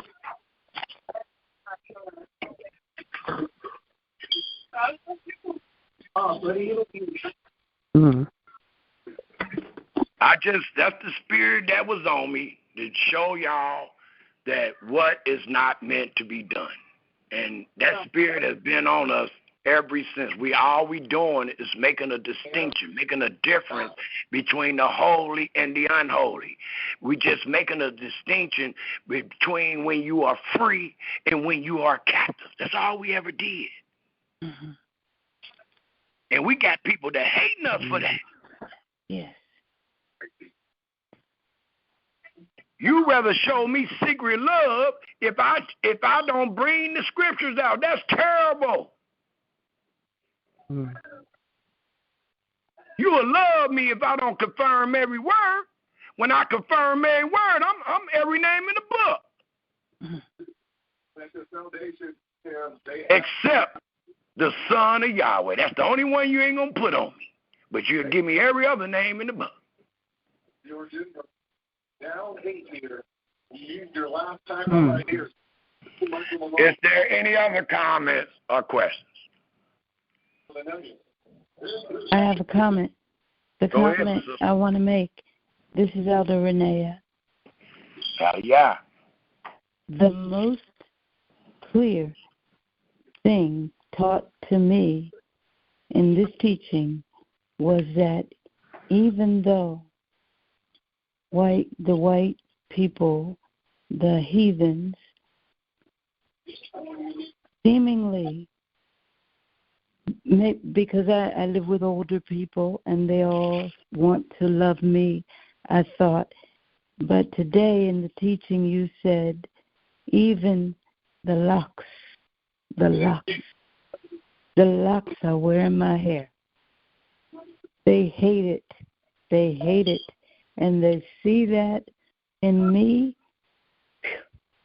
and I need not believe that they really want to love me. They hate me. Praise God. It's supposed to. If we understood the story with Pharaoh, he had to. Don't forget, if y'all understand the story of Pharaoh, those afflictions, those plagues that Yahweh was putting on them will make any man submit. He tried to submit, but Yahweh said, I'm not going to let him. That way I can show all my powers on him. Right. So he had to hate us. Yes. They got to hate us. Even though we got some white people they say did some good or whatever, the majority of them hate us because Yahweh got them hating us. Mm-hmm. How you going to beat this whoop? See, everybody love to point the finger at the belt, but ain't nobody pointing at the one that's swinging the belt. Yahweh swinging the belt. The enemy is used by him. When he sent them to Babylon, he said he's using his Babylon against you. He's using them. In the book of Lamentation, the lamentation is that the enemy is prevailed, and Yahweh allows it. So we got to understand who in charge. The Almighty said they burnt, and they don't even know they burnt. I'm the one who set them ablaze, and they don't even know it. And that lets us know how far we are away from our Creator. We don't even know who we're being punished by, nor do we know why. That's why I love to bring up our brothers and sisters telling us that we're supposed to confess our father's sins and our sins. That is not Scripture. That is not Scripture. I need somebody to show me that. Because when you take me to Leviticus 26, it's not talking about you. It's talking about our fathers that did the crime and was guilty. It's talking about their children that did the crime and was guilty. And what was the crime? Breaking the covenant of the law. We never did that. We never did that. All you got to do is go back to Leviticus. Read the first verse to the 14th verse. That is not you. You've never been freed, nor have you ever broke the covenant. That is not you.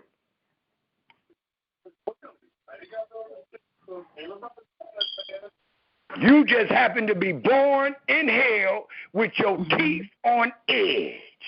Mm-hmm.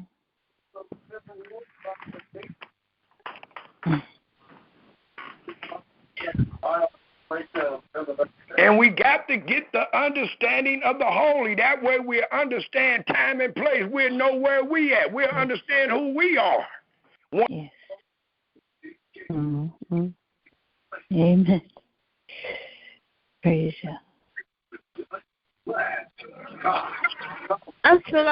Shalom, brothers and sisters. They is really messing with the brother today. They cut him off again. So give him a minute to contact him. Goodness. Wow. Game 7 tomorrow on ABC. Thank you so much.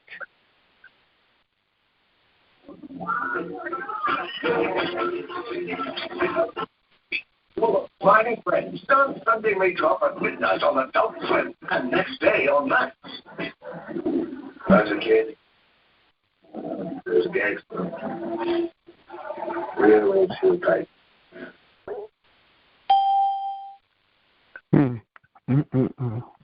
Yeah, they don't want this truth teaching to get out. They don't want this out. They feeling the way today. They feeling the way today. Wow. We must be striking a nerve. And it's all Yahweh doing, so we good. The interruption and all of it is part of it. We're supposed to stay firm. Is there any other comments or questions? Yeah. You can't use a bathtub. Correct, that's right. You can't have that fan? How do you get water? Is there any other comments or questions? If there isn't any other comments or questions, I truly appreciate every one of you that have lended an ear that ye may hear, that ye may fear Yahweh and depart from evil, and understand it is not meant so to do today. We're going to end this presentation with Psalms 48, and I thank you all again for lending the ear that ye truly may hear your Creator words. Psalms 48. Go ahead. Did somebody want to say something? Psalms 48, please, in closing. No, they are not.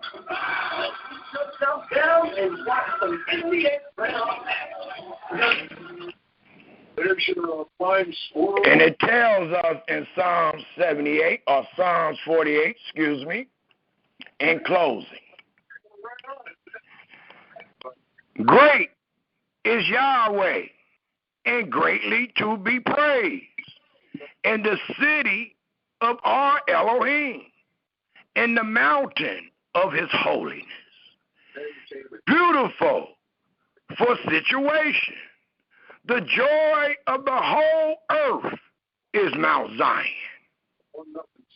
Let's take a look at a couple of on the side of the north, the city of the great king. Elohim is known in her palaces for a refuge. For lo, the kings were assembled. They passed by together. They saw it, and so they marveled. They were troubled and hastened away. Fear took hold upon them there, and pain as a woman in travail. Thou breakest the ship of Tarshish with an east wind. As we have heard, so have we seen in the city of Yahweh of hosts, in the city of our Elohim. Elohim will establish it forever, Selah. We have thought of thy loving kindness, O Yahweh, in the midst of thy temple. According to thy name, O Yahweh, so is thy praise into the end of the earth. Thy right hand is full of righteousness. Let Mount Zion rejoice. Let the daughters of Yehuda be glad because of thy judgments. Walk about Zion and go around about her. Tell the towers thereof. Mark ye well her bulwarks. Consider her palaces, that ye may tell it to the generation following. For this is Elohim, is our Elohim forever and ever. He will be our guide even into death. Hallelujah, hallelujah, hallelujah, and shalom Israel. Shalom, family. Shalom, family. Hallelujah. Shalom, shalom, shalom. Shalom.